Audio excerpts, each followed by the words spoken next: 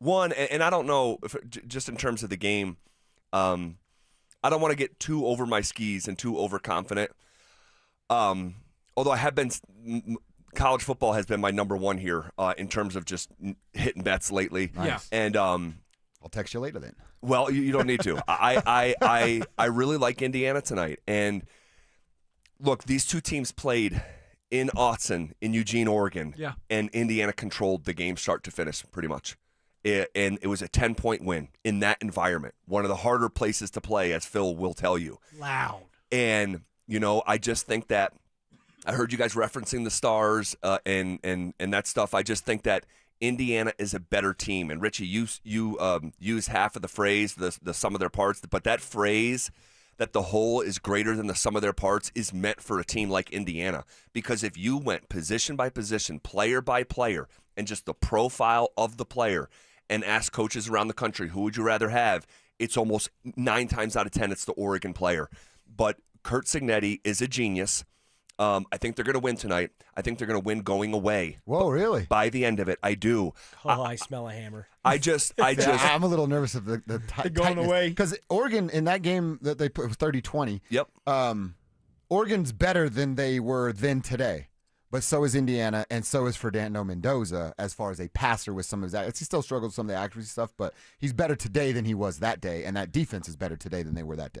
I agree with you. And just in general, if you look at, there's a couple different things here. One, Oregon is going to have to run the ball to have success. They're going to have to run the football. That's what makes their RPO and play action stuff work, okay? The problem is, the last time they played, you know how many times Oregon ran it on them? 30 times. Whoa. You know how many yards they ran for? Not 100. 81. 30 for 81. 30 for 81. That is 2.7 yards per carry, okay? Here's another problem. Who is it, Javonte Williams? Well, here's the thing. That was for you, Phil.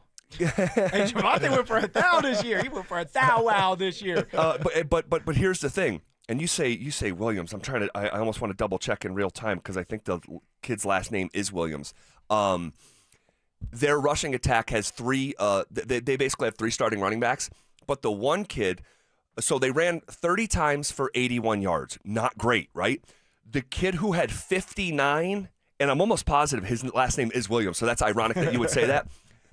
The kid who ran for 59 of the 81 has a broken clavicle, isn't playing tonight. Okay? The problem is when you make Oregon one-dimensional and it's a known passing down, Dante Moore goes from potential number 1 pick to a Jag. All right? Dante Moore played 4 top 25 defenses this year. Okay, 4. 4 touchdowns, 4 interceptions. Would you know that over 1/3 of Dante Moore's touchdowns this year came when Oregon was up 22 points or more? Wow. So tonight, you are playing, you're not even just playing a top 25 defense. You might be playing the best defense in the country, who gets after you, who can stop the run. And if they get into known passing down situations, I think Dante Moore throws the ball to Indiana once or twice. And you saw Chambliss kind of get early on struggle with that last night and then figure out some of his where he wants to bring the football, knowing that the pressure's coming so quick. I don't know if, as good as Miami's defense is, I'd probably lean with you, Zach, that Indiana's better than them on the defensive side, interiorly and on that secondary where you're going to lock dudes up downfield. So the running back for Oregon is Jordan Davidson. Davidson, that's who it is. Okay, Noah Whittingham. Yes. Whittington. I think it's Whittingham. Yeah, Whittingham. Yeah. It's a Davidson kid. It's a Davidson kid who's got the broken clavicle, who isn't playing tonight. He led them in rushing when they played Indiana. And I heard you mention and I know you didn't have the exact number with the third down conversions, Richie. They're number 1 in the country by a mile converting. Number one by a mile converting on third down. 55% conversion rate. If that doesn't sound like a lot, I can summarize it like this. 55% conversion rate on third down has been done 5 times in the last 10 years. Damn. They're so disciplined, man. Wow. And 2 of the 5 is Army. And you know how Army plays, yeah. right? Yeah. So it's almost like Move there's the even ball. more context. Right. So is it like It's 5, but It's a very abnormal circumstance Yes. that leads to some of the other occurrences. yes, so it's very rare that a team is this efficient on third down. And I told you guys yesterday, they don't get behind in the standard downs. They're always in third and short. And so Stay ahead of the chains. That's what that's the big thing that you want to do is stay ahead of the chains. But my question is, what if they can't stay ahead of the chains? What if Oregon adjusts, which you should be able to do. If you lose, it's easier to adjust than if you win a game, right? If you play the team and you win, you go back there, you try to make adjustments, but hey, you won that game. So it's hard to make those adjustments. But when you lose, it's easier to sit there and say, well, we didn't do this right. We didn't do that right. Yeah. If we would have just blocked it up just a little bit better, he's off to the races, right? Phil, that would be a normal thought process if you were not dealing with a neurotic, cerebral, psychopathic serial killer of Kirk Signetti, because he's no, I'm dead serious. He's trying to figure out what you're trying to figure out before you're trying to figure it out. I mean, this dude is a cerebral assassin. And look, he's the first coach in the history of college football to coach 2 10-0 teams with 2 different teams. We started 10-0 at JMU, gets the Indiana job, goes 10-0. Guys, they win. Indiana's got a chance to be the first ever 16-0 team in the history of college football. I mean, what this guy has done. Can I pump up the university for a second? They're the last basketball team to win a championship undefeated as well. Oh, is that right? Back in 1987. Look up the Keith Smart shot. Yes, Beautiful. yes. So, I mean, you're just dealing with. I mean, dude, he showed up in the Big Ten from James Madison, won Big Ten Coach of the Year. He won it again. He's the 2-time. I mean, this is the son of a coach. I mean, he's been born into this. His father, believe it or not, is in the College Football Hall of Fame. You know, Kurt Signetti sees the eyes through he played quarterback at West Virginia, but he's maniacal about defense. Like he is with just Nick Saban. I mean, he has all It's the funny. tools. We actually, Josh and I actually like briefly compared and contrasted the 2 head coaches in tonight, and like they're both psychotic, but in very drastically different presenting ways. Like Dan Lanning's not sneaking up on anybody. He's loud. He's eccentric. He's boisterous. He's kind of in your face about it. But there is something like eerie about like the quiet, steely confidence of like a Kurt Signetti. It's like, I don't need to yell. I don't need to scream. Like, I'm better than you. I know it, and you're about to find it out. You're going to hear Dan. You're going to feel Kurt. Yeah. You know? Ooh, I like that. It seems like everybody's on Indiana's side right now. Dude, I took the elevator What's the up. quote that you say? I'm sorry. What's the quote when everybody's on the same page? Don't you get a little fearful? It's the old quote from the economist Warren Buffett: "When everyone is greedy, be fearful, and when everyone is fearful, be greedy." It's about buying stocks Worked out pretty well for him. Man. And well, here's the thing: it's a 3-point spread, and it was 3.5, 3 hours ago, and it's gone down to 3. So that means people are betting Oregon. But I'm just going to say this, and I'm going to overextend myself just a little bit here, just a little bit. With the and you're like an Indiana guy, so you kind of have like full Indiana carte blanche. But I was the first person in this market to bring up Signetti to you and Stokely, okay? And so I feel like kind of the Christopher Columbus of Kurt Signetti. I don't know if you're I didn't know where I was going, but I'm happy with where it in ended up. Colorado. So I think In 1492, Zach Bye. He's all proud about it. History will remember me. and I'm going to make sure Vic's going to remind him as often as possible. But put your stamp on it, ZB. What happened? I think in 10 days, it's going to become official. Kurt Signetti will be the biggest star in college football. Wow. Not the most accomplished, the biggest star. Not Dabo Swinney, not Kirby Smart. There's a vacancy with Nick Saban gone. All right, and Kurt Signetti's about to reach up and grab the belt. And I also believe, guys, and I'm being dead serious. I'm not trying to be silly or anything. I think you're looking at the next dynasty in college football. Let's go. Because he is doing this without some of the financial resources up until this point. Now everyone at that university is excited. Yeah. Now Mark they're Cuban ready to says, chip in. I donated for the first time, and they're validating it. I'm going to donate more. They're going to go from 0 5-stars to a bunch, so you're going to have Nick Saban-level intellect with the resources to bring in the kids that they currently cannot. I think we're headed towards a dynasty. I literally had this conversation earlier with Josh where I said Did you? Yeah. he came from the Saban tree, but I genuinely think he has the opportunity in front of him Kurt Signetti does, to be the next Nick Saban-style dynasty. I'm just going to say this, guys. Even the boogeyman fears something. Even the boogeyman Fear something. Well, it ain't Nobody's no damn turning. duck. Yeah. It ain't no damn duck. This might be a little bit bigger than people think. All right, great stuff. And you guys have a great weekend. Enjoy all the football. We'll continue our AFC ranking series here this week. Where does the Broncos defense stack up versus the rest of the AFC playoff picture? We'll get to that next. Stream Stokely and Evans with Mark Schlereth, Dover and Cecil, The Drive, and all your favorite shows on the Denver Sports 104.3 The Fan app. Denver Sports 104.3 The Fan, DenverSports.com, and the Denver Sports app.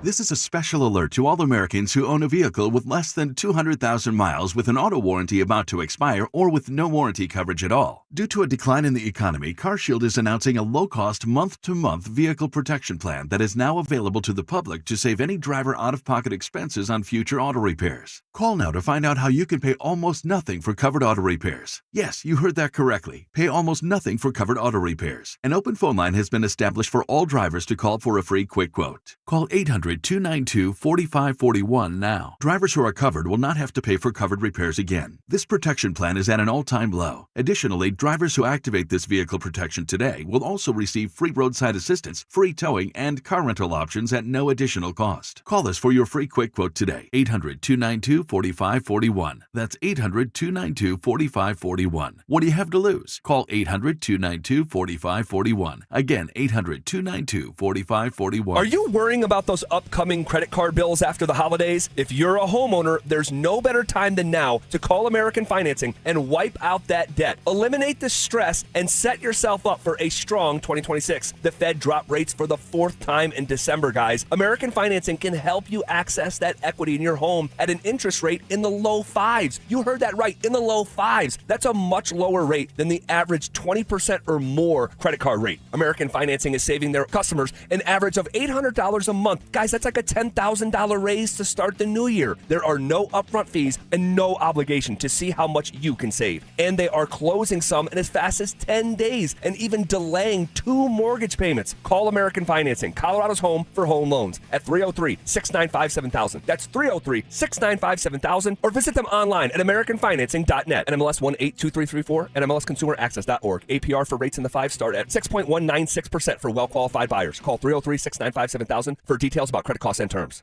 Dan Jacobs with 303 Law 4040. Hey, I got a real cool story I wanted to share with you. Many years ago, my lovely wife Kimberly wrote down a prayer that said, God, make me a lighthouse so I can be a light to others when they're in a dark place. She filed that card away both in her heart and her prayer box. And then about 3 years ago, I asked my wife to leave her job in corporate America and come help me open up 303 Law 4040. And she absolutely loves it. She really feels like helping other people when they are hurting and don't know what to do is her calling. So here's the really cool part. A few weeks ago, a client came in to pick up a check and said to Kim, I really want to thank you. You were a lighthouse to me when I was in a dark place. It gave me chills when Kim told me that. If you've been hurt in an accident, it really is our honor to help you in your time of need. Call us anytime at 303 Law 4040, where you always get to speak directly with me or my lovely wife, Kimberly. That's 303 Law 4040. Go ahead, save that number in your phone. You never know when you're going to need it. It's 303 Law 4040. You'd love new windows, but don't want to pay a fortune for them. I get it. Well, January is a great time of year thanks to Window Nation. Right now, they're more affordable during Window Nation's Buy 4, Get 4 Windows Free sale. Plus, you could get them with 0 down, 0 monthly payments, and 0 interest for 2 years. And ask how you could get a pair of Icon Pass 2-day sessions. If you're feeling cold drafts, have trouble getting your windows open or closed, or paying a lot for your heat, it's time for new windows. Don't wait to put an end to your window problems. Visit windownation.com now. Matthews Fine Watches and Jewelry is Colorado's largest watch repair center. We service all major brands, factory authorized for Tag Heuer, Cartier, Omega, Breitling, Panerai, IWC, and many more. Matthews, we have time for you. Online at MatthewsFineWatches.com. Stay up to date on the Broncos with our 9 News Broncos insider, Mike Cliss. Presented by Fitness Gallery. Hear the latest from every practice and every game every single week during football season. Denver Sports 104.3. The Fan. Denver Sports 104.3 The Fan presents The Drive with Zach By and Phillip Lindsay.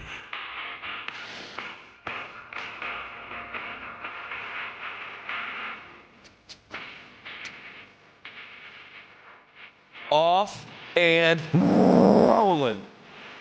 Here on a Friday, January 9th, the day after the college football playoff continued. We get another chapter of it tonight. NFL playoffs tomorrow. Buckle up. What up, Phil? Woo! What's going on? Buckle up is right. I mean, yesterday night was fun. Watching Miami go after it with Ole Miss coming down to the end. Probably shouldn't have been that close, but this is what college football, the bracket, the playoffs, this is what it's all about. And then, of course, the NFL. That's in the atmosphere now, right? You smell it. You can smell it. It's so close.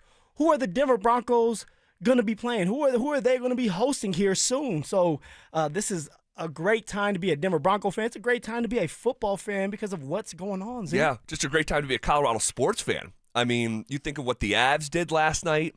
I mean, just a pummeling. You know what I want to say? Belt to ass, baby. Yeah. Belt to ass. Michael Irvin style. Michael Irvin style. See, was, Don't you ever. What a goofball, man. What a character. I had flashbacks. I was like, oh, that's like my dad. Oh, my No, gosh. Dad, don't do it. Like, what an absolute character. And the fact that that's become like a thing and like everyone surrounds him and is like videoing and he puts the shirt over the water cooler. He needs to go and get the mascot of the team. Oh, he my needs to go and get the gosh. mascot of the team, bend him over, and start spanking it. Dude, so funny. It is just so unique. Uniquely Michael Irvin is how you could say it. I thought this was the Kirk Signetti show when we first started with Josh, the crosstalk, man. You, Josh, Richie, you guys got your knee pads on? You guys okay? Hey, I'm on the ground floor of this puppy, and you know that. I know. That was before he coached a game at Indiana. Before he coached a game. So I remember last year, I'm like, he kept on covering every spread for me. I'm like, he covers one more, I'm getting a sweatshirt. Yep. And that's how I have the sweatshirt that's on my body. So, yeah, man, it's really fun. I cannot wait for tonight. We'll do a preview, a dedicated preview later in the show just before kickoff that you're not going to want to miss. And you're going to learn stuff about the matchup that you otherwise wouldn't.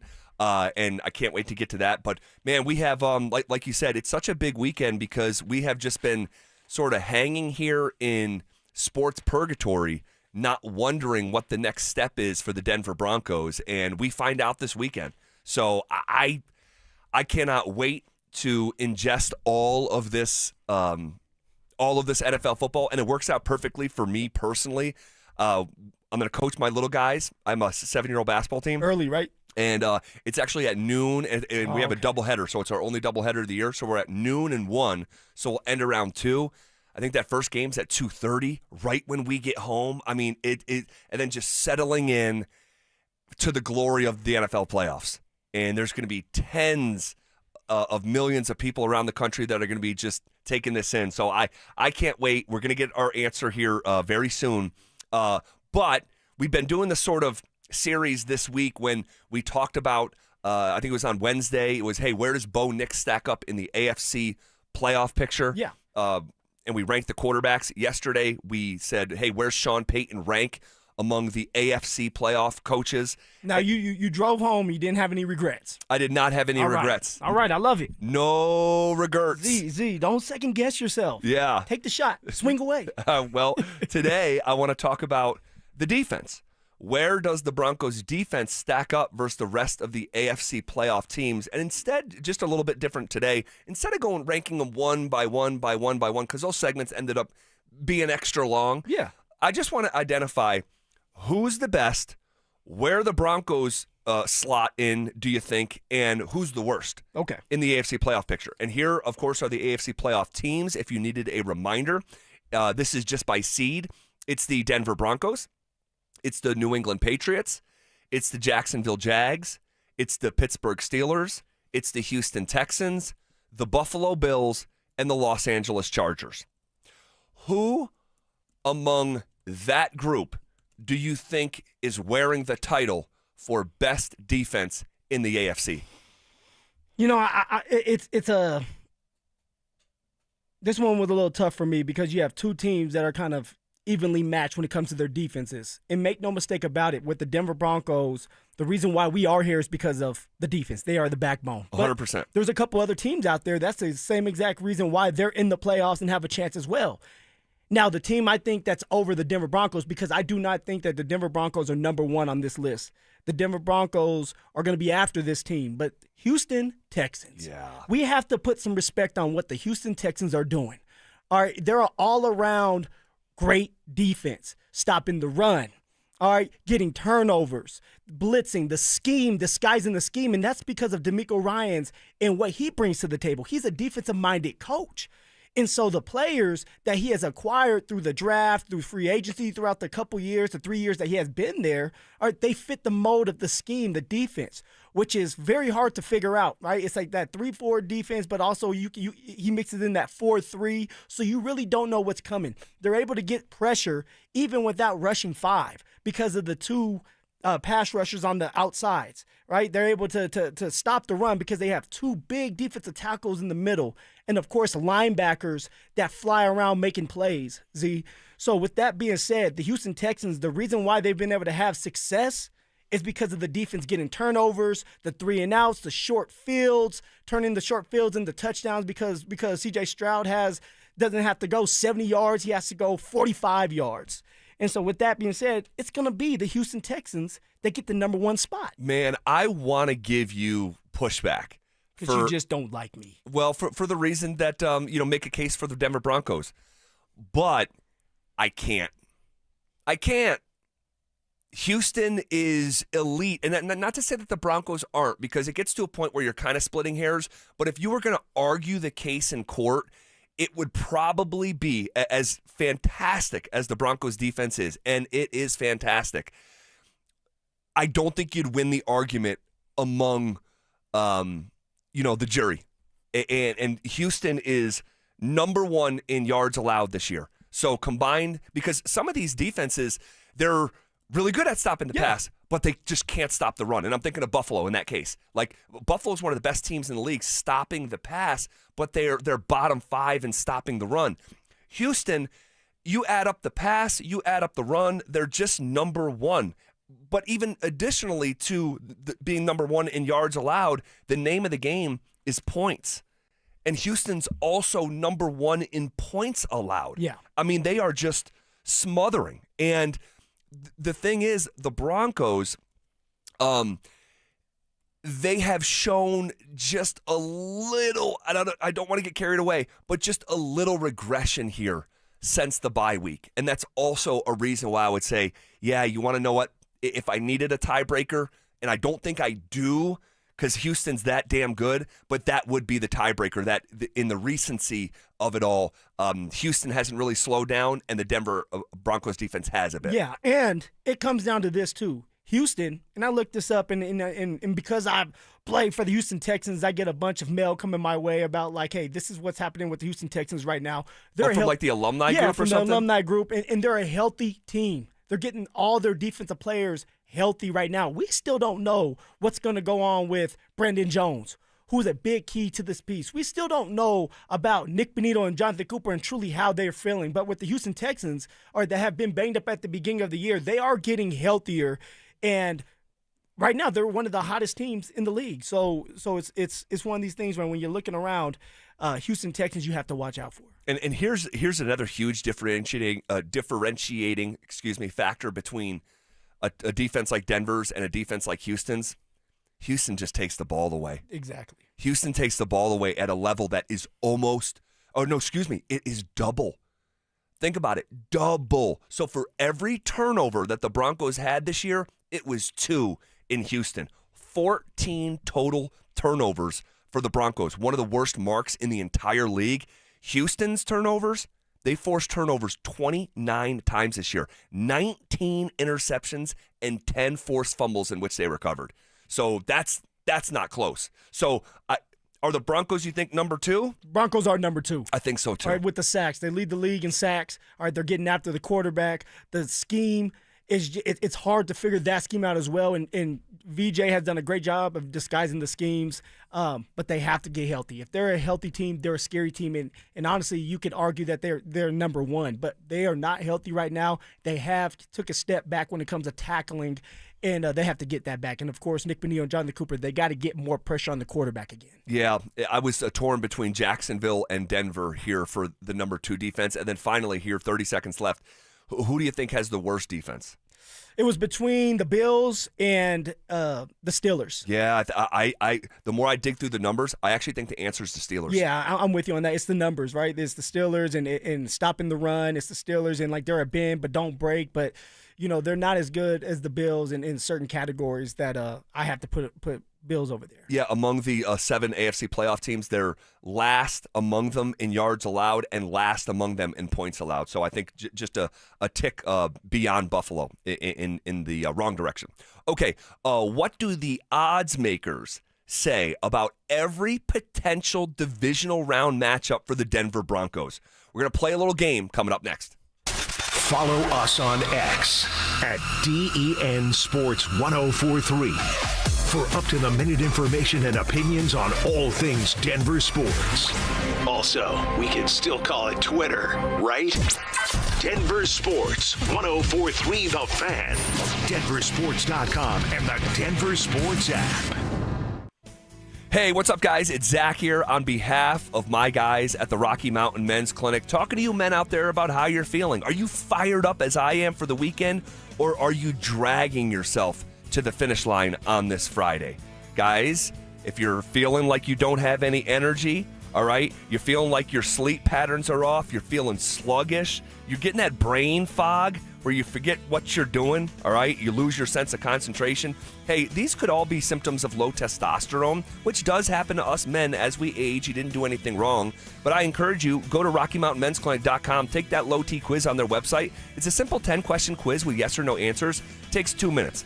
But from there, you can schedule a consult with Rocky Mountain Men's Clinic. They'll draw your blood. They'll have the results within 30 minutes. A Colorado licensed medical provider will review those results with you, discuss your options, and you'll make a decision together with their medical team. There's no pressure at all. Cost of the appointment is just $99. That includes a medical consult, a T and PSA test, and if you sign up for testosterone treatment the day of that appointment, your visit is completely free. Fellas, you got one life to live. Don't spend yours wondering if you're suffering from low testosterone. Go take that low T quiz at RockyMountainMen'sClinic.com. Finding great candidates to hire can be like, well, trying to find a needle in a haystack. Sure, you can post your job to some job board, but then all you can do is hope the right person comes along. Which is why you should try ZipRecruiter for free at ZipRecruiter.com/free. ZipRecruiter doesn't depend on candidates finding you. It finds them for you. Its powerful technology identifies people with the right experience and actively invites them to apply to your job. You get qualified candidates fast. So while other companies might deliver a lot of hay, ZipRecruiter finds you what you're looking for. The needle in the haystack. See why 4 out of 5 employers who post a job on ZipRecruiter get a quality candidate within the first day. ZipRecruiter, the smartest way to hire. And right now, you can try ZipRecruiter for free. That's right, free at ZipRecruiter.com/free. That's ZipRecruiter.com/free. ZipRecruiter.com/free. Let go of the weight for good without drugs, shot, and weird side effects with Soda Weight Loss. Because this is weight loss the natural way. If you've ever looked in the mirror and thought, wow, I would just love to see that younger version of me again, Soda Weight Loss is about to make your day. Because one of the first things clients talk about is how they look 10 years younger. And right now, when you join, your partner joins for free. Visit SodaWeightLoss.com. That's SOTA. weightloss.com. Whatever you're looking for when you head out into the wild, keep an open mind. Sometimes the real treasure is the journey itself. Sure enough, there's treasure out there. Sometimes it's something you didn't expect to find. And more often than not, it's as simple as the memories you make. Make some memories of your own with a new vehicle from Corwin Toyota. Family driven for over 100 years. Is your financial advisor offering you up to a 30% upfront bonus? Or are they promising you up to 10% growth per year, all for your retirement income? If not, then you need to come to Trajan Wealth. I'm Jeff Jr., founder of Trajan Wealth. If you have a plan to retire within the next 10 years, don't wait only to find out it's too late. I've seen hardworking folks like you retire only to be required to go back to work, all because their advisor told them guarantees like these were too good to be true. They're not. That's up to $30,000 upfront or up to $10,000 per year on $100,000, all guaranteed for retirement income. Don't keep working when you're supposed to be retired, and don't let any financial advisor tell you it's too good to be true. Call Trajan today, 720-204-8100. That's 720-204-8100. Annuities not advisory products. DBA Trajan Wealth Insurance Solutions. Additional disclosures at TrajanWealth.com. This message comes from Viking, committed to exploring the world in comfort. Journey through the heart of Europe on an elegant Viking longship with thoughtful service, destination-focused dining, and cultural enrichment on board and on shore. With small ships that bring travelers closer to the destination, there's more time to explore. And every Viking voyage is all-inclusive, with no children and no casinos. Discover more at Viking.com. Welcome back to Winter Hack Radio, the place for clever hacks to survive the season. Icy driveway? Well, try spreading sand or birdseed to help with traction. Snowy puppy paws? Well, grab a whisk, brush it off, done. Catch COVID-19? Well, just get... Actually, there's no hack for COVID-19. But if you test positive, prescription medications for COVID exist. Ask your doctor if they're right for you. Visit PfizerForAll.com to learn more. Sponsored by Pfizer. Woodley's Fine Furniture, specializing in custom upholstery, solid wood, and the most comfortable leather furniture imaginable. You will not find better built furniture than at Woodley's. Visit Woodleys.com today.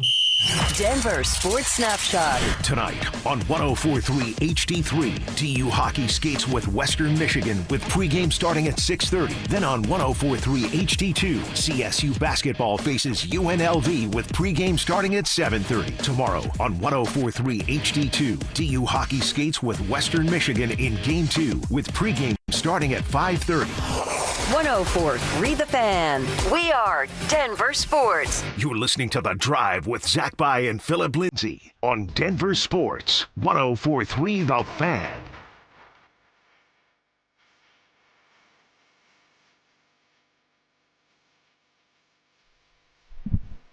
What do the odds makers say about every potential divisional matchup for the Denver Broncos?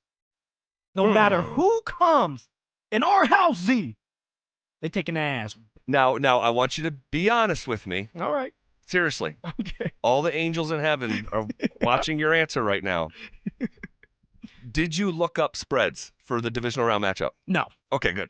Zach, I don't even know how to even work that stuff. I try, like guys. ZB, Zach By told me, hey Phil, like you should try to get like a DraftKings, something like that, just because it can teach you a lot. Teach you a lot about games, hockey, basketball, and it's not like you have to spend a lot of money or bet a lot of money, but it gives you great information. Yes. So that's exactly what I did. Z, one night I'm sitting there with my wife and I created an account, sign in, put $500. You know where you have to move and put $500 right there, just deposit there, and I think it was a fight, and I want to think it was John Jones. Bones. Yeah, John Jones Bones. There was a fight right there, and I was going to put a little bit of money on him. You know, something simple, something that I'm like, okay, I should be able to win this one. And I go to place the bet, and I get a confirmation in my email saying I'm not allowed to place that bet because I'm still playing football, and I've been blacklisted. So I didn't know this was a thing, but pretty much like they have a list of all the players, NFL, hockey, basketball that are in the league that aren't allowed to sports bet. Yeah. And so there's a something that goes through that says you're not allowed to gamble, and you've been blocked. Eventually that's going to get it's got to get lifted. I'm sure if you like reached out and tried to advocate, I'm sure they would do it. But and I know it's not that important to you, so it's not a big deal. And if you really want to get involved with it, I got a local guy. You got a guy. I shop local. I don't want to one day go to my car at late at night and this guy come with a bat like, I got you. That's Billy Bats. You don't want to see him. No. So Dante, see, and I love how these outlets do this. They will make the spread in advance, like of a game that may not even happen, and they'll allow you to bet on it. So Dante has the numbers. You have not looked. Yeah. I have not looked. It's more fun this way. So we have the potential matchups, and Dante, just to confirm, we have Broncos versus Chargers, Broncos versus Chargers, Broncos versus Bills, Broncos versus Texans, and Broncos versus the Steelers. Is that right? I got all of them. They have everything on here. I mean, you could have Eagles, Panthers, Seahawks, Panthers, Niners, Panthers. Like every single possible matchup in the divisional round is on here. I love it. They Okay. just want your money. So let's do Broncos Chargers first. If the Chargers came to Denver, Uh-oh. I'm going to guess the Broncos would be a 2-point favorite. A 2-point favorite. And there's don't put too much pressure on yourself here either. No. I was gonna ask, can you go 1.5? Yes. Okay, that's exactly what I'm gonna do. I think it's gonna be something along the lines of like a 1.5. Okay, point favorite. I'll go 2. Dante, what is it? The Broncos are 3-point favorites over the Chargers. Wow. Okay. I don't know. I don't know how I feel about that. I mean, it's the Chargers. It's what he has. What Herbert can do. That they own the matchup. Other than They have recently, up until obviously the Trey Lance game. Dante, do you want to do it a different way? I was saying maybe I give you guys the spread and you guess what team that is against. So like I would do the biggest and the smallest. Let's just keep doing it this way. Since we already started. So the Broncos would be a 3-point favorite against the Chargers. Interesting. Now, typically, not to get too deep in the weeds, and it's not really in the weeds, but historically, they used to say you get 3 points. You're going to get 3 points if you're the home team. Yeah. Meaning that traditionally, because it doesn't really work like this anymore, but traditionally, if the Broncos were a 3-point favorite in Denver, that's like saying if they played in a neutral site, there'd be no spread. It would just be a pick 'em. No spread at all. It doesn't really work like that anymore. Home field advantage, especially post-COVID, and for whatever reason, I can't describe it, and no one can, but home field advantage has never meant less in the NFL than it does in this era of football. I don't have an explanation for that. That's weird. It is. But it's now several years of this as the data keeps on compiling. It's like, okay, this is like, so they're not getting 3 points just because they're at home. They might be getting like 1.5. So maybe at a neutral site, they'd be like 1.5 favorite. But they're getting 3 if the Chargers came into Denver. Laying 3. They'd be a 3-point favorite if the Chargers came to Denver. All right, Broncos, Bills. If it works out to where Josh Allen and the Bills are coming to Denver, I would say the Broncos would be a 1-point underdog. 1-point underdog? Because of how the odds makers view Buffalo. They're slow to catch up.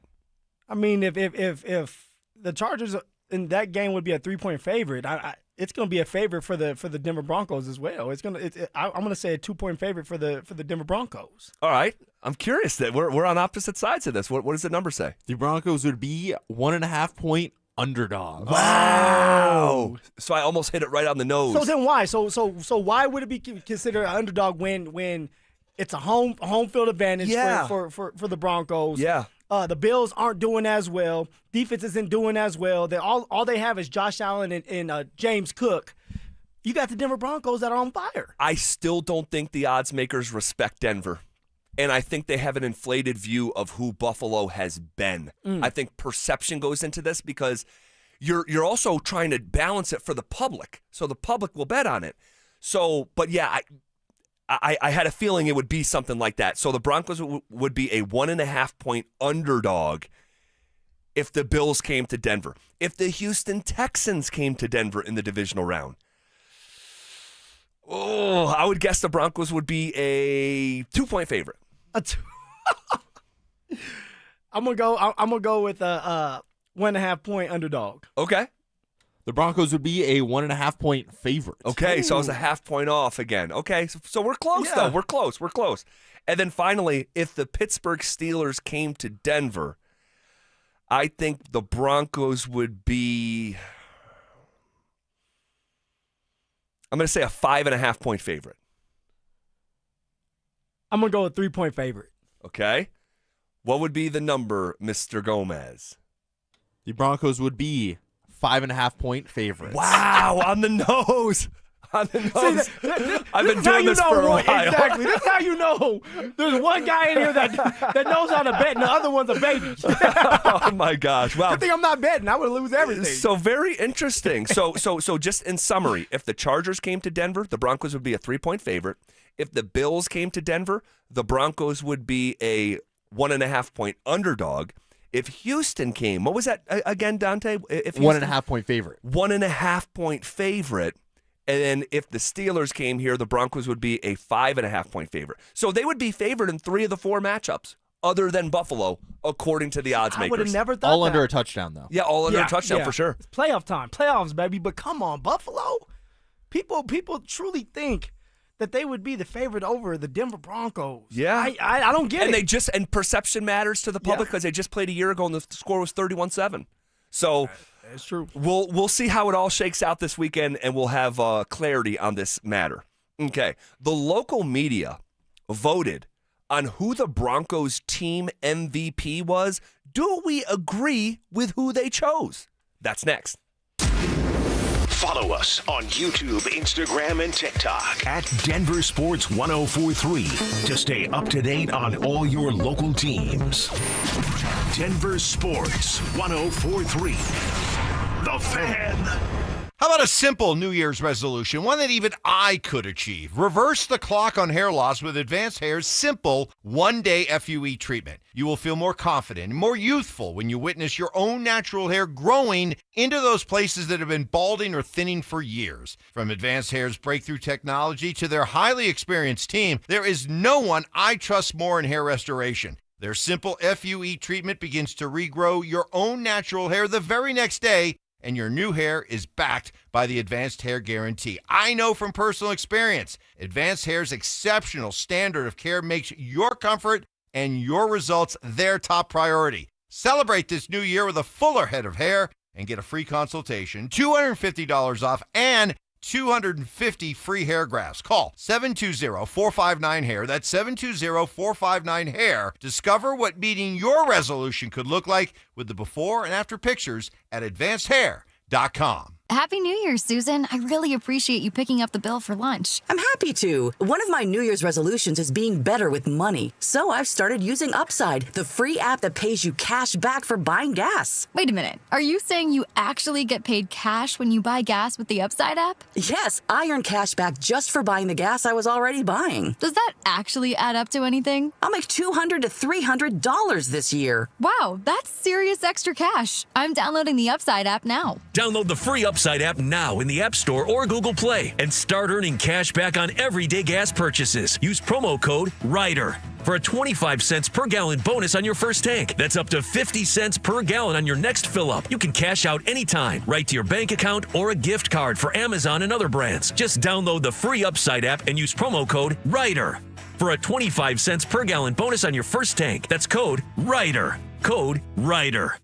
Offers vary by user and location. Go to upside.com for terms and conditions. Hey guys, it's Mark Schlereth. I just made one of the best decisions of my life. I got rid of my glasses. I went to Cutarelli Vision and had refractive lens exchange, RLE. I wore glasses for distance vision, but I got to that inevitable point in life where I was always needing those reading glasses just to do about anything, and half the time I couldn't find them. Seeing menus, texting, reading my computer, or studying film, it was a struggle, but now I see the world perfectly near and far without any glasses thanks to Cutarelli Vision RLE, the perfect permanent solution to spending your good active years not needing reading glasses. And here's the cherry on top. You'll never develop a cataract. Dr. Cutarelli is Colorado's most experienced with over 90,000 vision correction procedures. You can trust him to know if it's the right time for you and RLE. Schedule your free Zoom consultation at coloradorle.com. Cutarelli Vision RLE, no readers, glasses, or contacts, or cataracts. coloradorle.com. Do you want the lowest rate for life? Get our LIBOR 4.75 5-year fixed. APR is 5.89. Did you say 4.75% fixed for 5 years? Yes. Yeah, I want that, but what if rates fall? Our lowest rate for life program takes over. If rates fall even as little as 0.5%, we can redo your loan with no lender fees and no appraisal fee and no limits to the number of times used. Only at U.S. Mortgages. Call 303-LOW-RATE or online at usmloan.com. All loans subject to approval and change. See website for complete details. License number 392126.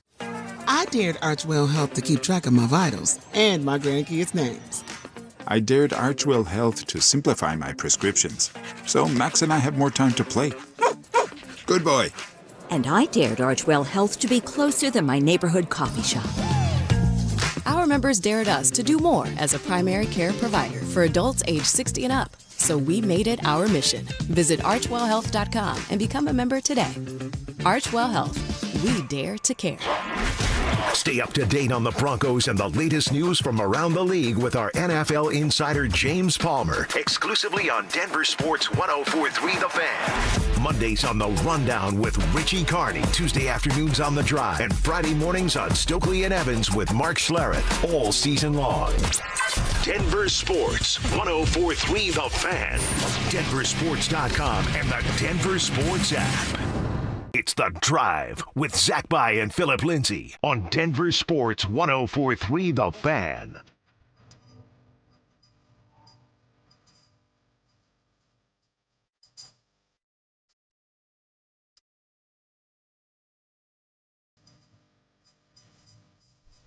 All right, we are a couple minutes away from hearing from Sean Payton. We're also going to play a little game here. A little game. We just played a little game with sort of Guess the Spread, but we're going to play a little game here at the top of the hour called JK or Nay. Okay? We'll explain it to you at the top of the hour. Dante, say what you just said again. We got a couple of texts asking about the Jags. However, the Jags can't come here in the divisional round. Yeah, that's what I thought. It wouldn't be until the AFC Championship at that point. Yeah. Correct. That's why I left them out. Okay. I thought they caught me slipping. Okay. So the local media voted on who the Broncos team MVP was. Do we agree with who they chose? The local media voted Nick Benito. Zach, I thought we were the local media too. We are. I didn't get a little pamphlet. I did not get a pamphlet either. I didn't get a little a say in the vote. No, I did not either. But basically how it works is, so our time slot is, it butts up against when the Broncos media availability is and when practices are. All right, so you see here once in a while like Cecil like scrambling out of his show that ends at 2:00 to get over to Broncos, and because he can make it, we can't. Now, when training camp comes, that's in the morning.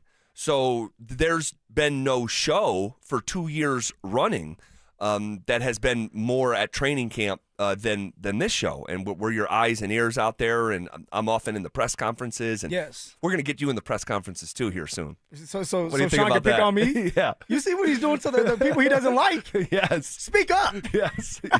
Yes. Oh, man. Which, by the way, we have to get that speak up thing on the iPad. We have to get the speak up from last week. From Sean. Talking to Mark Kisla. He said, you always got something to say. You don't make eye contact. Speak up. And I was like, whoa. So how it works is the people who are out there and get to be at practice, and there's probably, I don't know, maybe 20 people who are there on a daily basis. Jeff Legwold will go around and collect their vote.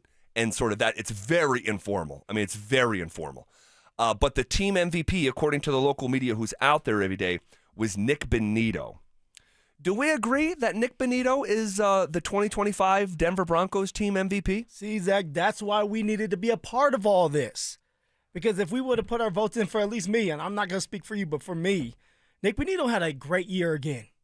All right, 13 and a half sacks. I think he got to 14. 14 sacks. Yeah. Now. He had 14 sacks. Half sack more this year than he did last year. 14 sacks, was able to get a bunch of pressure. All right, was very consistent. Did it last year, did it again this year, got the contract. Why? Because he's one of the better pass rushers in the league. But there's one thing that Nick Benito did not do that would have set him apart. And maybe he would have been in the MVP conversation if he would have been more consistent. There was a couple games where Nick Bonito kind of went ghost. And we were sitting here, and it started with the Giants game. And we were sitting there saying, where's Nick Bonito? Why is he quiet? Jonathan Cooper was the same way. Why are these pass rushers that are elite, I believe, that are getting all this pressure, why are they not present anymore? Now, of course, as time went on, Nick Bonito, his name has come up multiple times. He could have had multiple sacks on Sunday if he would have just held on to Trey Lance. Yeah. A couple times. He would have had 2 more sacks. Yeah, it would have been a hat trick. And I'm saying all this, Z, because I would not have gave it to Nick Bonito because he wasn't as consistent as he needed to be through week 14. I want to say 14 and up. It's kind of been shaky. And this is why we have had conversations about Nick Bonito. And this is where I've tried to defend Nick Bonito when it comes to maybe he's dealing with a couple bigger injuries than we think. And it's kind of taking him some time to kind of come around and be a little healthier. And hopefully he's getting healthier with the rest that he has gotten because of this bye. Well, he had 8 sacks after 6 games. And then things sort of did slow down. And we really emphasize the sacks with Nick Bonito because it's not fair to say he's a specialist, but he's certainly not known as like a run stopper. Yeah. Right?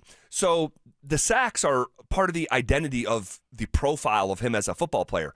So 8 sacks in the first 6 games, and then things just really slowed down. No sacks against the Giants, no sacks against the Cowboys, no sacks against the Texans, no sacks against Kansas City the first time around, no sacks against Green Bay, no sacks against Jacksonville. You can't do that. No sacks against Kansas City the second time. You can't do that because it's going to hurt your stats. It's going to hurt your opportunity to be a part of the MVP race, but also the defensive player of the year.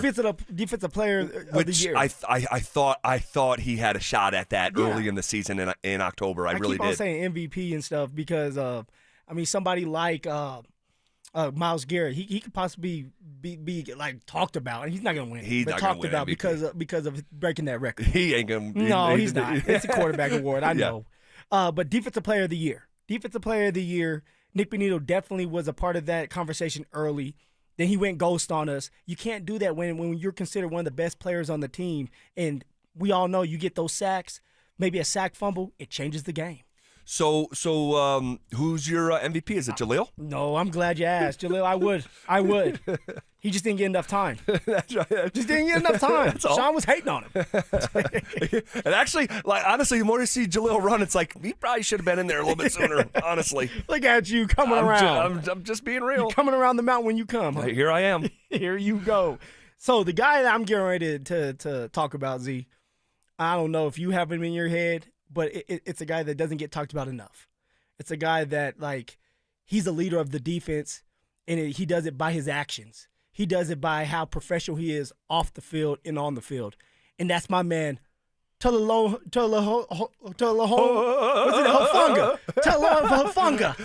Talanoa Hufanga.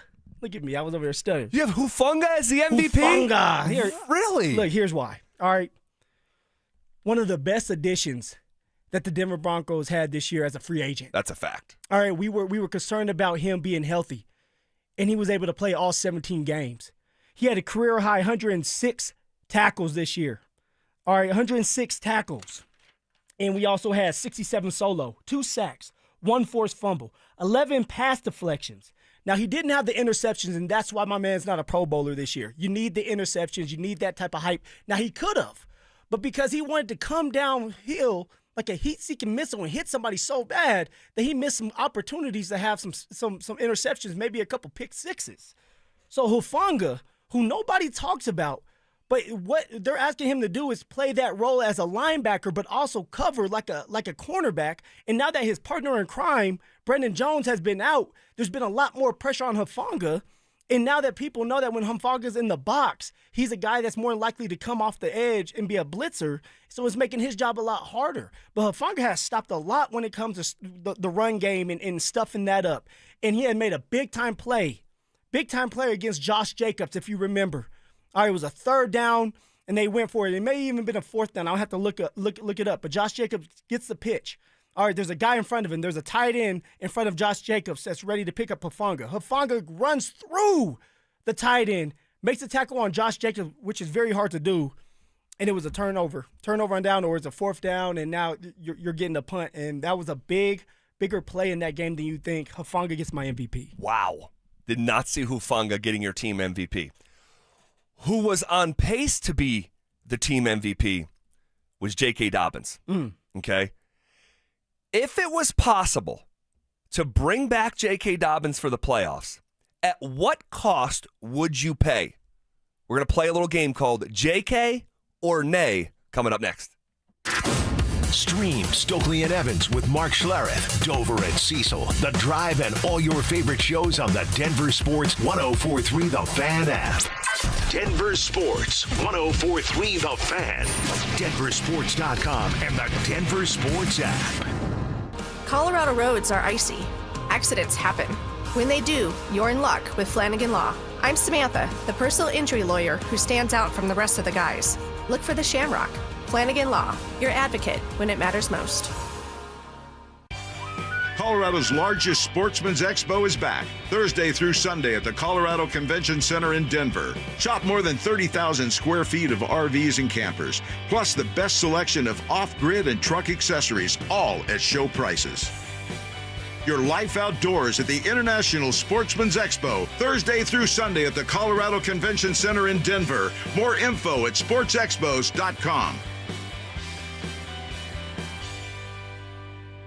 Hey Broncos country, it's Terrell Davis here. It's a new year. It's time to work on a new you. At Fitness Gallery, we have deals everywhere, up to 50% off. We have the nation's lowest prices on the best equipment money can buy. We carry true treadmills. They are the smoothest, quietest, and best warranty treadmills ever built for the home. Work out on your schedule on the equipment you choose, from the safety and comfort of your own home. Visit one of Fitness Gallery's 7 convenient locations from Colorado Springs to Fort Collins. We have you covered.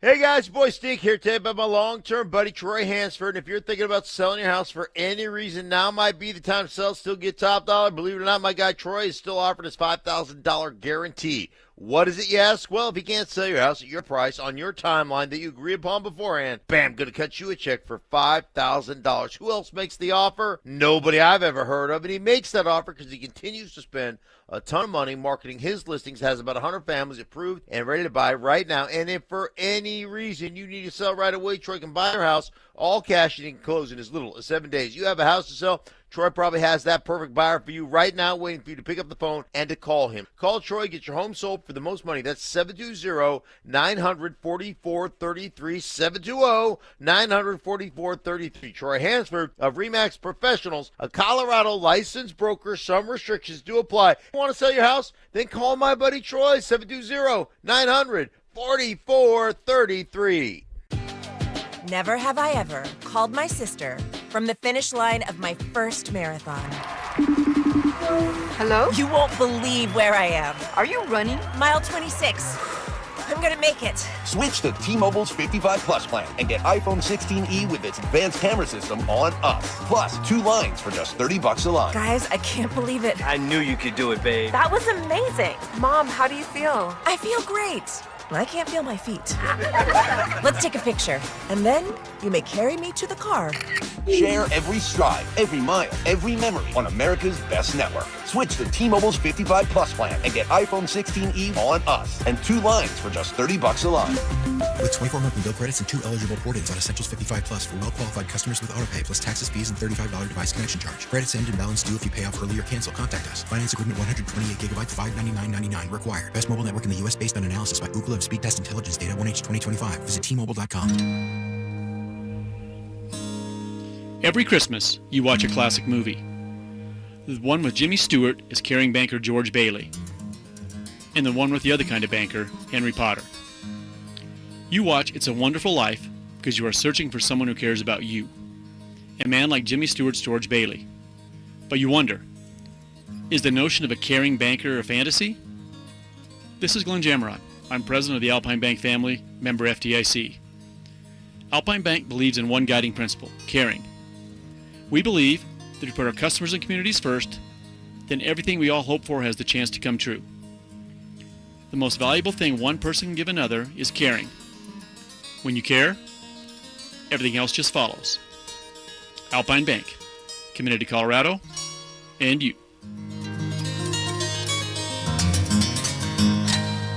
Hey, the cold weather is here. Stoke here from my friends at ROX Rocks Heating and Air. Has another company told you that you need a new furnace?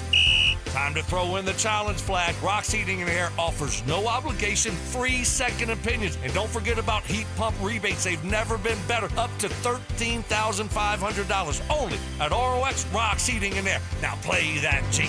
HVAC service, installation, repair. ROX Rocks Heating and Air. KKFN and KKFN HD1 Longmont, Denver. You're listening to Denver Sports 104.3 The Fan. Denver Sports Snapshot. Tonight on 104.3 HD3, TU hockey skates with Western Michigan with pregame starting at 6:30. Then on 104.3 HD2, CSU basketball faces UNLV with pregame starting at 7:30. Tomorrow on 104.3 HD2, TU hockey skates with Western Michigan in Game 2 with pregame starting at 5:30. 104.3 The Fan. We are Denver Sports. Leading off with the big story of the day, here's The Drive with Zach By and Denver, Colorado's own Phillip Lindsay. 1 hour in the books. Quicker than a New York minute. Just got into an argument during the break. Spirited. Wish it was recorded. Nobody puts Uncle Kurt in the corner. No. Uncle Sig. It's a lack of respect from our producer, Dante Gomez. I don't know. I mean, you know what, Z? We're going to have to talk about it at some point because I might be with Dante on some of this. Really? I think that it in a way there's a little bit of lack of respect for both sides. Hold on a second. Hold on. This is going to turn into an argument. and we teased into something. Basically, I'll just summarize it like this. Yeah. Dante doesn't think that Curt Signetti is a great coach. Doesn't think that he is. Okay, I can't get with that one. That's not what the question was. It doesn't think that he is a genius. That right? was what the question was, and I said it's yet to be seen. You said, I think he's a really good coach, end quote. I think he's a great coach. I'd rather have Dan Lanning as my coach than Signetti. I think you're nuts. Dan Lanning has every resource in the world. Signetti does not. All right? They're showing the 4 and 5 stars combined. It's 55-8. 55-8. And they went into Eugene and beat that team. So I don't know what else Curt Signetti has to do. Look, Nothing, just win. Just keep winning. That's it. I suppose, but I mean, goodness gracious. We'll get into it later. We'll do this later. We'll have it out. We'll have some fun. Seeing a lot of people on the RamosLaw.com text line that like there's no MVP on this Broncos team. And I almost think there's something to that because, and we'll get into this game here in just a second, but, you know, Nick Bonito got voted team MVP, and you don't think he's a team MVP. You had Talanoa Hufanga. I would not have picked Hufanga, but you made a nice little argument. Some people agree with you. I think that you could say Zach Allen's a team MVP. And I wouldn't have any pushback with you if you said Zach Allen's the MVP. I mean, it's about the game changers, too. And in this defense, if you're going to pick an MVP, one, I believe it has to be on the defensive side of the football. I agree. Because they're the biggest reason that we're in this predicament, a great predicament where we're the number 1 seed. They're the backbone of this team. I started to kind of break down, okay, the most valuable player, yes, it could be Zach Allen. Nick Bonito could have had it easily if he would have been consistent. But the guy who has been the most consistent, because even Zach Allen at times, we've come in here and said, where was Zach Allen at? But Hufanga has been a guy that you have to talk about every single game. I would say, like, here's how I would say it about Hufanga. And yes, you're right. He does make plays every single game. No, you're right about that. It almost, I would say, like, he's like the spirit of the defense. Yeah. Like, he represents, I've made in the past, like an Aaron Gordon analogy, like where he might not be the best player, but he's kind of the spirit of the team. That's kind of Hufanga, which is interesting because he was a new addition. And he just got here this year. But yeah, I'm seeing all types of people. Some people saying Bo, some people saying Garrett Bowles. It's the type of team that, honestly, the Broncos, and this is with no disrespect in any way, shape, or form, truly, they're kind of like a no-name team. They don't have some sort of, like, their leading receiver is Cortland Sutton, right? Most people would want to tell you he's not a true number 1. Their leading rusher was J.K. Dobbins. Anyone could have had J.K. Dobbins. He goes down. It's a rookie who does like a modest job, backed up by Jaleel McLaughlin, who most people don't really know. Defensively, Nick Benito has come on from a public awareness standpoint here in the last year, but largely he's no like Myles Garrett or in that sort of stratosphere. I think Jonathan Cooper could walk through them all in 49 states and no one would really recognize him, maybe outside of Columbus or here in Colorado. And it's not a bad thing. It's truly not a bad thing because it's a low ego profile. There's not someone who sucks up a ton of oxygen. The quarterback, half the country, maybe more than half, still sort of doesn't believe in. There's like kind of still figuring out the Broncos. No, like for who sure. the hell who are those Broncos? Well, see, this is my thing. Like, it's not a bad thing because now when you're going up to a game plan, it's like if we shut this one guy down, we win the game. You have to still find a way to stop everybody on the football field because you don't know who's going to be involved that game or who's going to do their part. But that also can hurt you because if you do get down in the game, who do you turn to? Who is our explosive weapon or player that you're like, hey, he's dynamic, that you put the ball in his hands or he can change the game like that with just one bomb? I don't know if we have one of those. So if we become a team where we're in the playoffs and we're in a shootout like we were going to be against Jacksonville, Jacksonville had a couple players that were able to make some plays other than the X's and O's, above the X's and O's, that makes them elite, right? Who is that for the Denver Broncos? They don't really have many of those players. Like, that's what I fear is we're going to get in these playoffs and we need a play that's gonna have to be made, an explosive play.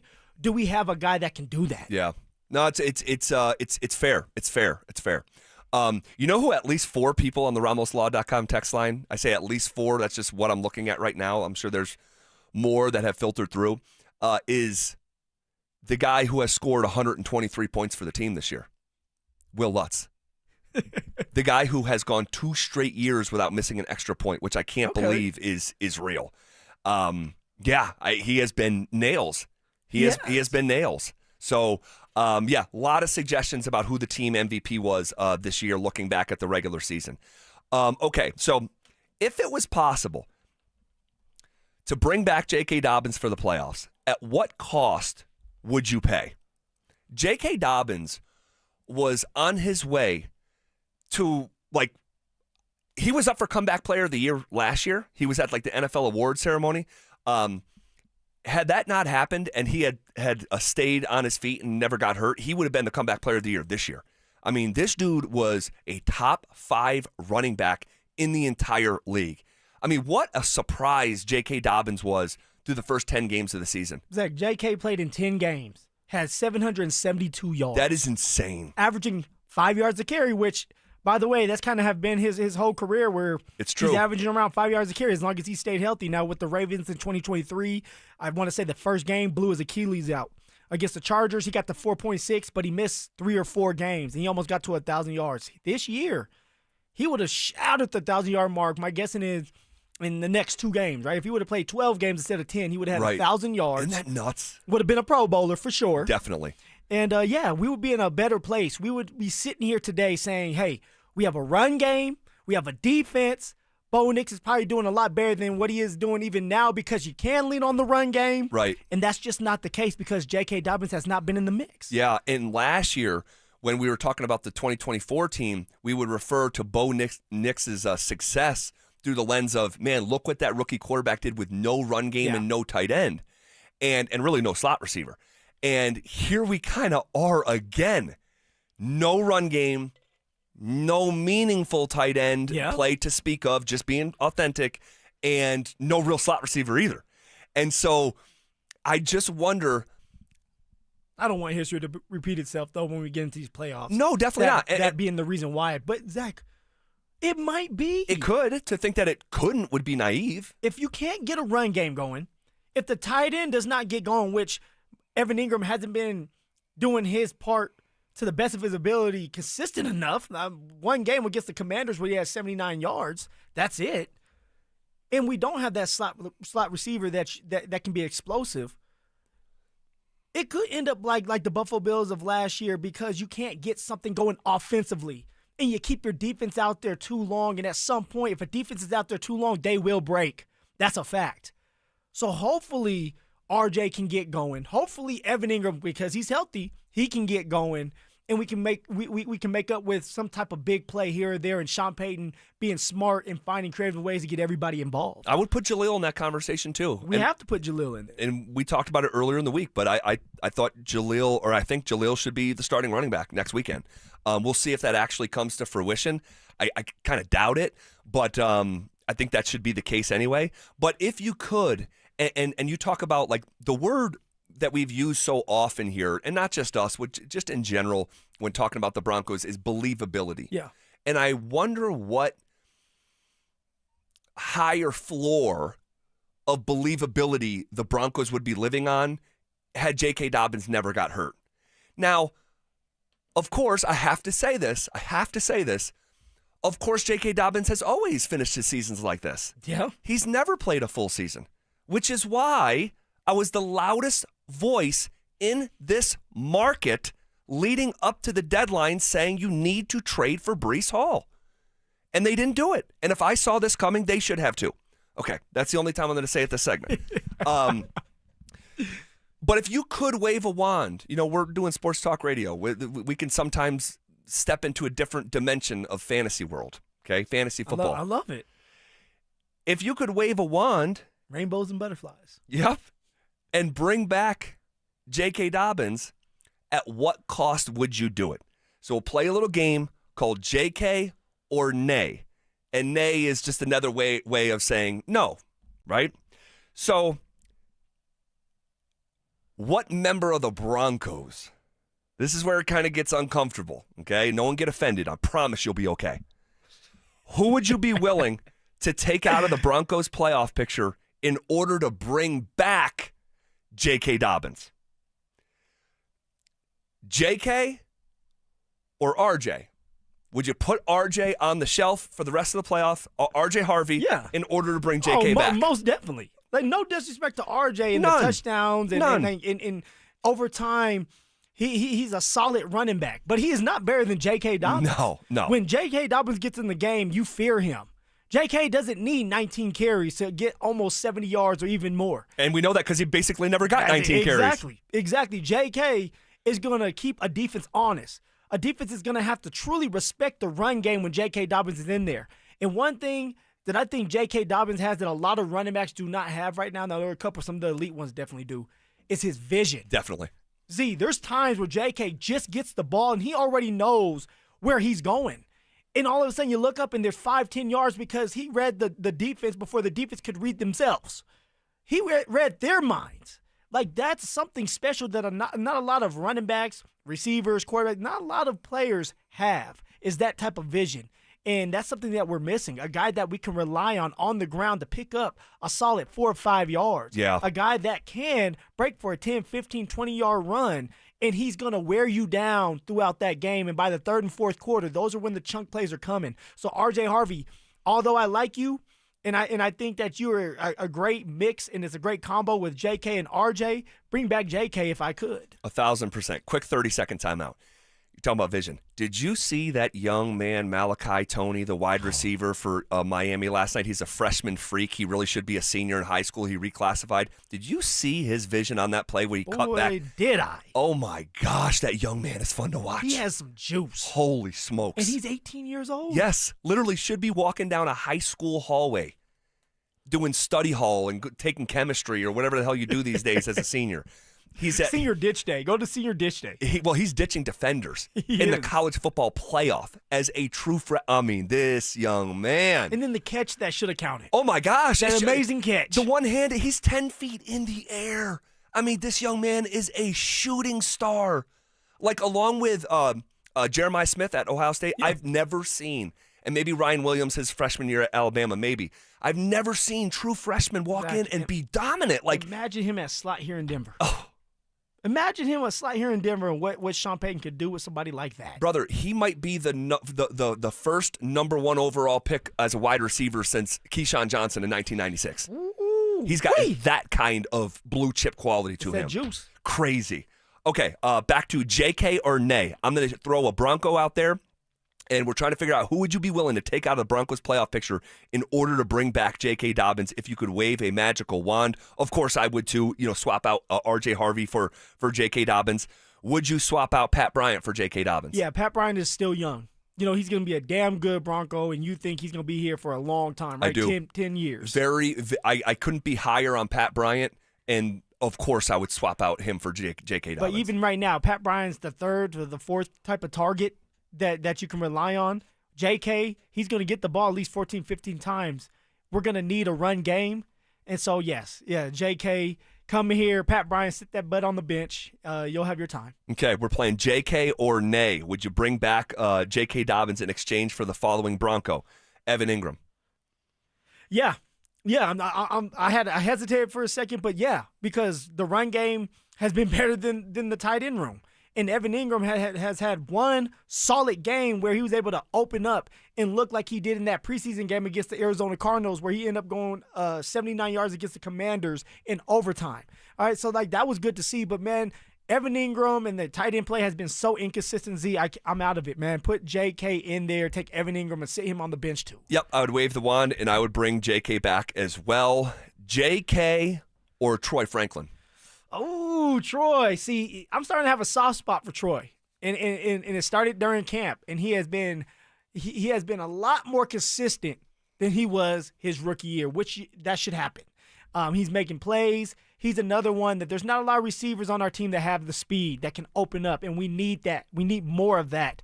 But with that being said, running the ball in the playoff matters a little bit more. Yeah.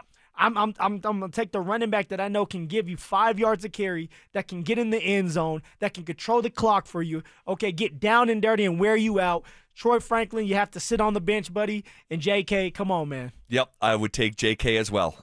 Troy Franklin has grown on me for sure. I think it's a really good step forward season for him. But the attribute of being able to run the ball in the playoffs, we know that the Broncos did that at a high level through 10 games. So, yeah, give me a top 5 running back over Troy Franklin. That's who Dobbins was here. I'm going with J.K. Dobbins. We're playing J.K. or nay. What Bronco would you be willing to sacrifice for the playoffs to bring back J.K. Dobbins if you could wave a magic wand? Riley Moss. I knew you were going that route. I was like, it's either going to be Cortland or Riley. It's going to get real uncomfortable here in a few minutes, folks. Yeah, I mean, even for Riley. Riley has done a great job this year. Now, he has taken a lot of heat. And there's times where you look at Riley and the fundamentals are not there, the technique, and he's giving up a play or a penalty. But that's what a cornerback is going to do when you're playing man all damn day. All right, when you're being thrown at majority of the time, you're going to have to make those plays, and some people are going to make plays on you. With that being said, I do like me some Chris Abrams-Drain. And when Chris Abrams-Drain was in there, he was doing his thing, Z. I love my running backs. I love my RB.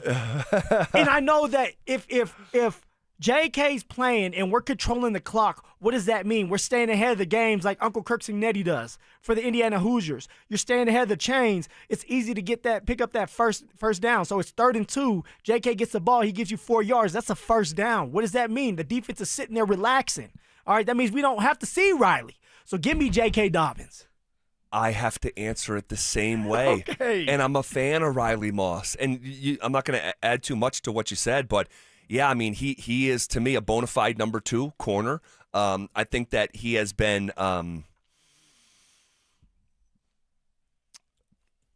like, I'm going to try to pick my right words here, like, well, let's just go racially profiled. I know you were going to say. No, I think he's trying to keep the white man down. Yes, for ages and generations. We're not taking that anymore. Come on, Riley. No, I'm a big Riley Moss fan, but yeah, give me a top 5 running back in the postseason. Yeah. So yeah, I would go JK. We have yet to say nay. We're playing JK or nay. What Bronco would you be willing to sacrifice if you could wave a magic wand and bring back J.K. Dobbins, a top 5 running back this year for the postseason? J.K. or Jonathan Cooper? J. Coop. You know, I think I'm gonna have to substitute Jonathan Cooper and put J.K. in there. I think so too. And I'm hurt for saying that one. Now I'm getting a little uncomfortable because now you're taking away that duo between Nick Benito and Jonathan Cooper. And Jonathan Cooper has done a phenomenal job this year. are getting the pressure. Phenomenal. And you know what, Zach? I've went back and watched some film just to kind of like say like what's going on. And one thing he is doing is he's doing his part by one, cage defense and not overrunning the quarterback, but also he's been pushing the play and the quarterback towards Nick Bonito and towards that side of the field a little bit more than people are giving him credit for now. Now, I think he has done a phenomenal job in doing what they're asking him to do. All right. You asked me phenomenal? What song? I just had to phenomenal. Phenomenal. Phenomenals. That's a big word. Yeah, I'm definitely. I and of course we like Jonathan Cooper. I like Jonathan Cooper, but yeah, I'm 1,000% putting J.K. Dobbins in the offensive mix and taking out Jonathan Cooper because you have depth on defense. I think up front you have no depth right now in the running back room, and adding a top 5 back in order to remove whatever slotting you'd give Jonathan Cooper as a pass rusher. And by the way, the last time Jonathan Cooper got a sack, like a whole sack, okay? It was 3 weeks before Thanksgiving. But see, this is what I'm talking about. I don't want to hear it. I honestly don't want to hear it. This is what I'm talking about. Like you can keep the cage, keep the cage over there. Getting after the quarterback has worked really well for these Broncos, and we've gotten to the point where why though? Jonathan Cooper did his part too. It's a team effort. If you're gonna pick on Jay Coop, then you better pick on Zach Allen too. Because hold on, we talked about Zach Allen. He was getting the push. What's and at the end there, Zach Allen wasn't getting any push. Did Jonathan Cooper sign like a $70 million contract to cage rush or get after the quarterback? You don't have to answer. Stop. Right. I'm just having Sean.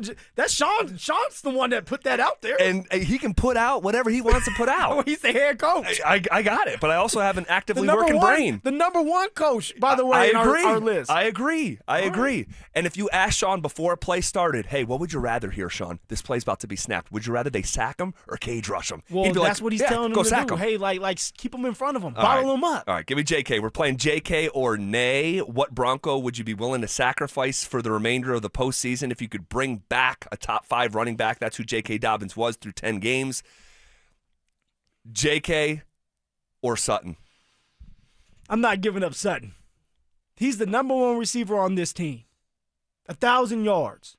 You can rely on him on third downs right now. J.K. was the number one running back on this team. But if once they go 8 in the box, and we're talking about the playoff teams now, you're going 8 in the box, you don't have a threat at all? You mean to tell me Pat Bryant and Troy Franklin are going to put fear in you? Start having you quiver in your boots? Wait, so hold on. Put respect on Court's name. Hold on a second. Let's talk about this. All right. Where do you think Cortland ranks in terms of wide receivers in the NFL? Just don't think too much about it. 15. I think that's perfect right there. So you'd rather have the 15th wide receiver for the pass game in the playoffs. Yes. As opposed to a top 5 running back in the playoffs. Are we going to pass the ball in the playoffs? Are you going to run? Probably more than we run. Are you going to be able to pass the ball in the playoffs if you can't run it? Well, you're not going to be able to pass the ball if you don't have a receiver to throw to. You're not going to be able to pass the ball. So you value the pass game more than the run game in the playoffs. You want to know why? Because we know Sean's going to pass that damn football. So didn't Bo throw for what was that stat you brought up with Bo throwing more? What was he the most throws in the NFL? Yeah. He had the most passing attempts in the NFL. Okay, so you think that's going to change now? I think that it might if you had a top 5 running back and it's the playoffs, it's cold out. See, you don't believe that. You don't even believe hold on a about second. swapping out Cortland Sutton for JK. You don't even believe that. No, Phil, I do. That's crazy. In my gut. Yes, I do. Who are you going to throw Because to? I think with this offense in particular, a top 5 running back has more value to this offense in the postseason than Cortland Sutton does in the pass game. Hey, how about this? How about this? You had Cortland all year. How was the pass game? Well, Cortland was good. No, I'm just saying when they got the pass game in general. Well, we won 14 games. Once JK left, we still passed the ball more than we ran. That's true. How was the run game? How was the run game after JK? It was bad, right? So what did we lean on? The defense and passing. Yeah. In Bo's legs and Bo throwing a couple touchdowns. Bo Nix, remember, he had that streak where he was throwing a touchdown a game. But the offense also wasn't very good But either. also, the reason why we were able to have these methodical drives, right, wasn't because of the run game. It was because on third downs, we got Cortland Sutton the ball. Cortland Sutton stays. I'd rather have – so this is our first nay. This is our first nay. Give me JK. I'd rather have a top 5 running back. The truth comes out with you in court. The truth comes out. It's hard. It's hard decisions. It's hard decisions. This is a hard game. I mean, honestly, because there's no right answer. That's why I think that there's basically it's a thought exercise. Yeah. It's a thought exercise, and you value the pass game more. I'm more of a running guy. I value the run. I don't know. Yeah, I don't like the run. I thought I knew you. When you peel back a layer, we'll do some more names a little bit later because I think things can get even more uncomfortable if we want them to, and we will. When you peel back a layer on who is playing in the NFL playoffs this weekend, it highlights why we love the NFL the way we do, and I'll explain coming up next. Follow us on X at DEN Sports 1043 for up-to-the-minute information and opinions on all things Denver sports. Also, we can still call it Twitter, right? Denver Sports 1043 The Fan, DenverSports.com, and the Denver Sports app. Never have I ever called my sister from the finish line of my first marathon. Hello? You won't believe where I am. Are you running? Mile 26. I'm gonna make it. Switch to T-Mobile's 55 Plus plan and get iPhone 16e with its advanced camera system on us. Plus, 2 lines for just $30 a line. Guys, I can't believe it. I knew you could do it, babe. That was amazing. Mom, how do you feel? I feel great. I can't feel my feet. Let's take a picture, and then you may carry me to the car. Share every stride, every mile, every memory on America's best network. Switch to T-Mobile's 55 Plus plan and get iPhone 16e on us and 2 lines for just $30 a line. With 24 monthly bill credits and 2 eligible port-ins on Essentials 55 Plus for well-qualified customers with autopay plus taxes, fees, and $35 device connection charge. Credits end and balance due if you pay off early or cancel. Contact us. Finance agreement 128 gigabytes, $599.99 required. Best mobile network in the U.S. based on analysis by Google of Speed Test Intelligence data 1H 2025. Visit T-Mobile.com. Enjoy this run to the playoffs and be safe when you're going to the games or to parties. If you do get into an accident, make the right call to Flanagan Law. While the other guys blend in, I stand out. Look for the Shamrock. Flanagan Law, your advocate when you need it most. I wish I'd gotten treated for my erectile dysfunction sooner. Men, I hear this all the time from our patients. This is Jeff for the Rocky Mountain Men's Clinic, and if ED is a problem in your life, resolve to get it treated today and stop having it affect you and the one you love. ED is simply a medical condition, and it's fully treatable. And at the Rocky Mountain Men's Clinic, we have treatments that are effective in well over 90% of cases, which means if you're like most guys, your ED will be a thing of the past. In fact, you could be having great sex within a day or two of your first appointment, and you'll likely find you're performing like you haven't in a long time. It's the new year. Resolve to get your ED treated and change your life. Call us at the Rocky Mountain Men's Clinic. Your initial visit is only $99. It includes blood work, a medical consult, and if medically advised, a test dose. And if that test dose doesn't work in the office, your visit is free. Call 720-440-7900 or go to RockyMountainMen'sClinic.com. We have 5 offices across the Front Range to serve you. Rocky Mountain Men's Clinic, a Promenic restorative health practice. Hey, it's Mike Evans. How about a New Year's resolution where the commitment takes just one day and yet the results last a lifetime? Address years of hair loss like I did with Dr. Tanya Paul's and Advanced Hair's simple one-day treatment using your own natural hair. Advanced Hair restores your bald spot, receding hairline, or thinning, and they guarantee your new hair will grow for life. Celebrate the new year with a free consultation, $250 off, and 250 free hair grafts. Call 720-459-HAIR or advancedhair.com. Hey, Broncos country, it's Terrell Davis here. It's a new year. It's time to work on a new you. At Fitness Gallery, we have deals everywhere, up to 50% off. Visit one of Fitness Gallery's 7 convenient locations from Colorado Springs to Fort Collins. We have you covered. What's up, everybody? It's Cecil. You'd love new windows. I'd love new windows. That's why I went to Window Nation. Why? Because I live in Roxborough. I deal with a ton of wind and cold winter months. Well, that means the higher heat bills. I don't want that. Well, how do you fight that? You fight it with new windows. Right now, Window Nation's buy 4, get 4 windows free sale. You can get them with 0 down, 0 monthly payments, and 0 interest for 2 years. It's time. Don't wait to put an end to your window problems. Visit windownation.com now. It's windownation.com. A noisy garage door is a cry for help. Hi, I'm Tommy Mello, owner of Don's Garage Door Service. Most repairs are simple, but if left untreated, they can turn into costly repairs. Your garage door works hard every day, and a little maintenance goes a long way. We fix garage doors fast with quality parts designed to last a lifetime. Over 90,000 five-star reviews don't happen by accident. They happen by putting people first. Fixing your garage doors is what we do. From repairs to upgrades, call Don's Garage Door Service today. Never have I ever called my sister from the finish line of my first marathon. Hello? You won't believe where I am. Are you running? Mile 26. I'm gonna make it.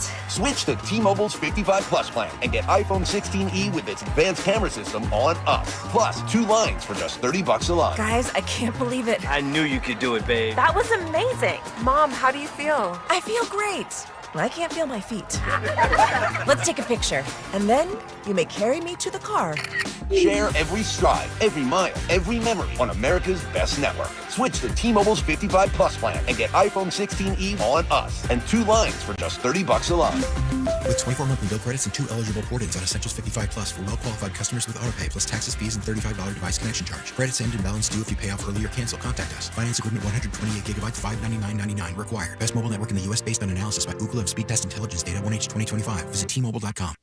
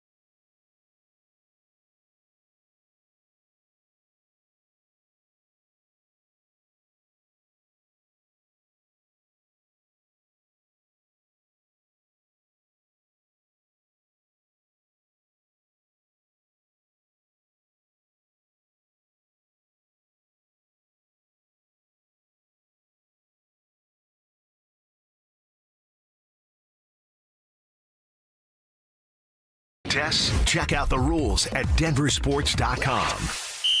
Denver Sports Snapshot. Tonight on 104.3 HD3, DU hockey skates with Western Michigan with pregame starting at 6:30. Then on 104.3 HD2, CSU basketball faces UNLV with pregame starting at 7:30. Tomorrow on 104.3 HD2, DU hockey skates with Western Michigan in Game 2 with pregame starting at 5:30. 104.3 The Fan. We are Denver Sports. Every day at 3:30, the drive comes off the top rope to hit you with a 1, 2, 3. Finally, The Rock has come back to Denver. Tape your wrists, stretch your spandex, and oil your hair. Here's Zach and Phil with today's 3 count on the drive. All right, let's come up the top rope with it.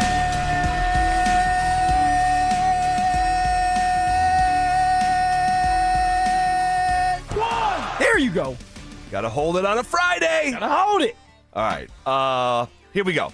So I said when you peel back a layer on who's actually playing in the NFL playoffs this weekend, it highlights why we love the NFL the way that we do. You know, the NFL is such a unique place where at the start of every season, like 25 to maybe even like 27 of the 32 teams feel like they have a chance.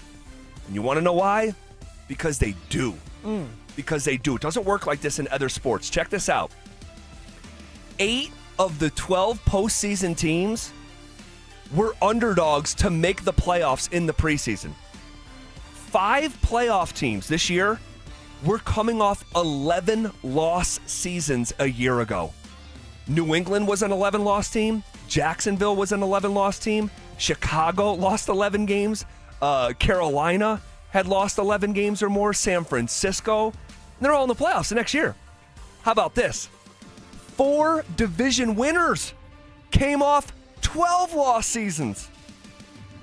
We had 3 worst to first division champs who finished dead last in their conference in their division a year ago, and then are first in their conference this year. That's the Patriots, that's Jacksonville, that's the Bears. Think about this. This is just nuts, guys. 2 13-win teams lost 13 games last year. New England, Jacksonville. Crazy. See, what this looks like is coming down to one, you got to find the quarterback that fits you. And right now, it's a young league where you're starting not to have these old quarterbacks, right? It's not the back in the day we had Peyton Manning, Tom Brady, Ben Roethlisberger, all of them, the Drew Brees. They were hanging around so long that a lot of these quarterbacks behind them didn't have time to develop. Well, this is a new league, a bunch of new quarterbacks that are finally finding themselves and getting into a rhythm. Why? Because they have coaches that believe in them and are painting this picture. On top of that, the cap helps. All right, because you got to stay below that cap. So you're going to have to get rid of some big money players, and you may have a couple players together that are helping you get to the top. You lose that year, you have a young quarterback that you have to pay. I mean, hey, you have to kind of get rid of some of the defensive players, offensive players, so that you can play this young quarterback because he's your franchise quarterback. Man, it's the ultimate, flip this house league. It really is. Just incredible. Incredible. 5 playoff teams coming off an 11-loss season a year ago. Crazy. 1, 2. Man, the Avs absolutely curb stomped the Senators last night. 8-2. The Avs extend their home win streak to 16 games. That is tied for the 6th longest run in NHL history. They improved to 18-0-2 at Ball and became the 11th team in history to open a season with a home point streak of 20 or more games. Just dominant. Man, Zach, and I'll tell you what, that was an ass whooping. Built to ass, and it was good to see that. That was an Avs whooping. That was an Avs whooping. I love it. But Josh Manson. Oh, my gosh. Putting it to him. Gordie Howe hat trick. Come on. I love it so much. Beating up on him, but not only just beating up on the guy. All right, 2 goals, 2 assists, and then won the fight. Yes. Come on. If I was a hockey player, I'm Josh Manson.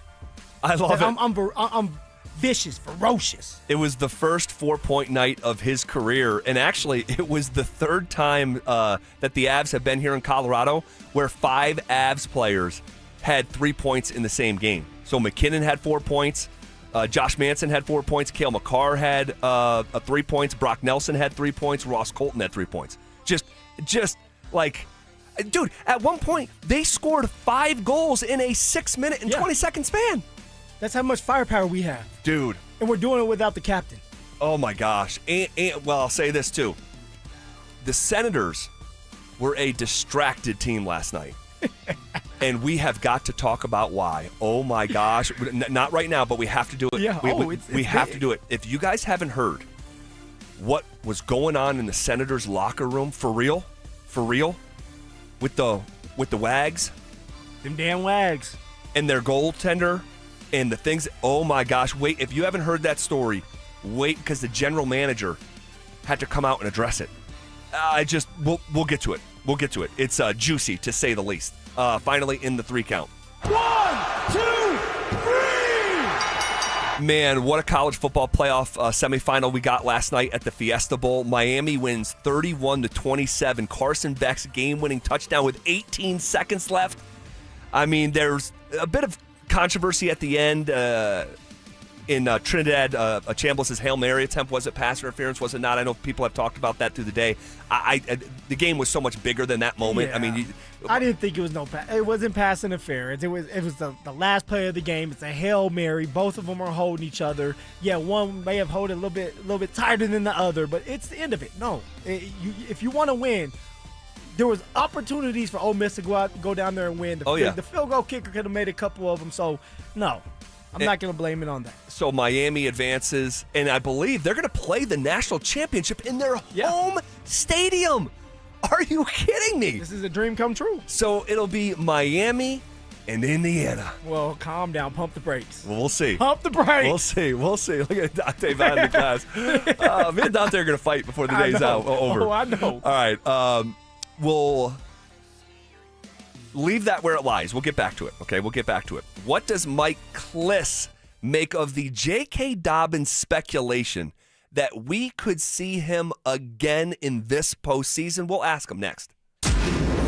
Follow us on YouTube, Instagram, and TikTok at Denver Sports 1043 to stay up to date on all your local teams. Denver Sports 1043. The Fan. You gave years, maybe decades to your job. You showed up, worked hard, and planned for retirement. But now, the company's changed. Or maybe you've taken a buyout or been forced into early retirement. So, what happens next? I'm Jeff Jr., founder of Trajan Wealth. And if you've built up a 401k or thrift savings plan, now is the time to ask, is that money really working for you? Many workplace retirement plans offer limited options and even less guidance. At Trajan Wealth, we help people just like you roll over their accounts into IRAs with more flexibility and personalized investment strategies built around your goals. For households with $500,000 or more, let us build you a personalized plan. We operate on veteran values, service, trust, and doing what's right. Your next chapter starts now. Call Trajan today, 720-204-8100. That's 720-204-8100. Advisory services offered through Trajan Wealth, LLC, an SEC-registered investment advisor. See website for details. Hi, Dan Cicchini with Dunright. Great pricing options and bank financing? You bet. Kitchens, baths, counters, and floors. Finished basements, windows, and doors. Done right since 1985. You have our word, we'll treat you right at Dunright. Visit drhi.com. Thanks. Men, the new year is here, and if you're like many of us, you're ready to improve your health. But if you're feeling low energy, not sleeping well, or not seeing results in the gym, keeping that resolution can be tough. This is Jeff for the Rocky Mountain Men's Clinic, and if those symptoms sound familiar, we can likely help. They often point to low testosterone, and treating low T is what we do. But this year, we're also helping men go further with 4 targeted body composition plans featuring growth hormone peptides, NAD+, GLP-1s, PDA, and more, designed to boost energy, support metabolism, enhance recovery, and accelerate fat loss. With our low T treatments combined with our body composition programs, most men notice real improvements. More energy, better focus, improved sleep, stronger workouts, and often a renewed sex drive as well. So call us. Your initial visit is just $99 and includes blood work and a medical consult. And if you start on treatment the same day, your visit is free. Call 720-440-7900 or visit RockyMountainMen'sClinic.com. Featured therapies are compounded and have not been evaluated nor approved by the FDA. Provider prescription required. See website for details.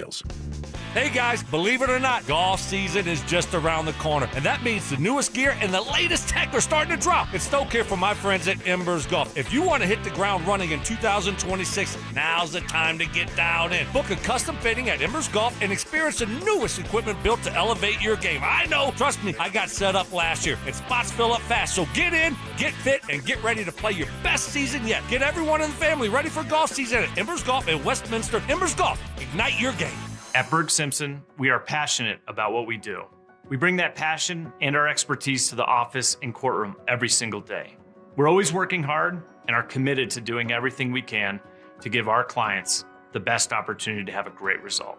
If you've been injured, call Berg Simpson for free now at 303-790-2525. 303-790-2525. BergSimpson.com. Good lawyers changing lives. It's not just a slogan, it's who we are. Between groceries, travel, and higher prices, it's easy to feel overwhelmed, especially if you're already relying on credit cards to cover the basics. If that debt is piling up, you're not alone. If you're a homeowner, you might have considered reaching out to American Financing, but hesitated because you don't want to give up your low mortgage rate. That's why American Financing created the Smart Equity Loan, a simple, smart way to get your finances back on track without giving up your low mortgage rate. Unlike a HELOC, which can fluctuate with the market, the Smart Equity Loan offers a fixed rate, so you'll have one predictable monthly payment. It lets you use your home's equity to pay off high-interest debt, free up your cash flow, and still keep your existing mortgage intact. There are no upfront fees to find out how much you can save.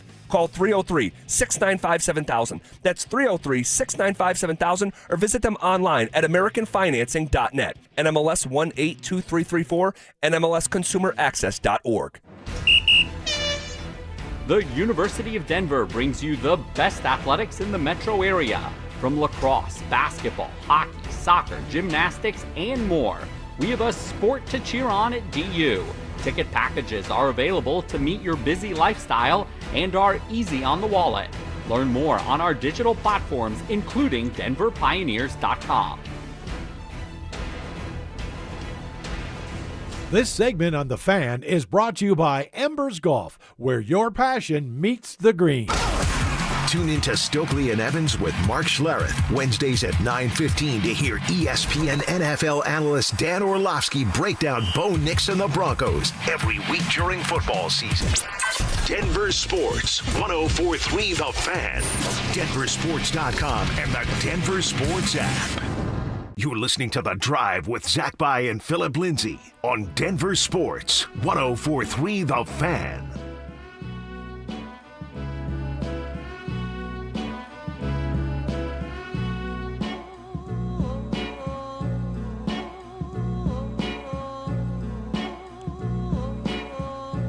Happy Friday to ya.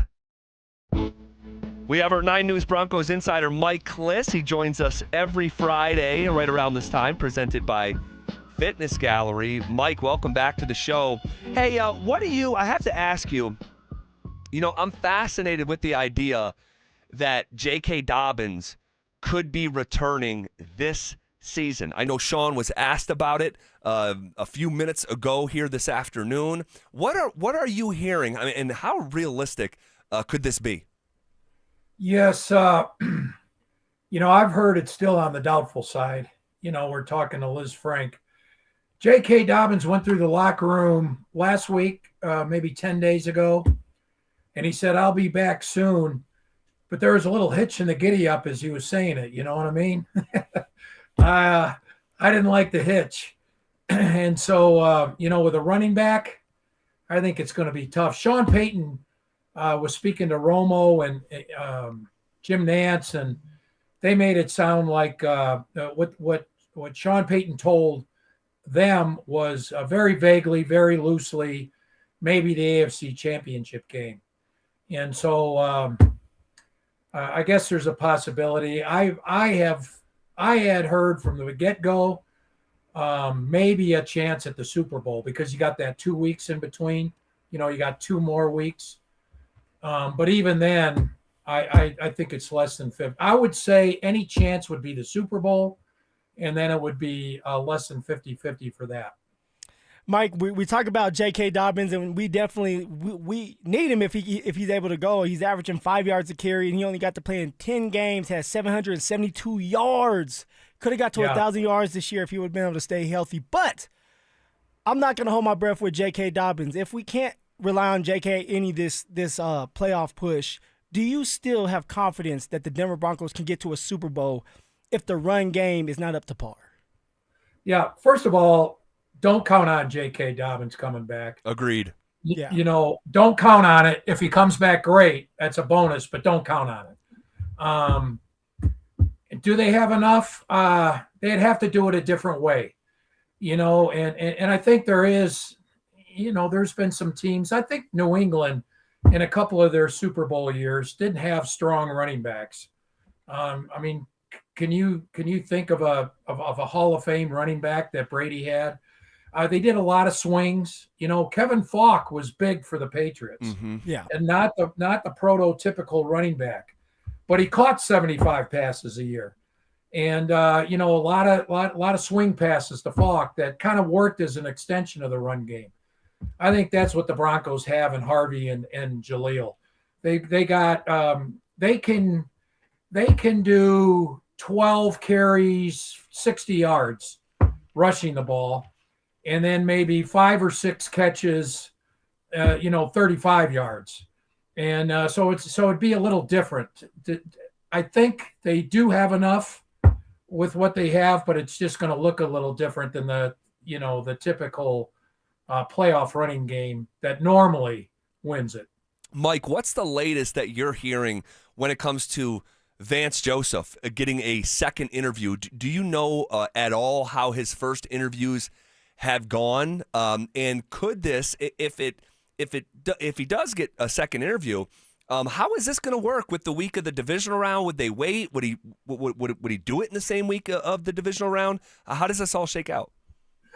I think it's the second interviews in person, I believe, would wait until after their between the conference championship game and the Super Bowl. Obviously, if the Broncos are done, they lose next week. He can interview all he wants, but win or lose in the AFC Championship game, he would be all right to interview there.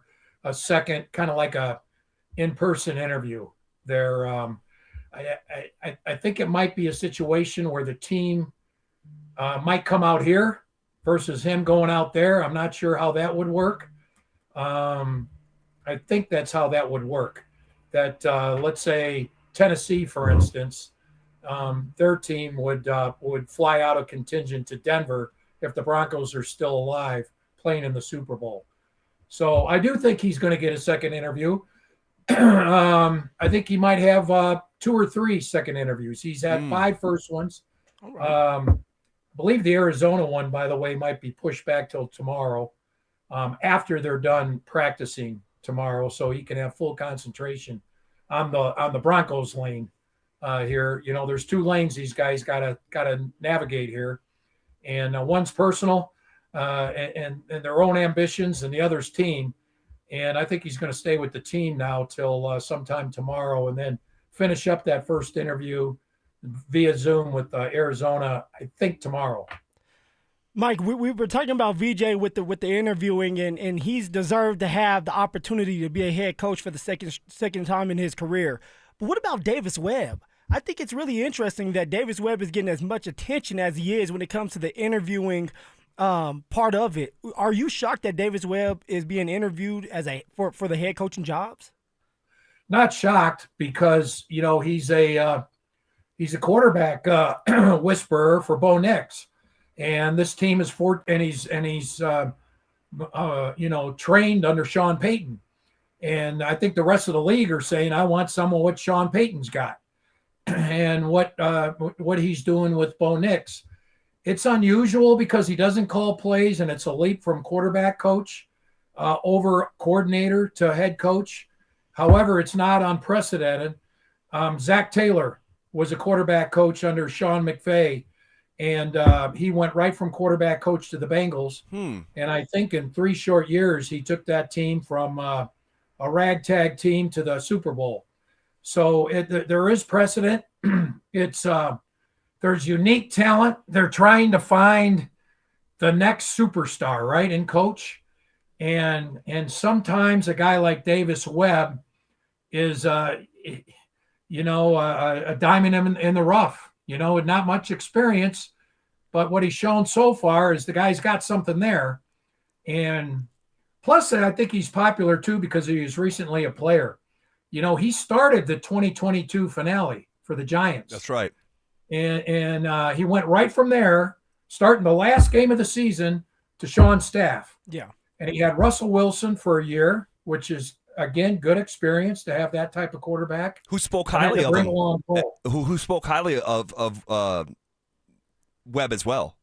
If you're the Giants and you got Jackson Dart, if you're the Raiders and you're going to have the #1 overall pick, and you're taking a quarterback, you just got to figure out if it's Mendoza or Dante Moore. You're looking hard at Davis Webb. And Tennessee with Cam Ward, you got to be looking hard at Davis Webb, because of all the candidates out there, he might be one that works directly and successfully with the quarterback. Yeah, and it might be one of these things where we're like, yeah, he's probably a year or 2 early, but we're going to beat everyone else to the punch, and he'll develop as a coach with us. Right. And so was Zach Taylor. Right. Zach Taylor was a year or 2 early, and he didn't have a good first year, but he figured it out real quick. Well, Zach Taylor also had Joe Burrow. Yeah, that's true. Joey B. That changes everything when you have a quarterback like that. Well, that's definitely true, but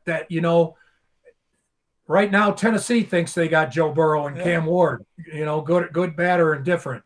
The Raiders think that they're going to get the next Joe Burrow or Patrick Mahomes if they get Dante Moore. I've heard that comparison, believe it or not.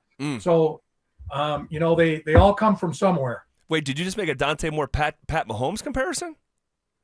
Yeah, I've heard it. Oh, well, tell whoever told you that to come talk to me.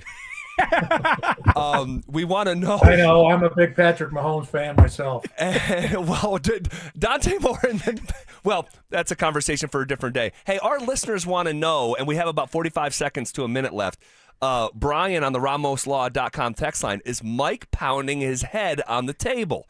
And we've got a lot of messages like that. What, do you Sorry, mind, guys. Do you mind sharing what's going on over there? Yeah,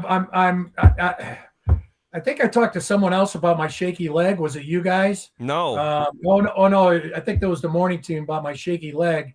That kind of I didn't know you were so sensitive on these with this video screen. But here I'm bone. I got a desk here, and as I'm talking,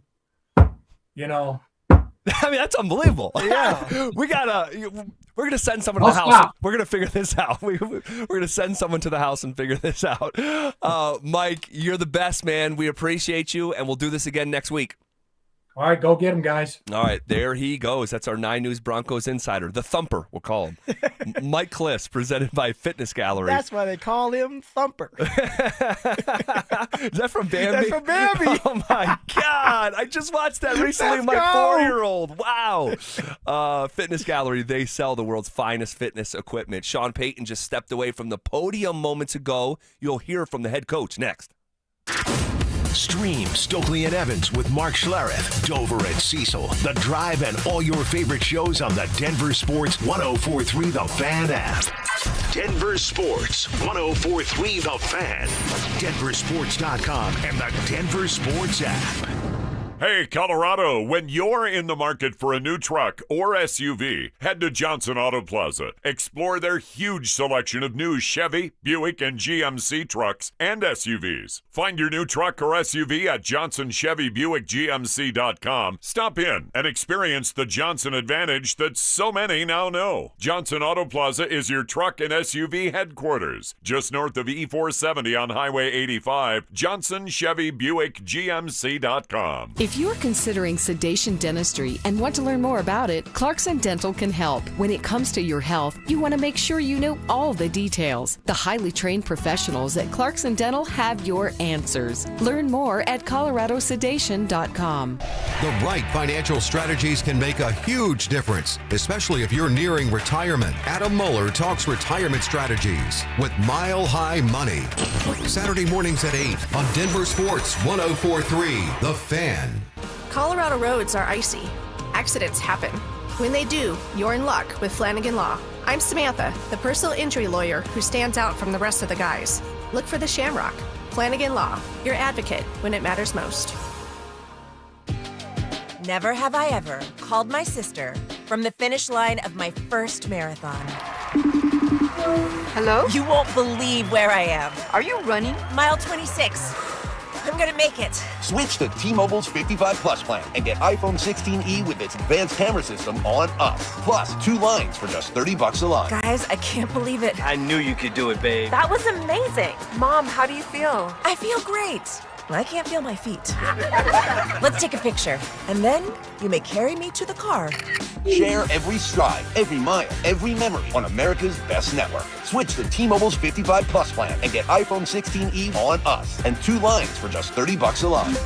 With 24 monthly bill credits and 2 eligible port-ins on Essentials 55 Plus for well-qualified customers with autopay plus taxes, fees, and $35 device connection charge. Credits end and balance due if you pay off early or cancel. Contact us. Finance agreement 128 gigabytes, $599.99 required. Best mobile network in the U.S. based on analysis by Ookla of Speed Test Intelligence Data 1H 2025. Visit T-Mobile.com. Wesley Financial Group is not a law firm. I'm Chuck McDowell, founder of Wesley Financial Group. Did you buy a timeshare because they told you it was a great investment? That's a lie. Most timeshares can be bought online for $1. To find out what your timeshare is worth and to cancel it, call us today and we'll send you our timeshare exit kit free with all your options for cancellation. Call Wesley for your free exit info guide. 800-897-4400. That's 800-897-4400.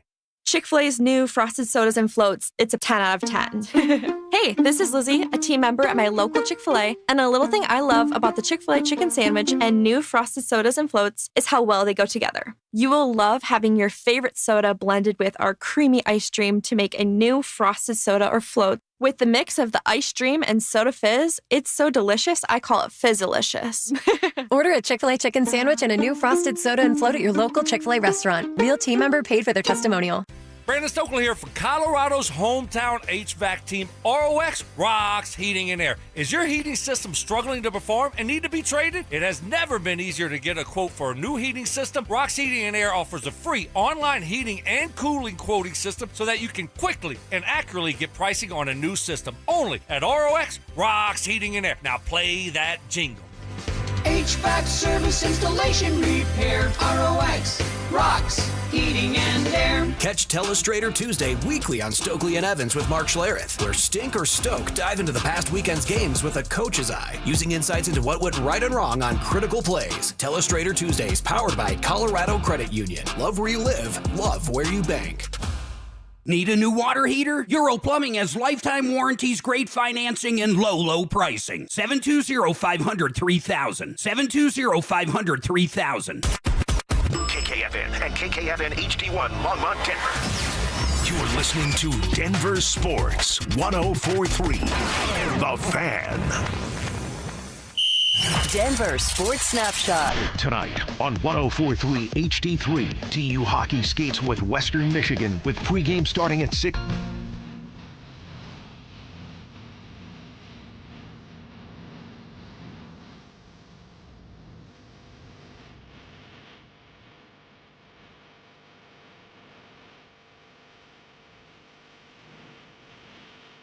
All right, appreciate our guy Cliss. Thumper. That's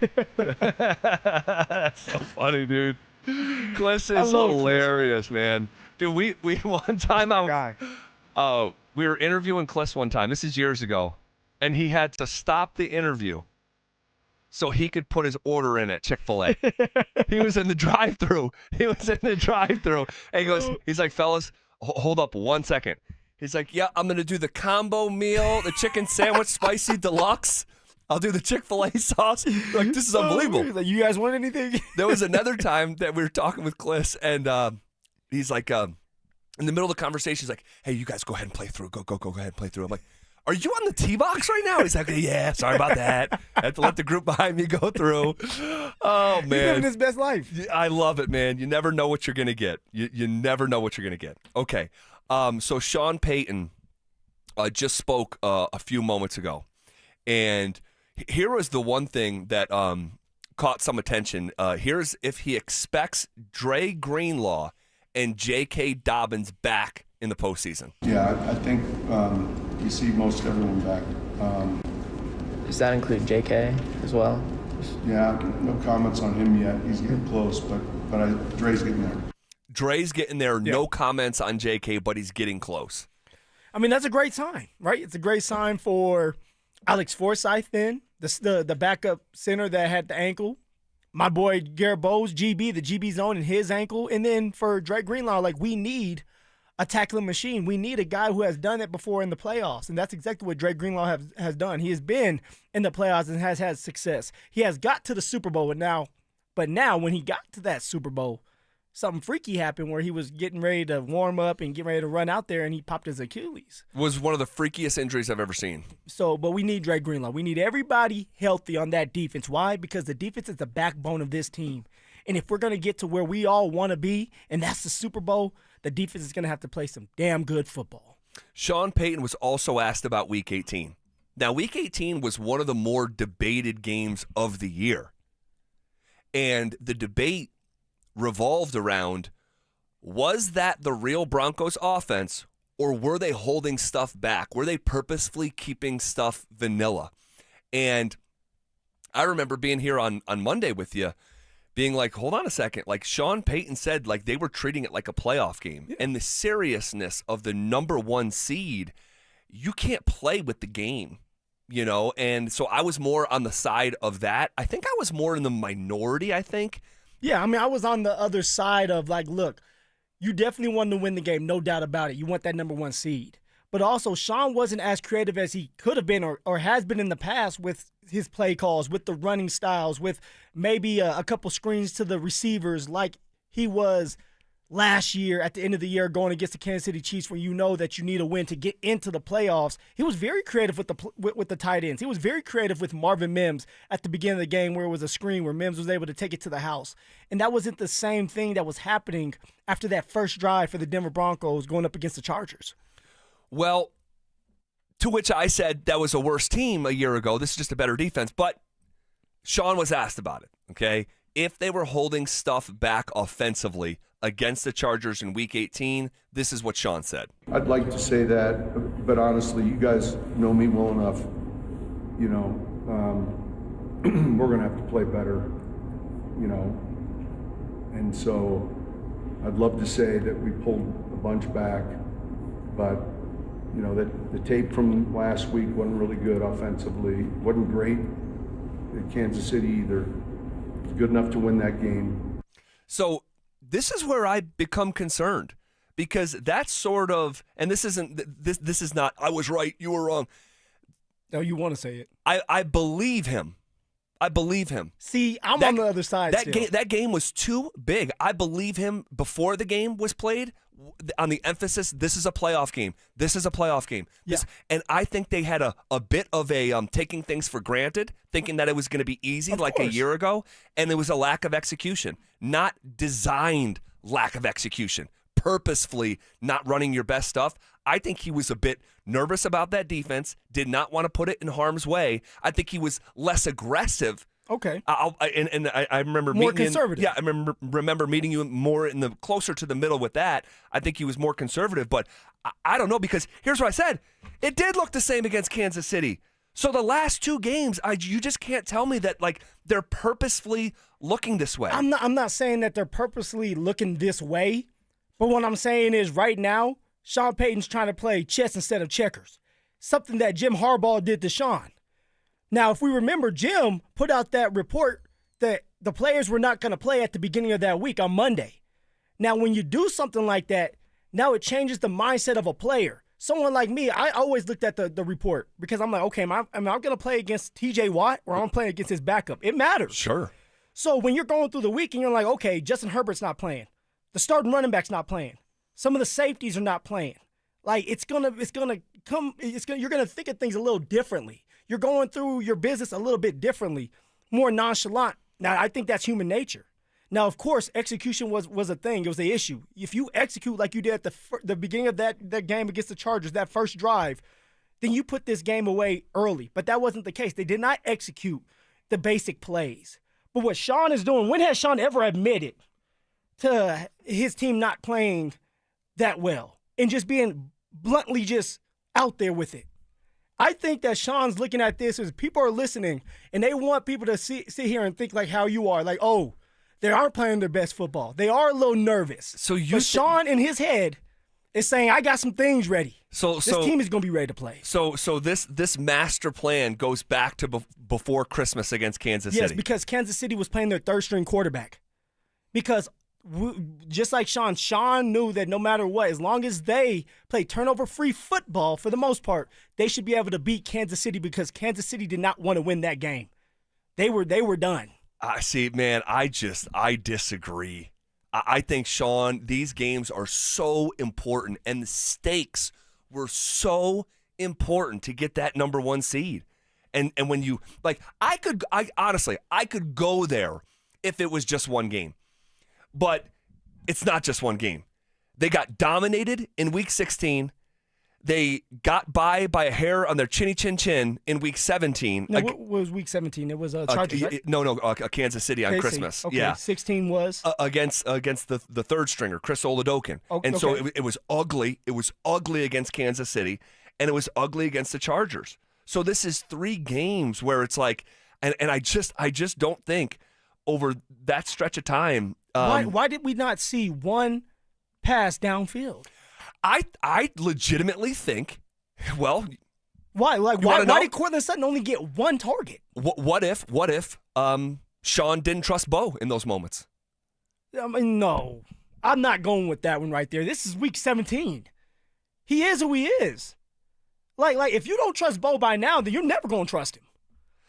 I think he trusts him, but to a degree. And Why I think when the stakes are that high, or just like dump offs, not past the line of scrimmage? Because I think the stakes were incredibly high, and it was a bit more of a conservative approach, and they didn't execute the more conservative game plan. They got out-executed. Well, then get ready. If the stakes are high during that time against the Chargers, what is it now in the playoffs? Exactly. So this is you why think I'm concerned. This is why. Man. So you're not concerned about the Broncos offense? I'm concerned about the Broncos offense because I look at the Broncos offense, I'm saying, okay, what player out there is elite enough that can be explosive enough that if something goes wrong, you can change and flip that game? I don't know if we have that guy. But I do know this. Sean Payton has coached a lot of football, has got to a Super Bowl, has had many successful teams with 13 plus record, right? 13-0 with the Chargers or with the Saints multiple times. This is his first year ever having a 14-win season. You don't do that if you don't know and you don't have confidence in your team. You're here. Sean's gonna go into his bag of tricks, and he's gonna come up with some explosive plays, and we're gonna see him open up. He wants everybody talking like that. He wants the Chargers or Houston to look at that press conference and say, "Oh, they're nervous." I would like to think so. I would like to sit here and tell you guys I was being vanilla. Come on.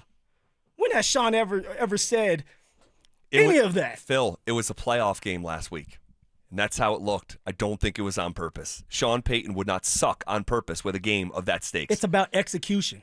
I agree with that. They did not execute. They did not. They did not. They honestly kind of like, I don't know. One target from your best receiver. Is that the first time we've seen that?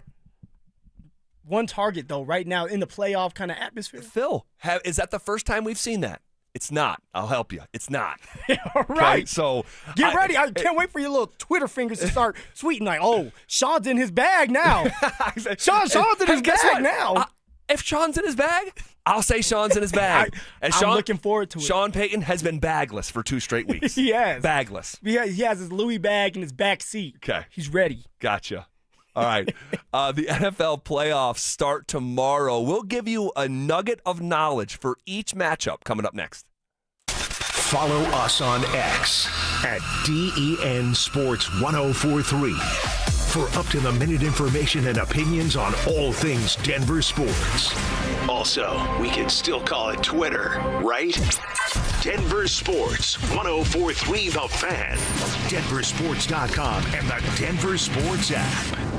Dan owed an unbelievable amount of money to the IRS. I got behind on my taxes. It's a horrible feeling. He was in denial. And when I got those letters from the IRS, you wanted to act like they didn't exist. Finally, Dan turned to Optima Tax Relief, the leading tax resolution firm. A-plus rated by the Better Business Bureau, they've resolved over $1 billion for their clients. Optima got me a settlement with the IRS. These people are really people-friendly. It was every bit of a new lease on life for me. The fast action and the great results made Dan's head spin. I felt like I was in a dream, but it's real, and I have paperwork to prove it. They got the job done, and life is good. For tax help you can trust, call Optima now for a free consultation. If you're worried about what's going to happen with the IRS, stop worrying. Make the call now. Call 800-343-6460. 800-343-6460. 800-343-6460. Optima Tax Relief. Testimonial from an actual client. Some restrictions apply. For complete details, please visit OptimaTaxRelief.com. It's Chuck Devine in Snow Country. Are you looking to hire? ZipRecruiter finds the best candidate for your job fast. Try ZipRecruiter for free at ZipRecruiter.com/free. We've got fresh snow in the mountains and then wall-to-wall sunshine for the next several days. And Loveland picked up a couple inches of fresh snow, a foot fresh since this time last week. They're up to 26-pack powder trails. Winter Park adding terrain, too, on 44 runs. They picked up a half-foot fresh. Arapahoe Basin on a dozen Groom, Knobs, and Intermediate trails picked up 3 inches fresh.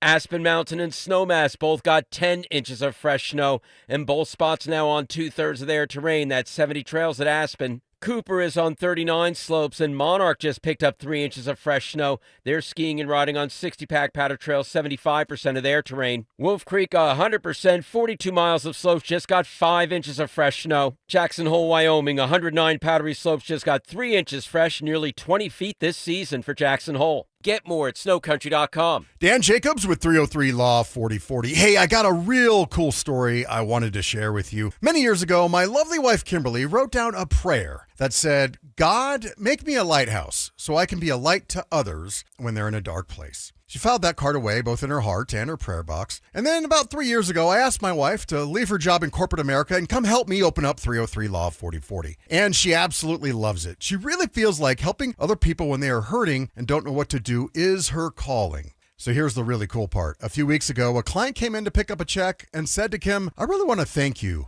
You were a lighthouse to me when I was in a dark place."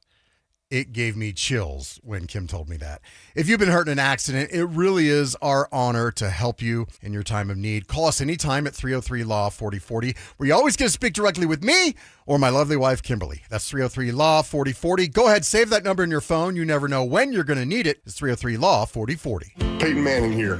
Throughout my football career, staying healthy was a big priority, but bumps, bruises, and injuries were part of the game. And for me, it's not just the clinical excellence and expertise that sets a medical team apart. It's also the compassion, kindness, and empathy they show.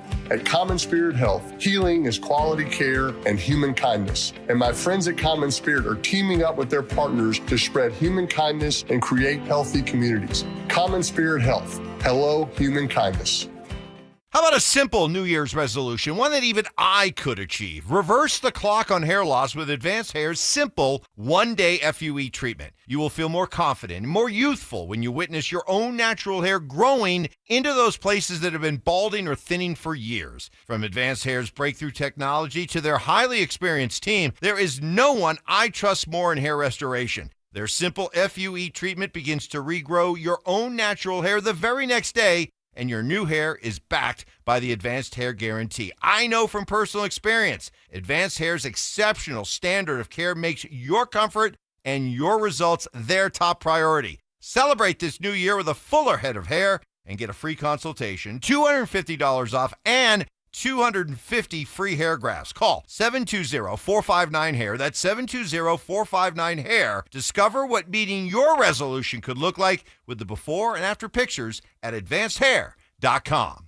Matthews Fine Watches and Jewelry is Colorado's largest watch repair center. Hi, I'm Scott Matthew. We service all major brands. Factory authorized for Tag Heuer, Cartier, Omega, Breitling, Panerai, and IWC. We service Rolex and many more. Our on-site watchmakers are Wolfstep, SADA, and CW21 Swiss certified. With up-to-date factory training, our watchmakers can handle any of your watch repair needs. Matthews, we have time for you. Matthews Fine Watches and Jewelry in the Highlands Ranch Town Center and online at MatthewsFineWatches.com. You'd love new windows, but don't want to pay a fortune for them. I get it. Well, January is a great time of year thanks to Window Nation. Right now, they're more affordable during Window Nation's Buy 4, Get 4 Windows Free sale. Plus, you could get them with 0 down, 0 monthly payments, and 0 interest for 2 years. And ask how you could get a pair of Icon Pass 2-day sessions. If you're feeling cold drafts, have trouble getting your windows open or closed, or paying a lot for your heat, it's time for new windows. Don't wait to put an end to your window problems. Visit windownation.com now. Who wants the lowest rate for life? I do. Everyone does, but it's only U.S. mortgages. Lock in a low rate today, and if rates fall in the future, we will redo your loan and lower your rate without any lender fees, including the appraisal. There's no limit to the number of times you can do this. Always have the lowest rate for life. Get our 475 5-year fixed rate, 5.89 APR. Call 303-LOW-RATE or online at usmloan.com. All loans subject to approval and change. See website for complete details. License number 392126. Get ready for every Broncos game with Super Bowl 50 champion Brandon Marshall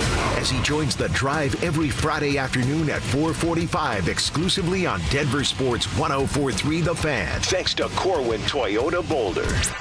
Denver Sports 104.3 The Fan. DenverSports.com and the Denver Sports app. You're listening to The Drive with Zach By and Phillip Lindsay on Denver Sports 104.3 The Fan.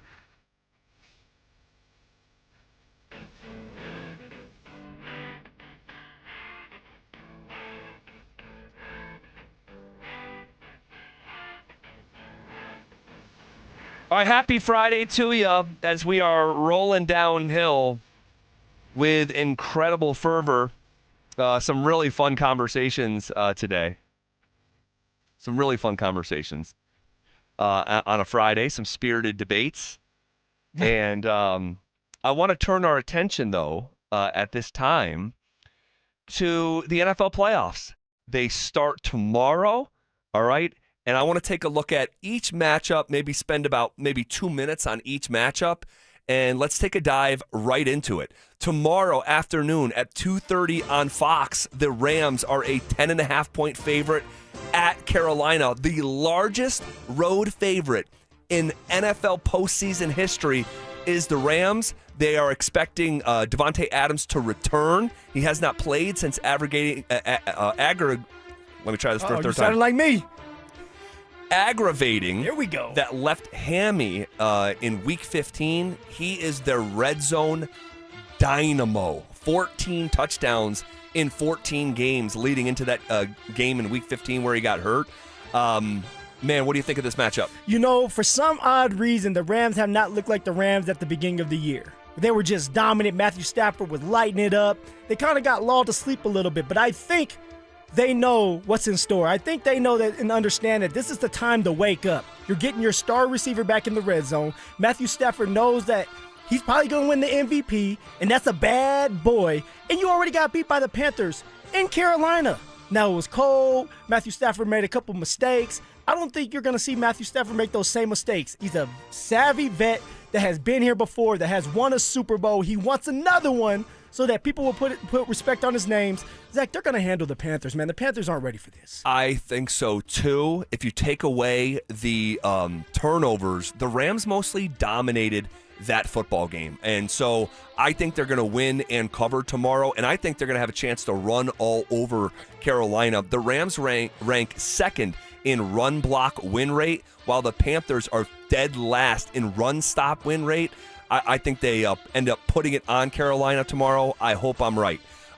Next, you have the 7th-seeded Packers at the 2nd-seeded Chicago Bears. That is tomorrow night at 6 o'clock on Prime Video. The Packers are a 1.5-point favorite in Chicago. Keep your eye on this. Slow starts for Chicago. In the last 3 games, the Bears have been outscored 47-21, running 66 fewer plays, losing the time of possession battle by almost 11 minutes, and going 2 for 12 on third downs in the first halves. They have got to start faster, Yeah, Phil. start fast, finish strong. That's usually what coaches want to say. The Bears are going to have to start fast. They're going to have to try to come up with the run game. And then Caleb Williams. There's going to have to be some Caleb Williams magic. If you guys remember the last time the Bears and the Packers matched up, I want to say it was in Chicago, and it was that Hail Mary to Moore at the end of that game. It was dramatic fashion. The Bears end up winning that game. Now, I may be wrong. The Packers may have just matched up with them sooner than what I was just thinking. But no matter what, the Bears have a chance to upset the Packers. The Bears have a chance to move on with this. I'm a huge believer in Ben Johnson, the head coach over there. Caleb Williams is looking a lot better than he did last year, and I'm a believer in the Bears, man. You know who's looking a lot better, too, is their rookie tight end, Colston Loveland, who we talked a lot about coming out of the draft. Yes. Early victory laps for Tyler Warren in Indianapolis, but Loveland has really come along. He's top 90 receiving yards in 2 straight games. The Bears, keep in mind, have forced the most turnovers in the NFL, NFL this season with 33 turnovers. Think about that. Comparatively, Denver has 14. Chicago has 33. 23 interceptions, 10 forced fumbles that they recovered. It's also the number 1 turnover margin in the NFL, plus 22. All right, next, it's the Buffalo Bills at Jacksonville. This is the first game on Sunday, 11 a.m. here locally on CBS. Somehow the Bills in Jacksonville are a 1.5-point favorite.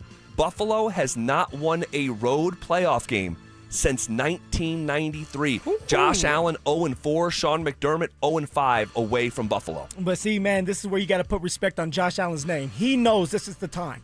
He knows that there's not another quarterback by the name of Patrick Mahomes or Joe Burrow that's in his way, or even Lamar Jackson. He knows he's one of the oldest. Aaron Rodgers is the other oldest in the AFC. He's the second oldest in the AFC, and This is his time. Now, we're going to have to see if the Buffalo Bills can establish that run. James Cook had a phenomenal year, Zach. Did I use that word right this time? Phenomenal, because he's been great.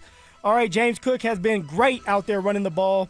And if Josh Allen, who doesn't turn the ball over a lot in the playoffs, if he does that and he plays turnover-free football, is healthy enough to move around, I think he gets the upset, or I think they're the favorites. So I think that the Bills end up beating Jacksonville. Well, this is good on good, man. Jacksonville has the number 1 ranked run defense against this season's rushing leader in James Cook. Here's a crazy stat. The Jags did not allow a single 100-yard rusher all season long. Phil, they did not allow a running back to go for more than 75 yards all season long. So something has to give on Sunday morning down there in Duval. You have the Niners on Sunday afternoon traveling to Philly. This is going to be 2:30 in the afternoon local on Fox. Philly is, I think they're up to like a 5.5-point favorite. It was 4.5 last night and this morning, but I think it's up to 5.5. Kyle Shanahan versus a Fangio-led defense that ranks 5th in points allowed per game. This is two of the bright minds going up against each other in Kyle Shanahan and Vic Fangio. This is going to be a great matchup because Kyle Shanahan has found ways to win. Even if he doesn't have some of his star players or receiver, he still wins games. Brock Purdy is playing at a high level right now, one of the better quarterbacks in the league as of right now. But I think we're going to have to start putting a little bit more respect on the Eagles. They're getting healthier. All right, this is Jalen Hurts time. Jalen Hurts does well in the playoffs. Jalen Hurts has been to the Super Bowl twice, has won one. Super Bowl MVP, by the way. And although Saquon Barkley has been quiet, I think he's getting ready to ramp up. They're getting healthy at the offensive line. I think Eagles end up handling business and beating the 49ers. I think so, too. And I remember saying to you, and I think it was Will Peterson like 6 weeks ago, I'm like, we are being way too, assuming the Eagles are just done. This is the reigning Super Bowl champion who is still stacking up enough wins to be in the postseason. I, too, think they're going to win. Lane Johnson is coming back. All right, the stud tackle on the offensive side. Trent Williams, on the other hand, is questionable with that hamstring. If he doesn't play, man, I will probably be backing these Eagles on Sunday. And then the final game on Sunday, Sunday Night Football, where probably 25 to 30 million Americans will be watching this game. It's the Chargers at the Patriots at 6 o'clock. New England is a 3.5-point favorite. The Chargers defense is top 5 in forcing 3 and outs. This is Drake May's playoff debut against the most zone-heavy defense in the NFL. Well, you said it right there, right? This is Drake May. Although Drake May may win the MVP this year, this is going to be his first time with the lights being the brightest, the big-time moments. Is he ready for that? Is he up for it? I don't know. I don't think so. I think the Chargers and Justin Herbert is tired of people talking down on him. Tired of being the guy that does everything in the regular season, but when the postseason turns around, he becomes a shell of himself. Jim Harbaugh is a great coach. We all know that. And, Zach, the Chargers are going to get the win, and they're going to come here to Denver, and we're going to have to beat them. Wow. That would be fascinating. Okay, where does the Broncos defense stack up versus rest of the AFC playoff picture? We'll compare them next. Follow us on YouTube, Instagram, and TikTok at Denver Sports 1043 to stay up to date on all your local teams. Denver Sports 1043. The Fan. Wesley Financial Group is not a law firm. I'm Chuck McDowell, founder of Wesley Financial Group. Did you buy a timeshare because they told you it was a great investment? That's a lie. Most timeshares can be bought online for $1. To find out what your timeshare is worth and to cancel it, call us today and we'll send you our timeshare exit kit free with all your options for cancellation. Call Wesley for your free exit info guide. 800-771-1300. That's 800-771-1300. Are you 50 or older? This news is for you. The CDC recommends you get vaccinated against pneumococcal pneumonia. Even if you're healthy, your age puts you at risk. People 50 or older are over 6 times more likely to be hospitalized with pneumococcal pneumonia compared to adults 18 to 49. Just one shot can help protect you. Learn more and schedule at vaxassist.com. That's VAXassist.com.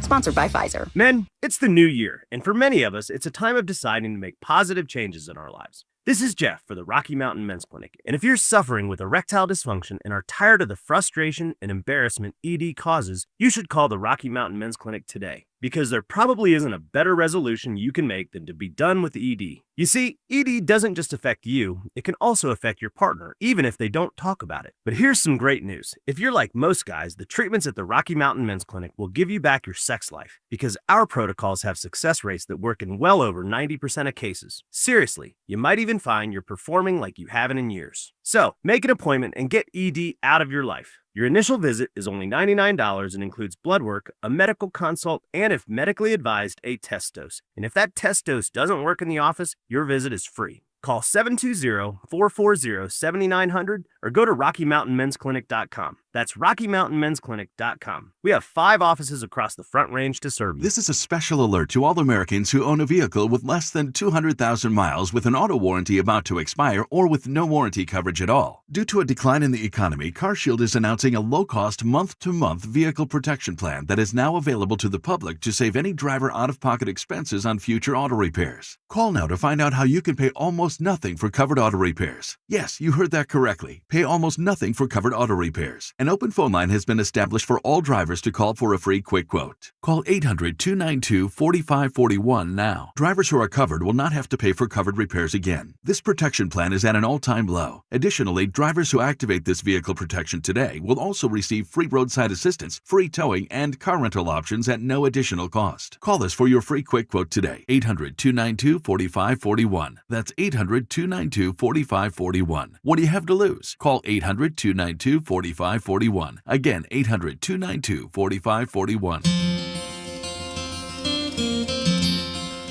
Remember the movie It's a Wonderful Life? The one with Jimmy Stewart, who plays the part of a hometown banker named George Bailey. This is Glenn Jamarot. I'm president of the Alpine Bank family, member FDIC. George Bailey cared about others, about doing the right thing. When times got tough, George Bailey stood by his customers in every way he could.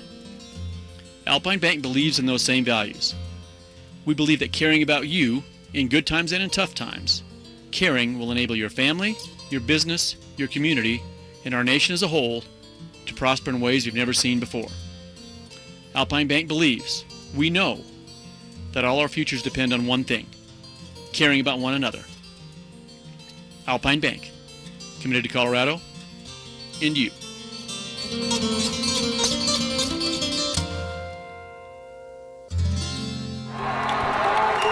So, you're ready to propose, huh? Yeah, man. She's definitely the one. What are we thinking about the ring? I got my wife's at Hellsberg. I couldn't recommend a better jeweler. I could use some help with that. Man, go to Hellsberg.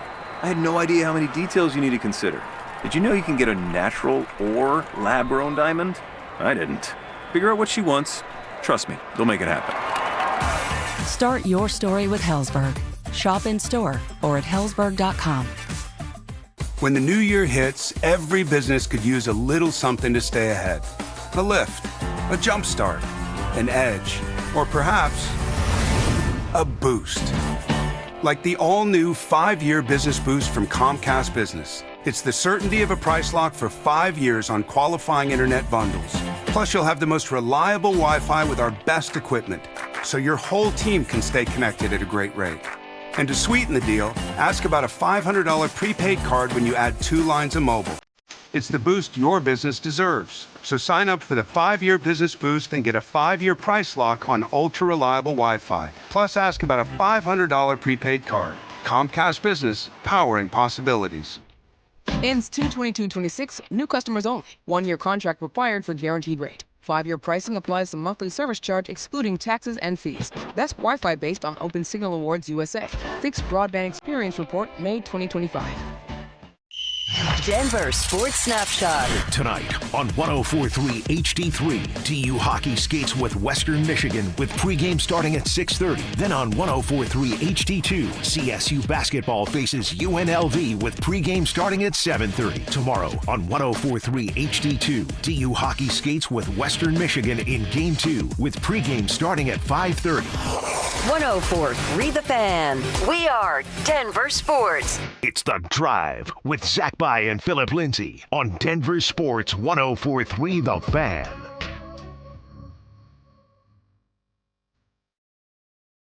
Where does the Denver Broncos defense stack up against the rest of the AFC playoff teams? We did this on Wednesday with Bo Nix. Where does Bo stack up? And you can hear that on Wednesday's podcast if you missed it. That was a fun conversation that we had a couple times in the 2nd and 4 o'clock hour. And that's available at DenverSports.com, the Denver Sports app, Spotify, iTunes, however you do your podcasting. And then yesterday we did where does Sean Payton stack up to the rest of the AFC coaches? And that was also a fun conversation. Number one, the king. He was the number king one. Of the AFC coaches. Pretty cool. And today, we'll talk about where the Broncos defense stacks up against the rest of these AFC playoff teams. Now, I don't want to go through and order them 1 through 7 the way that we did those other conversations, just to expedite it a little bit here on a Friday. I just want to identify who's number one, where the Broncos are in relation to number one, if they're not your number one, and then who's the worst. So, with that being said, Phil, who is your number one defense in the AFC playoffs? I mean, I went back and forth on this one. And it was between the Denver Broncos, Z, or the Houston Texans. And I know, hey, the Denver Broncos beat Houston earlier this year. I understand that. But when it comes to the Houston Texans and that defense that DeMeco Ryans, the head coach over there, has, they're dominant. They're dominant. They're not just a defense that can get after you and get the sacks. They're going to get the turnovers too. They're a smart defense that finds ways to disguise their scheme to come up with those turnovers, disguise their scheme to make that quarterback hold on to the ball a second longer so that they can get the sacks from the outside pass rush, which, by the way, the two outside pass rushers, Hunter and Anderson, right? Both of them, they're dynamic. They really are. They're a great duo together. They get after the quarterback. They're hard to keep up with, and whoever has to go against them, they're going to have their hands full. So that, with that being said, I would have to go with the Houston Texans being the best defense in the AFC. Yeah, and you know what? I went back and forth on it a little bit. But when you start to really take a dive into this thing, it's pretty clear the Texans have just a tick better of a defense than Denver. And it's okay to say because you look at yards allowed, right? Combining the pass defense and the run defense. Because someone like Buffalo, hey, they're pretty good at stopping the pass. Yeah. But they can't stop the run. They're bottom 5. So when you just put them together and just look at yards allowed, no one's higher than Houston. But they're also the number one defense in points allowed. And that's the name of the game, keeping teams out of the end zone. But also the thing that really, well, there's two things that went into me saying, yep, Houston's number one. The recency. Denver's defense has just regressed a tick since the bye week.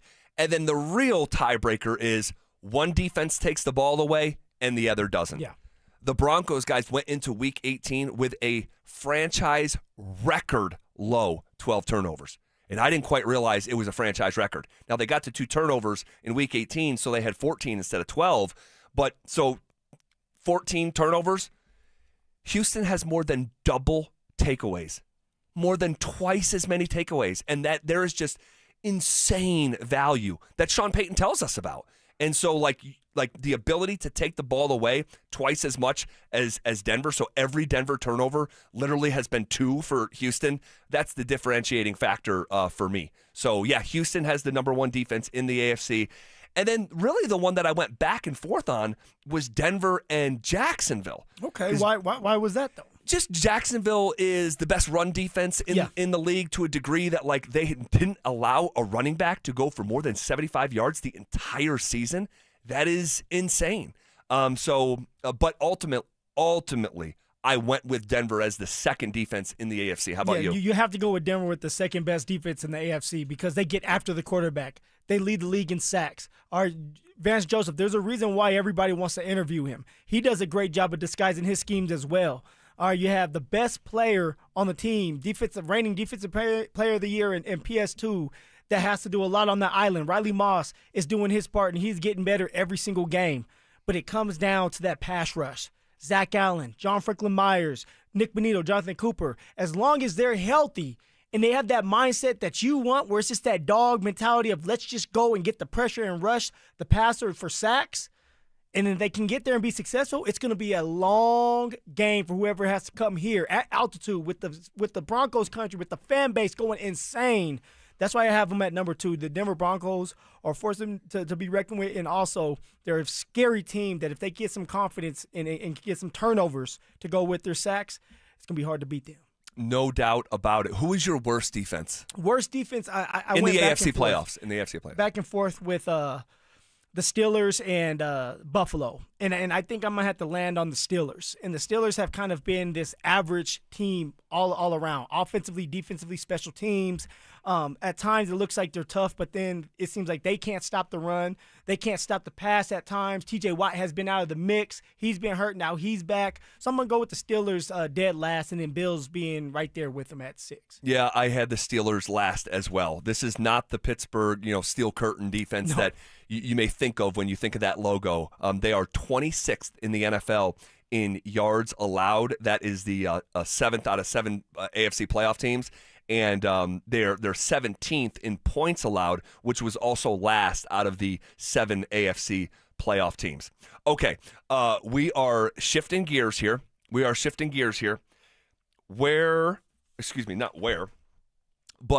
who would Brandon Marshall like the Broncos to play if he could rank his opponents that are playing this weekend? We'll ask him that. Also, who is his regular season MVP? And if it was possible to bring back J.K. Dobbins for the playoffs, at what cost would you pay? We'll play a little game called J.K. or Nay, and we'll get to all of that because, guys, we are on the doorstep of 40 consecutive minutes of commercial-free sports talk coming up next. Stream Stokely and Evans with Mark Schlereth, Dover and Cecil, The Drive, and all your favorite shows on the Denver Sports 104.3 The Fan app. Denver Sports 104.3 The Fan, DenverSports.com, and the Denver Sports app. Your air duct cleaning experts, Ductworks. Hey guys, feeling cooped up this winter? Mark Schlereth here. You know these Colorado nights can get freezing cold with your furnace running non-stop just to keep things cozy. But here's the thing. While your heating system is working overtime, it's also blowing dust, dirt, and debris through your air ducts and straight into the air you breathe. That's where Ductworks comes in. Your trusted air duct cleaning experts. Using a powerful combination of scraping and vacuuming technology, the Ductworks team clears out years of buildup, grime, and other gunk hiding in your ductwork. The results? Cleaner, fresher air, better energy efficiency, and a healthier home or office for you and your family. Don't wait until spring. Breathe easier now with top-rated service from Ductworks. Call them at 303-425-0985 or visit them online today at ductworks.com for a free residential or commercial estimate. 303-425-0985. Enjoy this run to the playoffs and be safe when you're going to the games or to parties. If you do get into an accident, make the right call to Flanagan Law. While the other guys blend in, I stand out. Look for the Shamrock. Flanagan Law, your advocate when you need it most. This message comes from Viking, committed to exploring the world in comfort. Journey through the heart of Europe on an elegant Viking longship with thoughtful service, destination-focused dining, and cultural enrichment on board and on shore. With small ships that bring travelers closer to the destination, there's more time to explore. And every Viking voyage is all-inclusive, with no children and no casinos. Discover more at Viking.com. Welcome back to Winter Hack Radio, the place for clever hacks to survive the season. Icy driveway? Well, try spreading sand or birdseed to help with traction. Snowy puppy paws? Well, grab a whisk, brush it off, done. Catch COVID-19? Well, just get... Actually, there's no hack for COVID-19. But if you test positive, prescription medications for COVID exist. Ask your doctor if they're right for you. Visit PfizerForAll.com to learn more. Sponsored by Pfizer. Whatever you're looking for when you head out into the wild, keep an open mind. Sometimes the real treasure is the journey itself. Sure enough, there's treasure out there. Sometimes it's something you didn't expect to find. And more often than not, it's as simple as the memories you make. Make some memories of your own with a new vehicle from Corwin Toyota. Family driven for over 100 years. Do you want the lowest rate for life? Get our 4.75 5-year fixed. APR is 5.89. Did you say 4.75% fixed for 5 years? Yes. Yeah, I want that, but what if rates fall? Our lowest rate for life program takes over. If rates fall even as little as 0.5%, we can redo your loan with no lender fees and no appraisal fee and no limits to the number of times used. Only at U.S. Mortgages. Call 303-LOW-RATE or online at usmloan.com. All loans subject to approval and change. See website for complete details. License number 392126. Women go through many changes in their lives. And we believe each milestone matters. That every new candle represents another step in your story. Our healthcare experts support women at every stage of life. Because each chapter deserves to be celebrated. Women's health. Nurture what's next. Find care near you at mountain.commonspirit.org. Common Spirit Health. Human kindness lives here. Catch Telestrator Tuesday weekly on Stokely and Evans with Mark Schlereth, where Stink or Stoke dive into the past weekend's games with a coach's eye, using insights into what went right and wrong on critical plays. Telestrator Tuesdays, powered by Colorado Credit Union. Love where you live, love where you bank. For victims of drunk and drug driving, your grief is unique, but you are not alone. You always have a place at MAD. Call the 24-hour victim helpline at 877-MAD-HELP or visit mad.org. Stay up to date on the Broncos with our 9 News Broncos insider Mike Cliss. Presented by Fitness Gallery. Hear the latest from every practice and every game every single week during football season. Denver Sports 104.3. The Fan. It's The Drive with Zach By and Phillip Lindsay on Denver Sports 104.3 The Fan.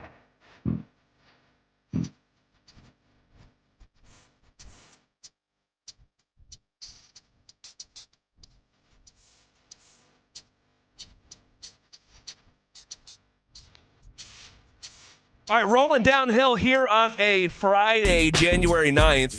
Thank you for being here with us and spending a small part of the final day of your work week.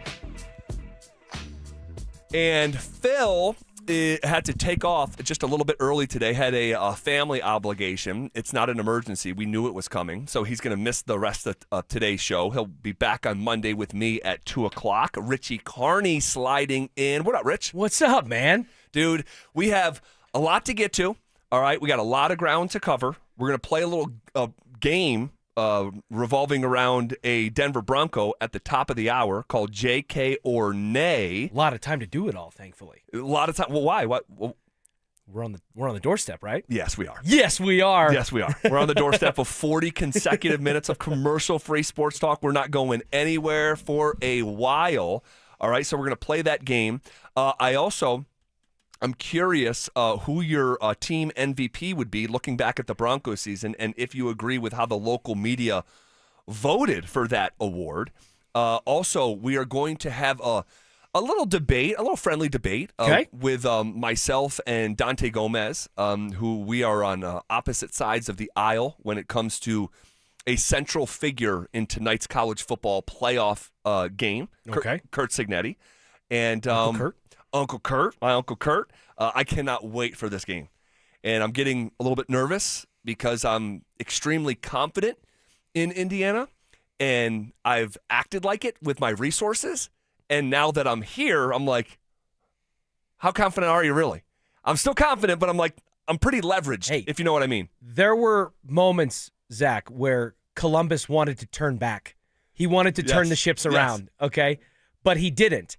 He stayed the course and thusly discovered America. So you, like Columbus, need to just exhale. Everything's going to be fine, and you're going to come out on the other side of this thing. I can feel it. Yes. All right, so we will we're attempting to connect with Brandon Marshall. We may have some technical issues here, and we'll let you know if he is or isn't going to join us here momentarily. The local media voted Nick Benito as the team's MVP. And now this is the media that's there on a regular basis and that's present physically, on a daily basis over there at Broncos Park, powered by Common Spirit. And so, I don't know, how many of you think media members are there on a daily basis? Maybe like 20? I was going to say 15 or 20, yeah. Yeah. So it's a small group, but they voted Nick Bonito team MVP. And Phil disagreed. Phil actually threw me a curveball, and he had Talanoa Hufanga as his MVP because he was so consistent. He made plays every single Sunday. Where Just can't catch, but yes. He can't catch, but Bonito had really huge stretches of inactivity where you're like, did he play today? Now, his numbers ultimately are fantastic. I mean, he's 5th in the NFL in sacks with 14, a half sack more than a year ago. And so I'm like, wait, is Bonito the MVP? And so if you were to say who's the MVP is blank. Fill in that blank presented by Williams Jewelers. Richie, the way that I would answer, please tell me. The question, I want to hear your MVP here in a second, is, man, I don't think there's an MVP. I really don't. And I'm not trying to be cute or creative, but this team, especially from a national standpoint, is a bit of a no-name team. And we were calling this defense last year a bit of a no-name defense because they didn't have household names. And this team, it's led by a quarterback that most of the nation doesn't believe in, that had some version of a sophomore slump for big chunks of the season. I think it was trending to be J.K. Dobbins, but he gets hurt in week 10. That would have been my answer had he kept up that production that he was on pace for. I can't say it's his backup, R.J. Harvey. I'm not going to say Sutton, and I'm really not going to say anyone on offense because the strength is clearly on the defense. But I also think you could answer it like Zach Allen. That was one of the names that was jumping out to me was Zach Allen. Yeah. Especially because his contributions and observations, unless he really does just blow up the center of the offensive line, he kind of goes underappreciated with some of his contributions, I think, doing the dirty work there in the middle. But he does it better than most, I think. Yeah. So it's an interesting question. I'll get your MVP here in a minute. But before we do that, we are joined by our guy, Brandon Marshall, Super Bowl 50 champion, presented by Corwin Toyota Boulder. B-Marsh, question for you. The local media voted on who the Broncos MVP was this season. They said Nick Bonito. How would you answer that question? This is a 14-3 Broncos team. As you look back at the season, who do you think was the regular season MVP? Oh wow.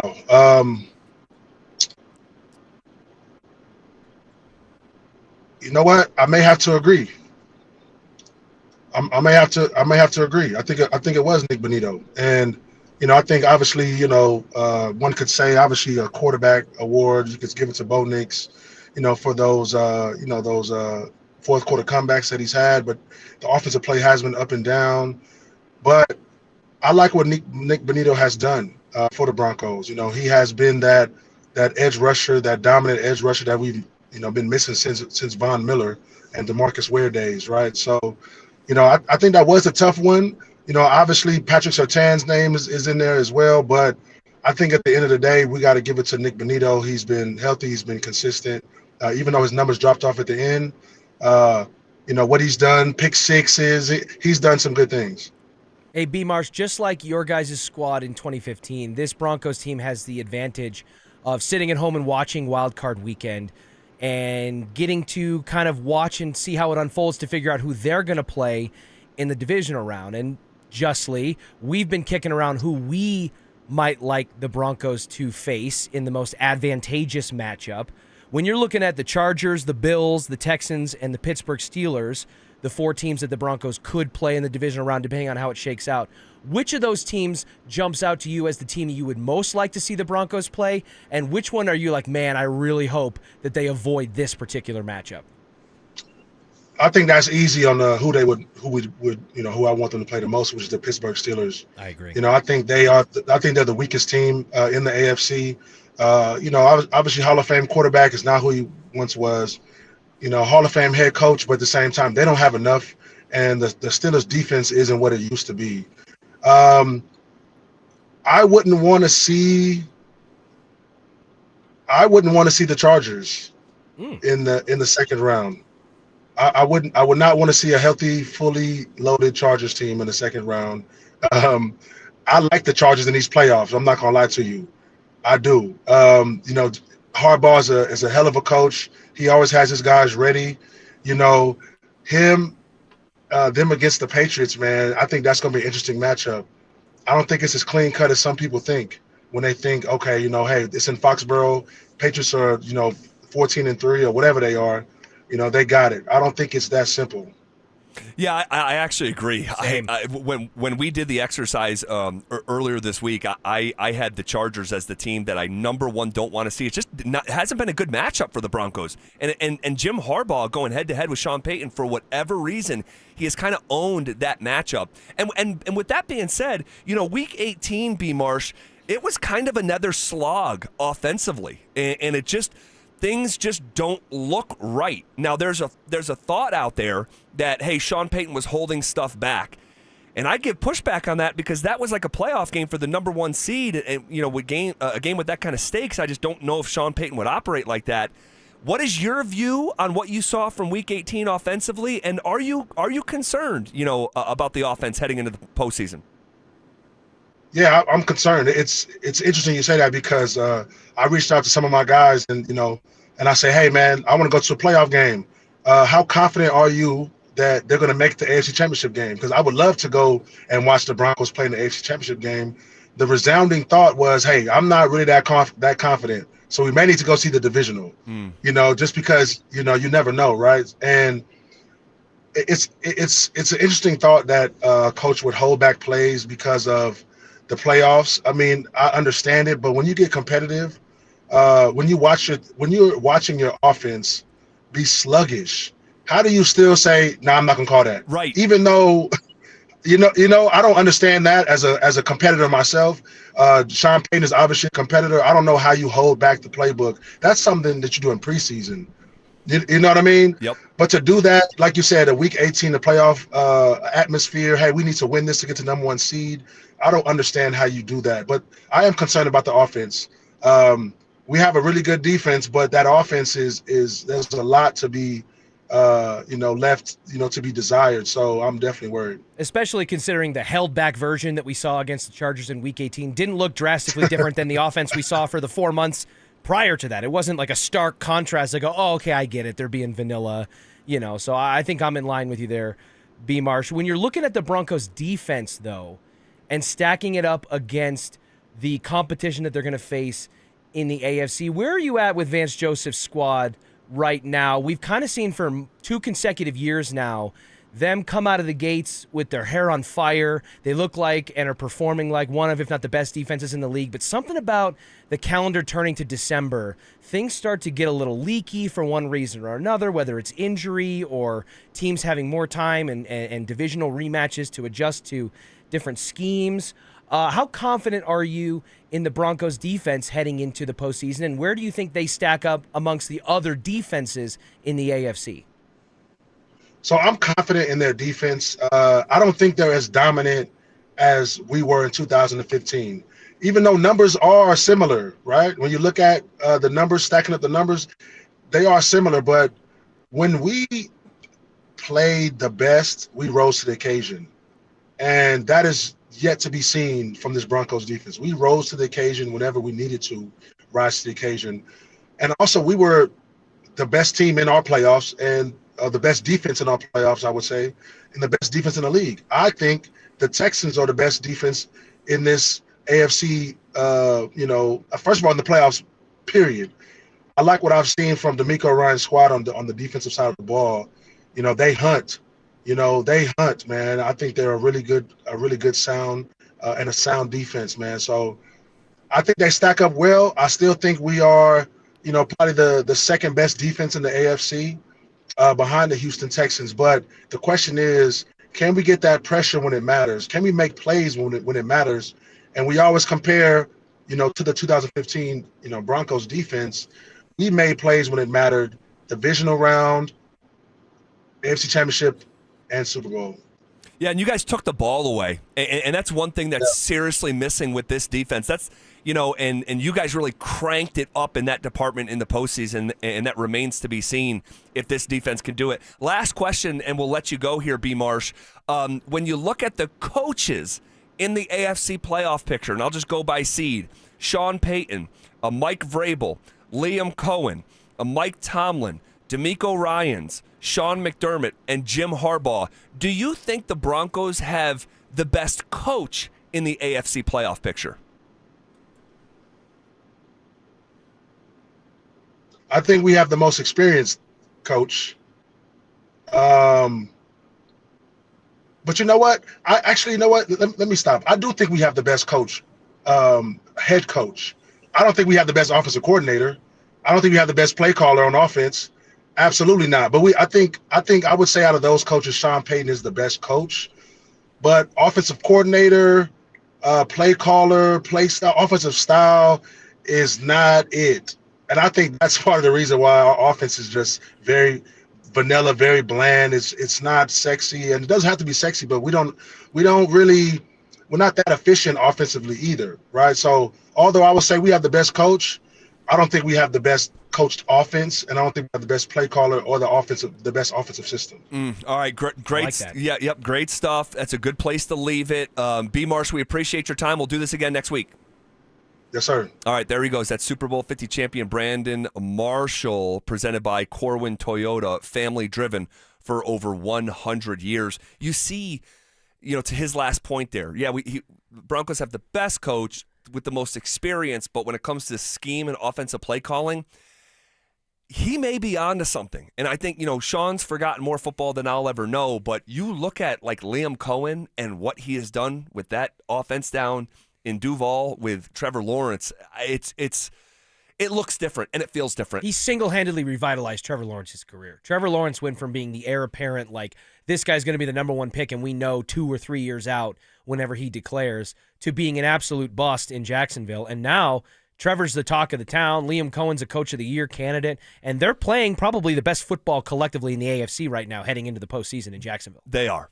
An absurd win streak. They haven't lost in months. Jacksonville. So we'll see what happens this weekend as the Buffalo Bills go into Jacksonville. We'll make some predictions in the final segment of our show. All right, this is KKFN and KKFN HD1 Longmont, Denver.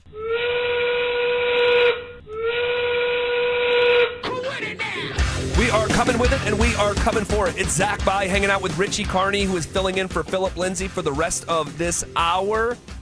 Phil will be back on Monday at 2 o'clock with me. And Richie, appreciate you filling in here. Going to play a little game here. Love it. Called JK or Nay, in a way that I could not anticipate us playing a game like this in the month of August. And then we'll have a little college football conversation here near the bottom of the hour. So here's my thought process. One, Richie, I just could never have thought that J.K. Dobbins would have had the impact through 10 games that he did. I mean, the guy was on pace for over 1,300 yards. He was on pace to have one of the great running back seasons in the history of the Denver Broncos. That's what was happening. And it wasn't a 2 or 3 game sample size. It was 10.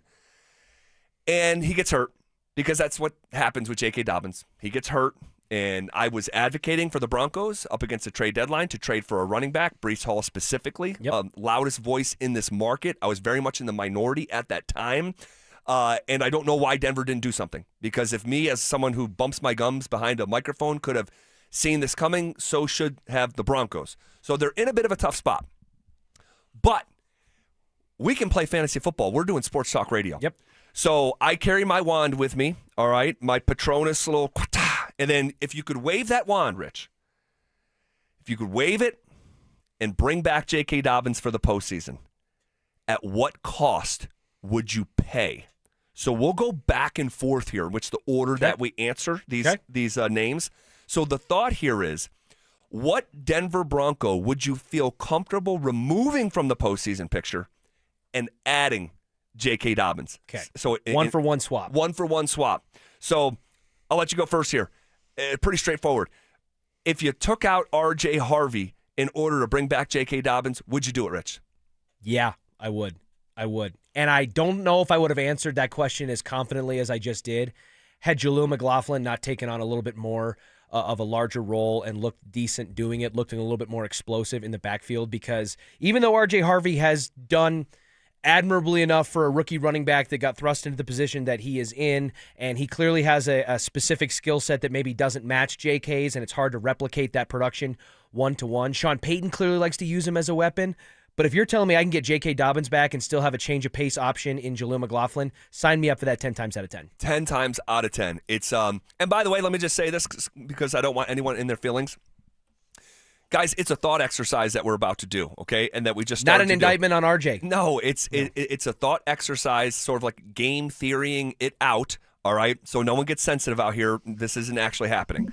I think to myself, and I think of this back in August, how I would have answered this.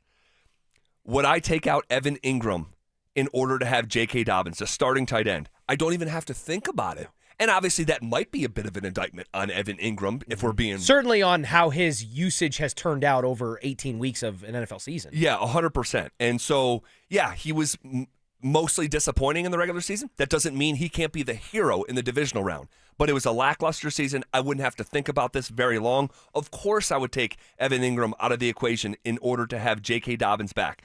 Would you take out Troy Franklin from the equation in this game of J.K. or nay? Of course, nay, another way of saying no. J.K. or nay? J.K. or Troy Franklin? So this is interesting because I want J.K. back bad. Like, I'm willing to overextend in some ways. But this offense ain't very good, Zach, and it doesn't have a lot of explosive playmakers or guys outside of Cortland Sutton that you feel like you can reasonably expect to get the ball back. So I'm wondering how many of those do I get to take away before the offense just becomes one-dimensional because they can run the ball, but they can't throw the ball very well. I'm still going to do it. I'm going to give up Troy Franklin for J.K. Dobbins. But I am trying to run myself through the thought exercise of, like, they don't have a lot of guys that can catch the ball, period. Well, I thought you were going down that road for a second. I was like, oh, okay, but you're smarter than that. Yeah. I would do the same, of course. What about when it comes to Cortland Sutton? See, and this is this thought exercise that I just laid out was warming up for this question. Yes. Because this is tough. Yes, it is. And this is tough. And it's a little bit uncomfortable, and it's just a reminder. It's pretend. Yeah. But you think of the postseason. The Broncos have a damn good defense. If you added to the equation a damn good running game, and that's what they had, you guys. That's what they had. And you hear the phrase forever. Running game and a good defense in the postseason. And if you added a top 5 back, that's who J.K. Dobbins was this year. If you added a top 5 back with that defense, and the sting of losing Sutton would be real. It would be real. It would be legitimate.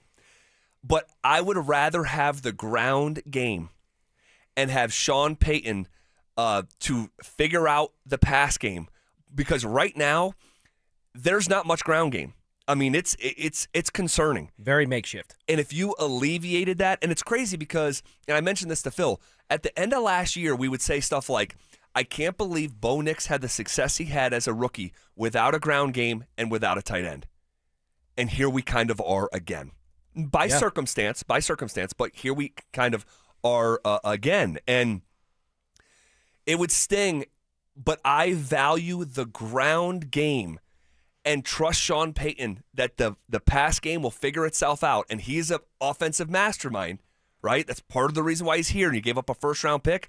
Give me the running back. Give me a top 5 running back. Because I'd say, Rich, Sutton's about, let's just say arbitrarily, like the 15th best receiver in the NFL.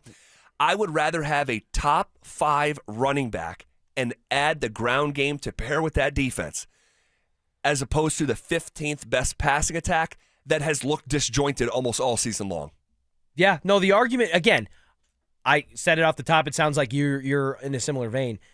I want J.K. Dobbins back bad in this hypothetical exercise because of what I saw in the first couple months of the season and the balance that it brought the Broncos offense and how that alleviated certain things. Now, again, I do think there's a world where we make this hypothetical trade and teams in the AFC postseason that are just good against the run for a Broncos offense that isn't unbeatable in the run game with J.K. Dobbins suddenly become one-dimensional in an opposite way that we're used to seeing them, and it maybe looks equally frustrating. So would you say, Zach, that a team can the Broncos win the Super Bowl this year? Do you with any sort of reasonable hope or wish? Just right now, it's currently constructed. Yeah. Okay. You think they have a better chance, percentage-wise, if you take out Cortland Sutton and you add J.K. Dobbins, that lifts the ceiling for them? In my opinion, now reasonable. It's all your opinion. Reasonable minds can disagree on this because this is tough. But I would say yes. I would say the Broncos would have a better chance to win the Super Bowl with a bona fide run game who was on pace. And again, it's sort of the thought exercise. You're getting the version of J.K. Dobbins that you got through 10 games. Yeah. Cortland Sutton got to 1,017 yards on 59 yards a game. Dobbins was averaging over 77 yards a game and on pace for over 13. It was like 1350, something of that variety. So yeah, I love Sutton. Yeah. And I would have never thought in August I'd be saying this, but I am concerned about the Broncos' run game, and I think it's got potential to get the Broncos beat, the lack of run. I think, I'll summarize it like this. I think the Broncos' run game has a better chance of getting them beat in the postseason than their passing game getting them beat in the postseason.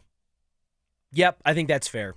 You're talking me into it a little bit. I think I went into this specific question wondering if this was going to be the first no that I had in this exercise, JK or nay. First nay. First nay that I had in JK or nay here. But I think you're right. I think that even if the ceiling is relatively close to the same, or if it lifts it just a little bit and the dimensions maybe shift, that version of the Broncos offense with J.K. Dobbins at the helm was what led me to believe that this Broncos team could surpass the expectations that I and many set for them before the start of the season. Yeah. It was that explosive upgrade in the running back room that none of us saw coming and maybe underestimated that did it for me. Yeah, and someone on the RamosLaw.com text line, 303-713-1043, says, man, I can't believe that you guys don't think that R.J. Harvey can get this done. Maybe he will. Maybe he will. But he hasn't shown the ability yet to do it, right? Right. And so, like, Dobbins was averaging 5 yards a carry. That's basically struggling to get the ball. Correct. Like never had a game where it was like 20 carries. Right. And so RJ got one though. He did almost immediately.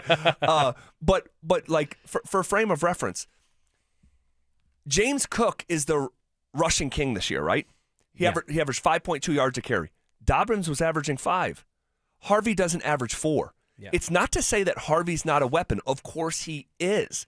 But can you be a bona fide Super Bowl contending starting running back on a down-to-down basis? Again, right now. Right now. We're not talking a 3-year runway where a guy like R.J. Harvey can make exponential leaps and bounds. We're talking about the Broncos are 2 home playoff games away from Santa Clara right now. Right now. And who do they need to make sure they get there now? And J.K. Dobbins is more of an answer to that question than R.J. Harvey. It's not.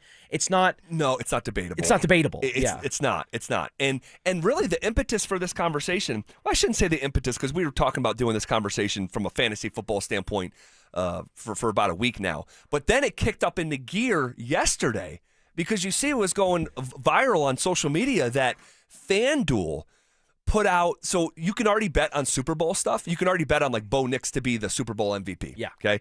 And so FanDuel put out first touchdown scorer in the Super Bowl. And the number one was Zach Charbonnet from the Seattle Seahawks. Really? Yes. Not Kenneth Walker. No. My guy. And second was J.K. Dobbins.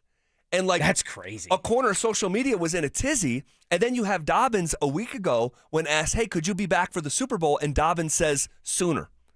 So this is like really him saying that last week. That was the impetus for us. Some action. Yeah. It spurred the segment. So we're playing JK or nay. If you were to wave a wand, would you bring back J.K. Dobbins for the divisional round and onward in exchange for removing a Denver Bronco from the equation?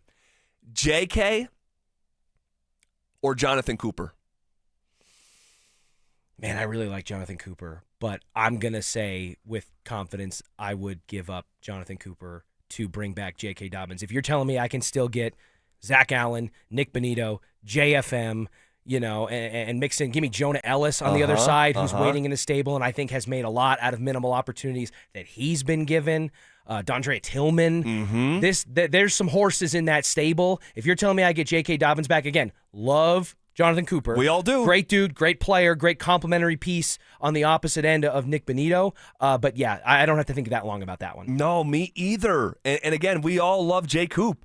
But also, if I'm just going to fully transparently have the conversation, Jonathan Cooper hasn't had a full sack since 3 weeks before Thanksgiving. He's got one total sack since Sunday, November 2nd. It is crazy how much the brakes screeched on the sack production for the Broncos midway through the season. Yeah. It just disappeared one day. I just assumed that Jonathan Cooper was going to be a double-digit sack guy again, and he's not. He just hasn't been. And I don't want to hear too much about the cage rushing either.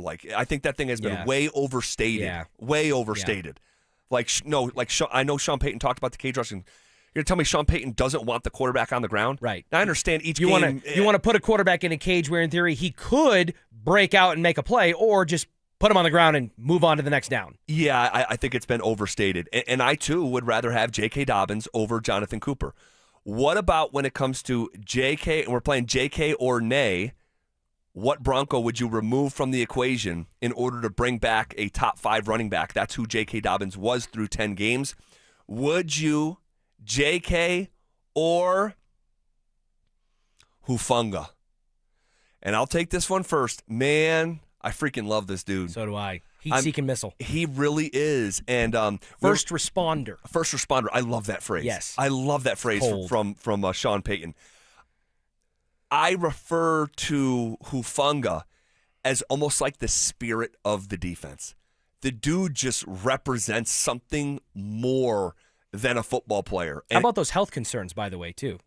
For Hufanga going into the season, we had with that's Greenlaw right. and Hufanga. It was like, hey, these guys are at an all-pro level when they're healthy, but they've both had injury concerns. Hufanga has been a pinnacle, knock on wood, of health throughout this regular season, and hopefully it will continue. And he really has. And had he hauled in a couple more of those picks, dude, he would have been an all-pro. He's out there wearing oven mitts. Yeah. Now, one of them was Brandon Jones' fault. Brandon Jones friendly fired Hufanga on the 1-yard line for a lollipop that was going right to him, which I would be very frustrated behind the scenes if I was Hufanga. But there's been a couple lollipops that just... Yeah, few. He just can't. He can't hold on to the ball.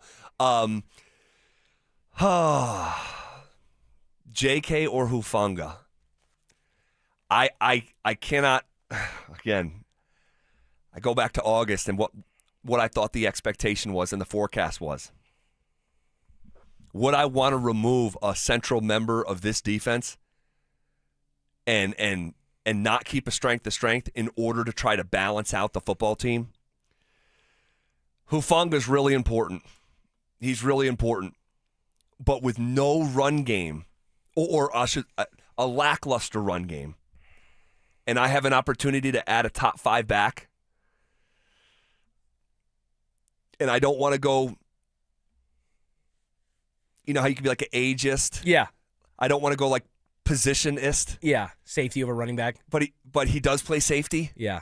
And I know you could say the same thing about running back and how replaceable it is. You know, those conversations exist as well. In this specific and unique setup in Denver, in this specific team, at this specific moment in time, for this offense that has been lackluster for the last month of the season, I would rather take J.K. Dobbins and have him on the field for Bo Nix in this offense than have Hufanga out there. And I feel dirty saying it. I feel like I need to brush my teeth. So that would mean that the Broncos would not have Brandon Jones or Hufanga for their first playoff games. Your backup safety at 2 spots. Correct. And again, reasonable minds can disagree on this in a major way. I ultimately think that I would do it too. But man, all the stuff you said about Hufanga is valid, especially from like a rah-rah emotional standpoint. But the guy is just a heads-up savvy football player. Like, he has an exceptional above-average ability, in my opinion, of just knowing how to position himself and where the ball and the play is tracking and meets it at the point of attack, that first responder mentality. And I do think that's really valuable and something that Vance Joseph probably relies upon on the back end to allow him to be as aggressive as he is on the front end. I still would do it because I want JK back really badly, but we're starting to get into some more difficult ones than we started. I was going to say, it's pretty uncomfortable.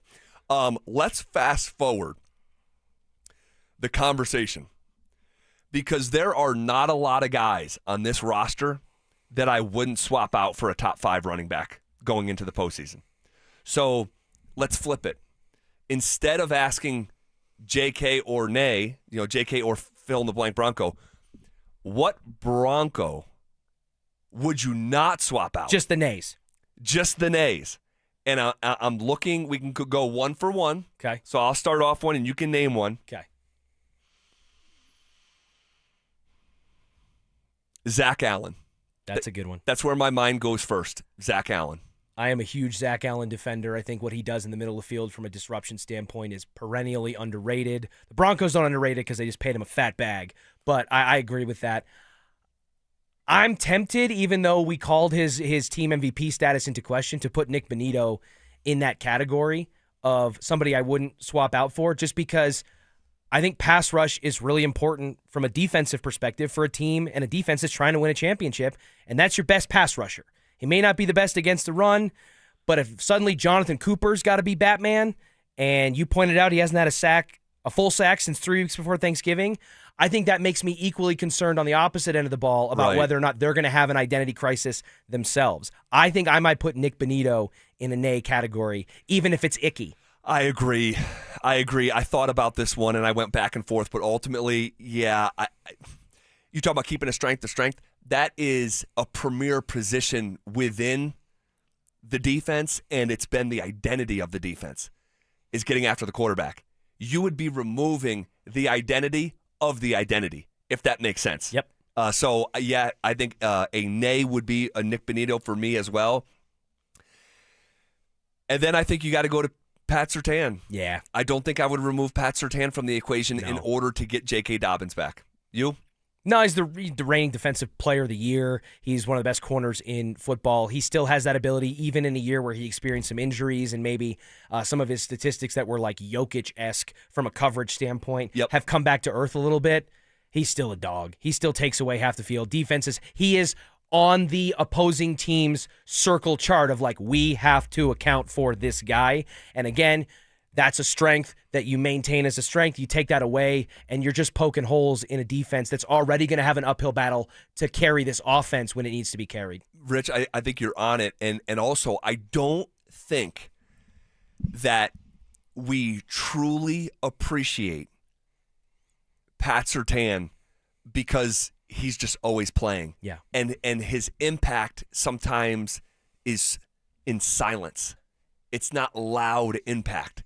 But if you were to remove him from the equation and expose the vulnerability of the secondary or one side of the field and really open up the playbook for opposing offenses, I think it would be a cruel reminder to his value. So Zach Allen, we wouldn't take out of the equation for J.K. Dobbins. Nick Bonito, we wouldn't remove from the equation for J.K. Dobbins. Pat Surtain, we wouldn't remove from the equation for J.K. Where do you go next? The list is getting smaller of like absolute nays. I mean, we're obviously factoring in that Bo Nix is not part of this exercise. Yeah. I don't know, Zach. I don't know if I have any more that I feel like overwhelmingly passionate about. I'm looking at the offensive line. Like, would I want to leave a blindside tackle spot for Bo Nix? Right. Going into the postseason, like remove Garrett Bowles. Bowles or JK? See, Bowles is another one like PS2. I think his value. Yeah. I don't know that I would give up Bowles. Yeah, I don't think I would either. Because Bo Nix, the offense again already is facing an uphill battle in spite of itself. Yes. A lot of the time, and if you're adding more opportunities for Bo Nix to face undue pressure, maybe Happy Feet come back into the equation, they're going to make it even more difficult. I don't know that I would replace Garrett Bowles, and I think you could probably make an argument in that regard for maybe McGlinchey as well, if you're just talking about it. See, with that one, though, it's tricky because I watched Alex Palczewski fill in for him so admirably. He did. And if you got that version of Paucho with Dobbins, I would consider it. But you don't think he would fill in for Garrett Bowles admirably enough with no, not on the left McGlinchey side. on the other side? No, I don't think so. Anybody else? I'm not going to put it on a nay category, but I do think, because we saw it last year, I would absolutely give him up ultimately, I think, in this exercise for JK. He would not be a nay. But I would be nervous about what the defense might look like if Riley Moss wasn't opposite Patrick Surtain. We saw when Riley Moss went down how leaky that secondary got, and we started seeing, now they don't have Levi Wallace and whatever the other guy's name was. Yeah. I mean, Chris Abrams-Drain was part of that too, but he's been better since then. But I think Riley Moss, and I talked about this with Dover earlier, I think he gets more criticism and hate labeled on him than is due. Oh my goodness, yes. And I think that he's one of those guys where it's like you think the grass is going to be greener and it may not be. You know what I mean? I think that if he were to step in, and yeah, they have Jahdae Barron, but if Jahdae Barron was overwhelmingly a better option, I think we would have already seen that transition of power take place. I agree. With Riley Moss. There's a reason why it is where it is. Agreed. And I just think that even though it's not as sexy or as obvious as like we're not going to replace PS2, if Riley Moss were to go down, I think that would change the dynamic of the secondary against some pretty potent passing offenses and pretty talented quarterbacks in the AFC postseason. Yeah, no doubt. All right, if you want to react to any of that conversation, you can hit us up on the RamosLaw.com text line, 303-713-1043. We're just about 10 to 15 minutes from kickoff between Oregon and Indiana in the college football playoff. We'll tell you what you need to know before kickoff coming up next. Follow us on X at DEN Sports 1043 for up-to-the-minute information and opinions on all things Denver sports. Also, we can still call it Twitter, right? Denver Sports 1043 The Fan, DenverSports.com, and the Denver Sports app. 2026 is shaping up to be an amazing year to buy a home in Colorado. If you've been dreaming about getting into your first place, upgrading for more space, or downsizing for a simpler lifestyle, now is a smart time to start planning. And the first step is easy. Get pre-approved. With American Financing, you can get it done in 24 hours or less, so you'll know exactly what you can afford before you start shopping. Rates have been dropping, home prices are steady, and more homes are hitting the market. You could score the right home at the right price and lock in a monthly payment that fits your budget without stretching yourself thin. And unlike renting, every payment you make goes toward your future, not your landlord's. And here's a misconception we love to bust. You do not need 20% down. Many buyers purchase with as little as 3% down. So if home ownership is on your 2026 goals list, let's make it happen. Call American Financing, Colorado's home for home loans, at 303-695-7000. That's 303-695-7000, or visit them online at americanfinancing.net. NMLS 182334, NMLSconsumeraccess.org. With Progressive's Name Your Price tool, you can choose the best coverage option for you. Because you know you. Like, you know you can't cook. You're not one of those people who say that they can, but when people come over for dinner, they find out the hard way, you can't. You can't even microwave popcorn, and that's literally just one button. Plus, measuring and patience are huge parts of cooking, and that's just not you. Only you know you. So get coverage options within your budget with Progressive's Name Your Price tool. Progressive Casualty Insurance Company and Affiliates. Price and coverage match limited by state law. You're still grooving, still connecting, still loving, still turning up, still thriving. You still got it, but your immune system, it weakens as you age. That's where vaccines come in. They help train and strengthen your immune response to fight off respiratory illnesses like flu, pneumococcal pneumonia, RSV, or COVID-19. Ask your doctor or pharmacist which vaccines you need. Book in minutes at VaxAssist.com. Sponsored by Pfizer. Peyton Manning here. Throughout my football career, staying healthy was a big priority, but bumps, bruises, and injuries were part of the game. And for me, it's not just the clinical excellence and expertise that sets a medical team apart. It's also the compassion, kindness, and empathy they show. At Common Spirit Health, healing is quality care and human kindness. And my friends at Common Spirit are teaming up with their partners to spread human kindness and create healthy communities. Common Spirit Health. Hello, human kindness. I wish I'd gotten treated for my erectile dysfunction sooner. Men, I hear this all the time from our patients. This is Jeff for the Rocky Mountain Men's Clinic, and if ED is a problem in your life, resolve to get it treated today and stop having it affect you and the one you love. ED is simply a medical condition, and it's fully treatable.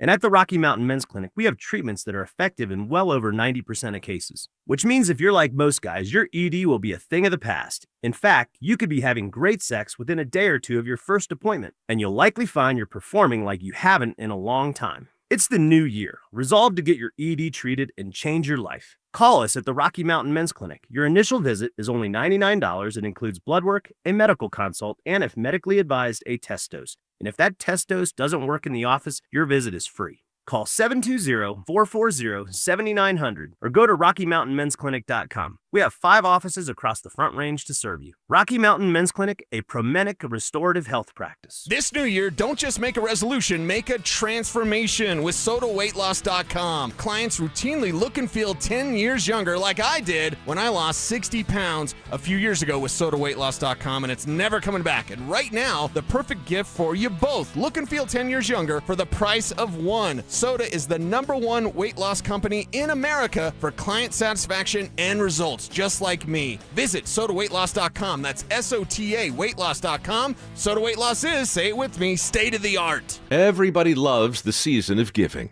but now the season of paying for it is upon us. That not-so-wonderful time of the year when millions of Americans open their credit card statements, stare in horror at the balance, and resolve then and there to find new ways to save money. If you're among those Americans, why not start by cutting your wireless bill in half right now with Pure Talk's Saver Plan? It's easy. You'll get unlimited talk, text, and 3 gigs of high-speed data on a super-fast, nationwide 5G network for just $20 a month.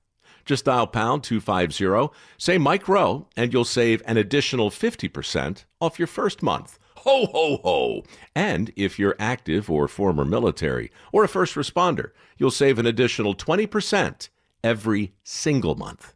That's pound 250. Say Mike Rowe for the gift that keeps on saving from America's wireless company. Pure Talk. Catch Telestrator Tuesday weekly on Stokely and Evans with Mark Schlereth, where Stink or Stoke dive into the past weekend's games with a coach's eye, using insights into what went right and wrong on critical plays. Telestrator Tuesdays, powered by Colorado Credit Union. Love where you live, love where you bank. Denver Sports Snapshot. Tonight on 104.3 HD3, TU hockey skates with Western Michigan with pregame starting at 6:30. Then on 104.3 HD2, CSU basketball faces UNLV with pregame starting at 7:30. Tomorrow on 104.3 HD2, TU hockey skates with Western Michigan in Game 2 with pregame starting at 5:30. 104.3 The Fan. We are Denver Sports. Denver Sports 104.3 The Fan presents The Drive with Zach By and Phillip Lindsay.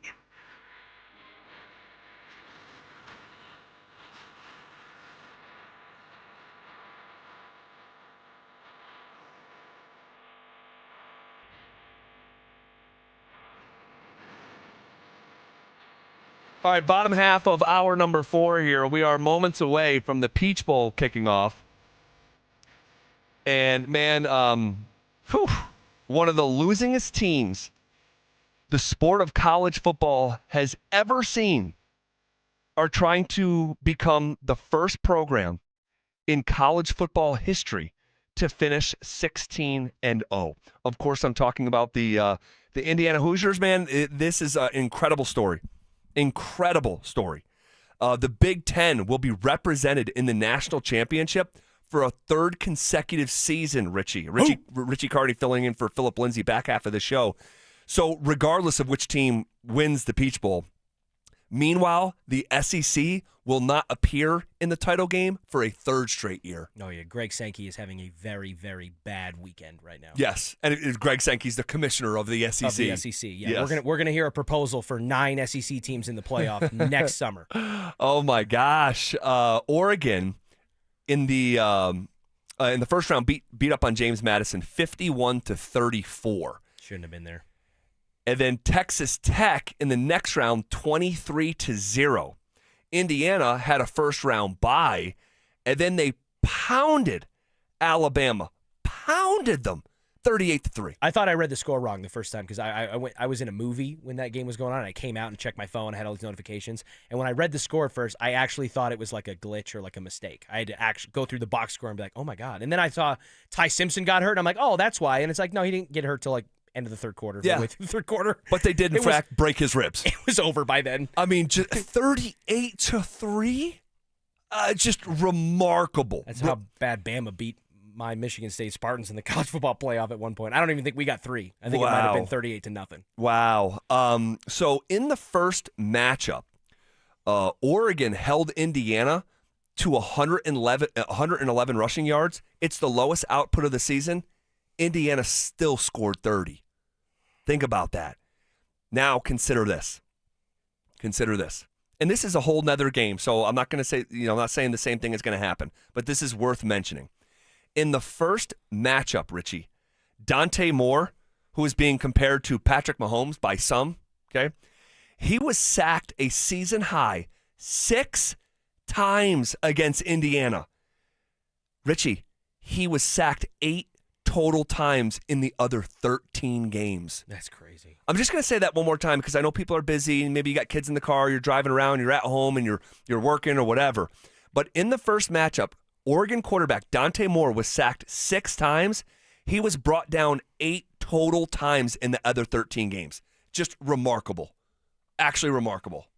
How do they keep doing it, Zach? How does Indiana keep finding ways to, despite the fact that they are so undermatched when it comes to high-profile recruits and their offense and defense are constructed in a way that maybe doesn't always pop off the screen, but they're just like this methodical machine that just continues to hum and hum and hum, and it's like you can't stop it, but you also don't necessarily see it coming until it's right up on you. How do they keep doing it? Machine is the perfect word for this Indiana football team. And I bring it all back to Curt Signetti. He is one of the greatest coaches that I have ever seen. Truly. He has the most disciplined football team in the country. He has the most efficient football team in the country. Who they are on standard downs is remarkable. They almost never get behind the chains. Almost never. And when it comes to third down, they are converting third downs at a 55% conversion rate. There's 5 teams in the last decade to convert at that rate, and 2 of them are Army. So take that into consideration. Triple option stylistically how they play. And when it comes to stopping other teams on third down, they're the 3rd best team in the entire nation. They don't take penalties. They average 3 flags a game. That's number 1 in the country. They just, man, they bring pressure. The phrase, the whole is greater than the sum of their parts, is literally meant for a team like Indiana who does not have a single 5-star player on their roster. By comparison, Oregon has 7. When it comes to 4 stars, Indiana has 7. Oregon has 52. And they come together, and Signetti, like you look at the defense tonight, watch the defense tonight. They'll be lined up, they'll look to the sideline. Curt Signetti will say one word, and they will shift into a different position. You never know where they're coming from. I've never seen anything like it, ever. No, they remind me in some aspects of, I feel like they're like a tidal wave. Like you see them from afar off if you're in another conference or you're not really plugged in with it, and you're like, okay, that doesn't look that bad. Or then all of a sudden that tidal wave reaches the beach and you're like, oh my God, this is a monster. That's a great analogy. Yeah.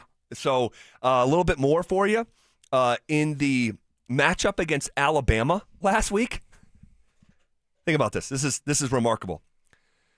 Fernando Mendoza, Heisman Trophy winner, had more touchdowns against the Crimson Tide defense than he had incompletions. Oh, my gosh. Try to process that. More touchdown passes than incompletions.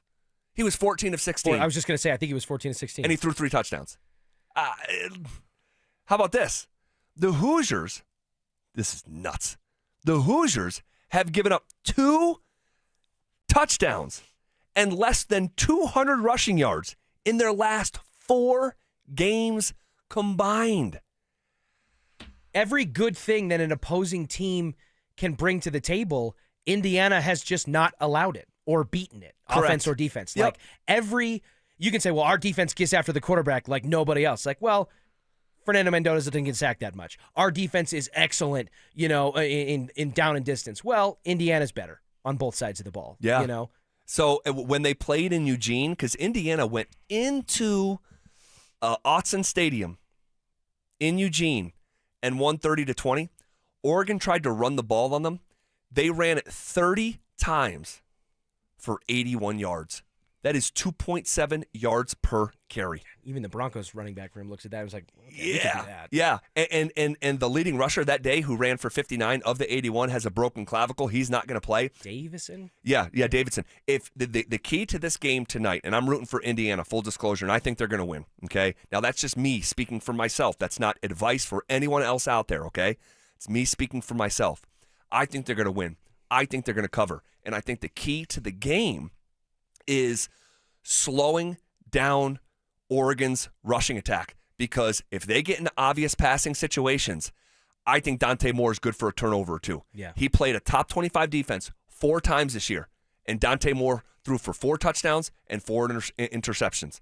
And when he's pressured, he goes from potential number 1 overall pick to a guy. Just a guy. And if that's the scenario and the dynamic tonight, and who knows if it will be. Dan Lanning is a great coach, and they have a great roster. And it's hard to beat a team twice. So Oregon could come back and knock these boys off.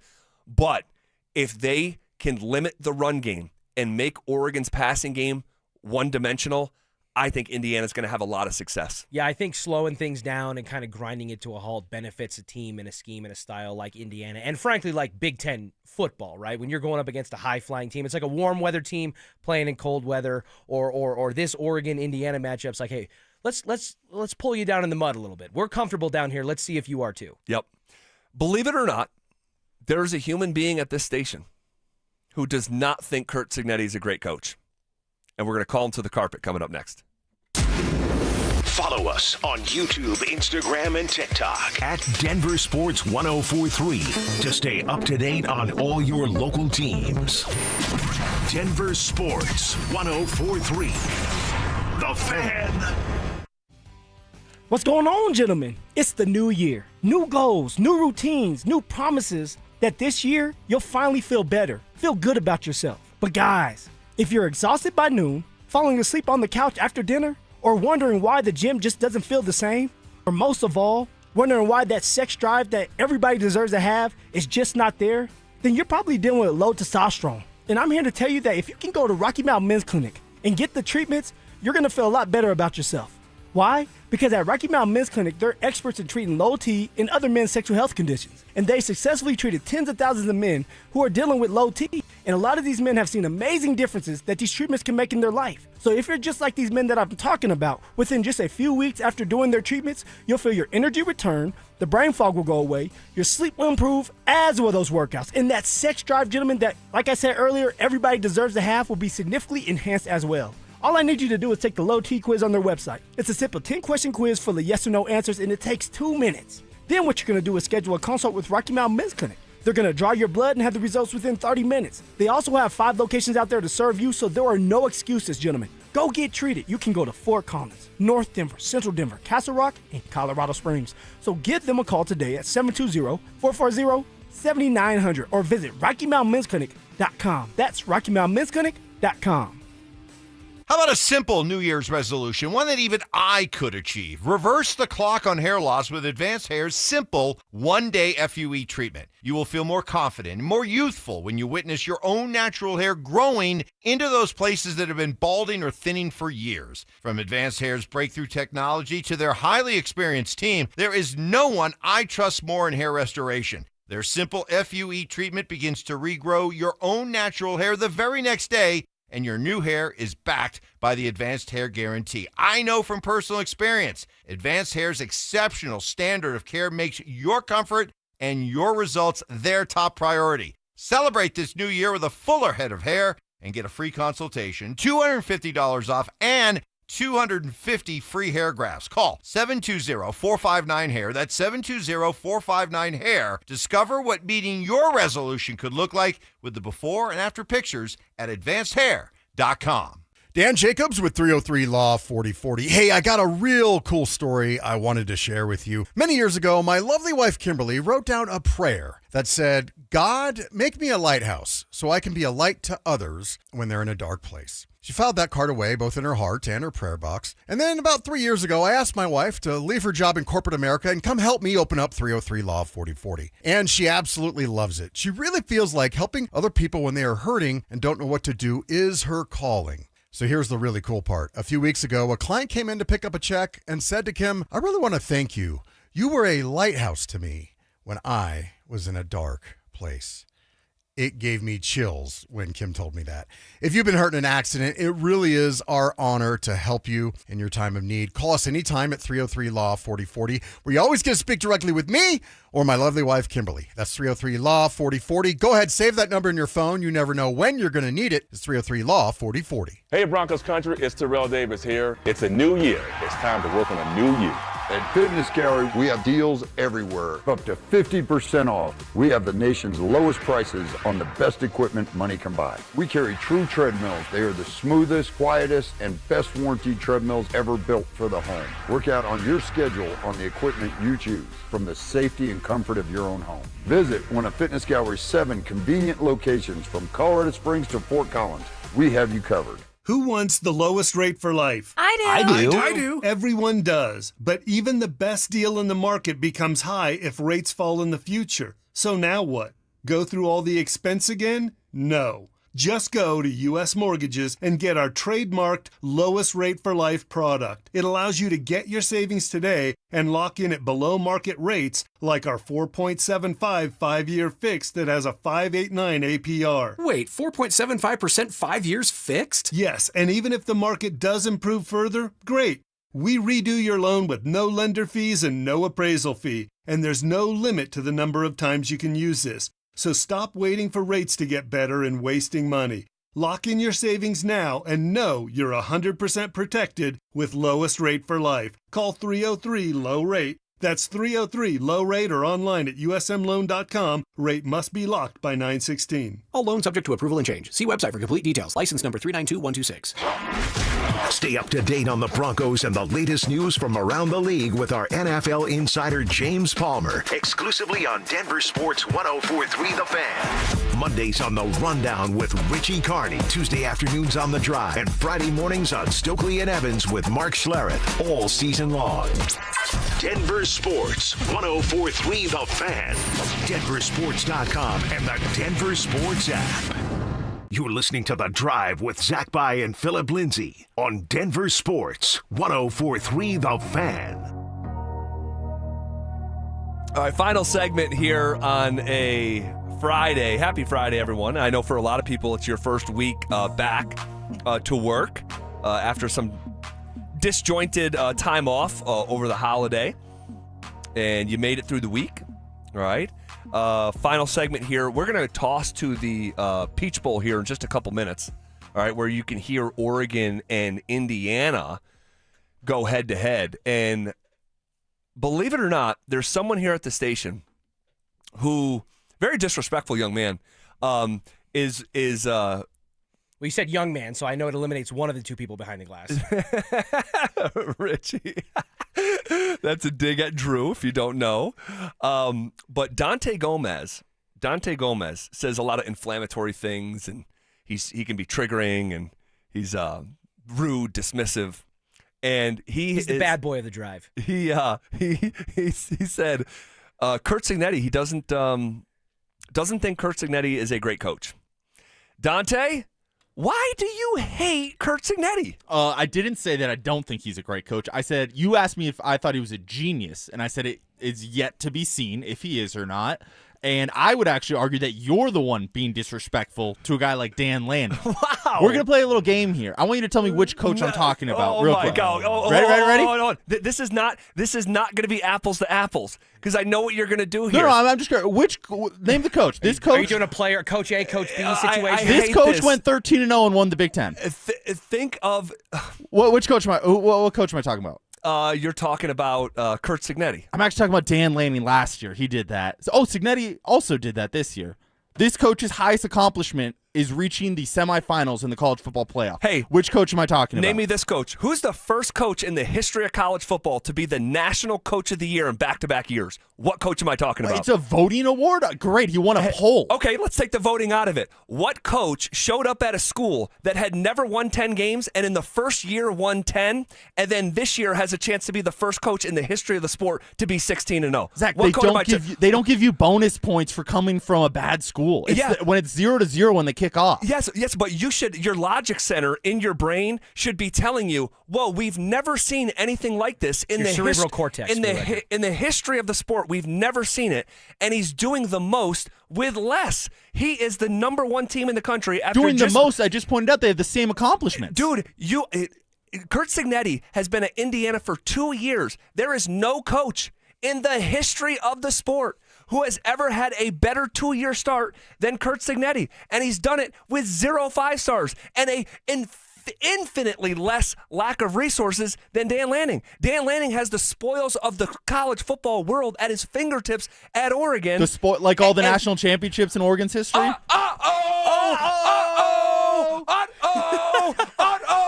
Kurt Signetti and the Hoosiers up big 10 seconds into the game. A pick 6 to the cribbo. Signetti, it's the Sig 10. Has Dan Lanning ever done that? Hey, this team is in trouble tonight. And after Oregon loses this game, you're going to tell me that Kurt Signetti is a genius. Please meet me there. If Signetti wins this game, then I will say he's a top 3 coach. But not a genius. See how he did that? But not a genius. He can't. He's got a little Will Peterson in him. He goes head to head with Will, but he's got a little Will There's in him. also no way that Dante used Google to search these stats for his argument, because if you Google Kurt Signetti, you know what you find. You find the winner. You find the same stats as Dan Lanning. Did you ask Jeeves or Bing or Dante? I did all my own research. I have another Yahoo. Do they have a search engine? I have another question Dante, for you. Dan Lanning's great. Oregon's great. I like Dan Lanning. You're making me hate Dan Lanning. Okay. Just admit, we've never seen anything like this before. It's Indiana football. What? Teams go to the semifinals every year. Team wins the Big Ten every year, Zach. No, we've never seen Dante. Indiana, by winning percentage, is one of the worst teams in the history of Division I football. But you don't get bonus points for coming from a bad school. You do when you're making an argument like this one. When one has all the resources in the world and the other is Indiana football, and the guy who's the coach at Indiana football is doing stuff that's never been done, you just got to give him his flowers, man. I think he's a really good coach, but I don't think Is he a great coach?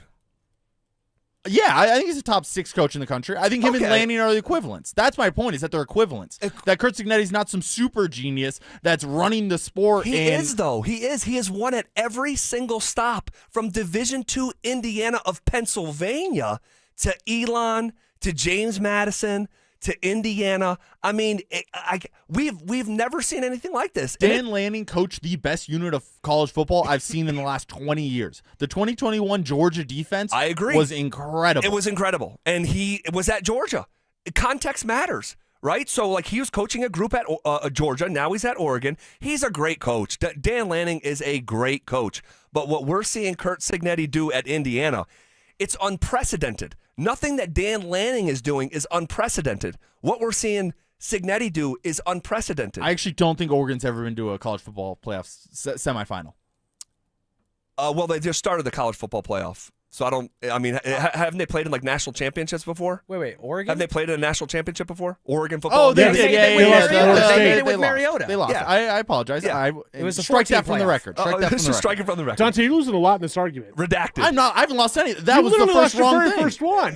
He's sounding more flustered now than he did at the start of this. With 13-0 with a Big Ten title. He was like, "Oh, that was Dan Lanning last year." My point is that they both did it. Yeah, but they're not shooting at the same basket. Oh, no, they are. They're both playing college football. They're both Big Ten coaches. No. One is at Oregon. The other is at Indiana. They both have 0 national titles. I understand, and that's going to change here in the next 10 days.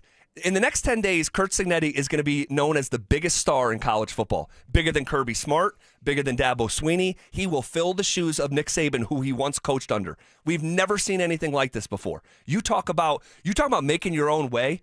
Dan Lanning is like boy wonder, right? Dan Lanning has been like groomed for this. Curt Signetti, when he was Dan Lanning's age, he was grinding at a Division II school. Sounds like he's worse at his job than Dan Lanning. Nah, that's a terrible take. And his offensive coordinator right now is the same guy that was coaching with him at that D2 in Pennsylvania. You talk about he's got the loyalty box checked as well. So I just love this guy. I think he's a star, and I hope. Because you're a smart college football fan, Dante. You really are. You really are. I hope you come around and give Signetti his flowers, because right now I think you're on the outside looking in for the rest of the college football world. It's plainly obvious what Signetti has done. I think he's a really good coach, but you said great coach. You're acting like, I think he's a great coach. You're acting like he's God's gift to college football, and he's just not that. I think that you're not yet, at least. I think that you are seeing something that's never happened before, okay? But B, I think you could be seeing the dawn of a dynasty, because he's doing this without the resources, but the resources are coming, because that is a fired up fan base and alumni network, and he is about to have all the money that Lanning has at his disposal. If he's doing this with no 5 stars, what does it look like in 3 years when those 5 stars are juniors? I think we could be looking at the start of a dynasty, and I don't think that's a crazy take. All I want out of this matchup right now is less scoring in the next 12 minutes and 42 seconds for my pocketbook's sake. Why? Who gave you that bet? That would be Dante Gomez. Goodness gracious. Oh, you're taking a victory lap already, Zach? You gave me the pick and said you're welcome for victory laps. And then there was a pick six 11 seconds into the game. Yeah, that's not how you want to start that. That is not how you want to start that. All right, good stuff here on a Friday. Appreciate you guys rocking with us. We're going to be back on Monday at 2 o'clock. Another big drop by Oregon. All right, guys, enjoy the games. Have a great weekend. Be kind to one another. And we step aside. It's Oregon and Indiana coming up next. Stream Stokely and Evans with Mark Schlereth, Dover and Cecil, The Drive, and all your favorite shows on the Denver Sports 104.3 The Fan app. Denver Sports 104.3 The Fan, DenverSports.com, and the Denver Sports app. Every Christmas, you watch a classic movie. The one with Jimmy Stewart as caring banker George Bailey.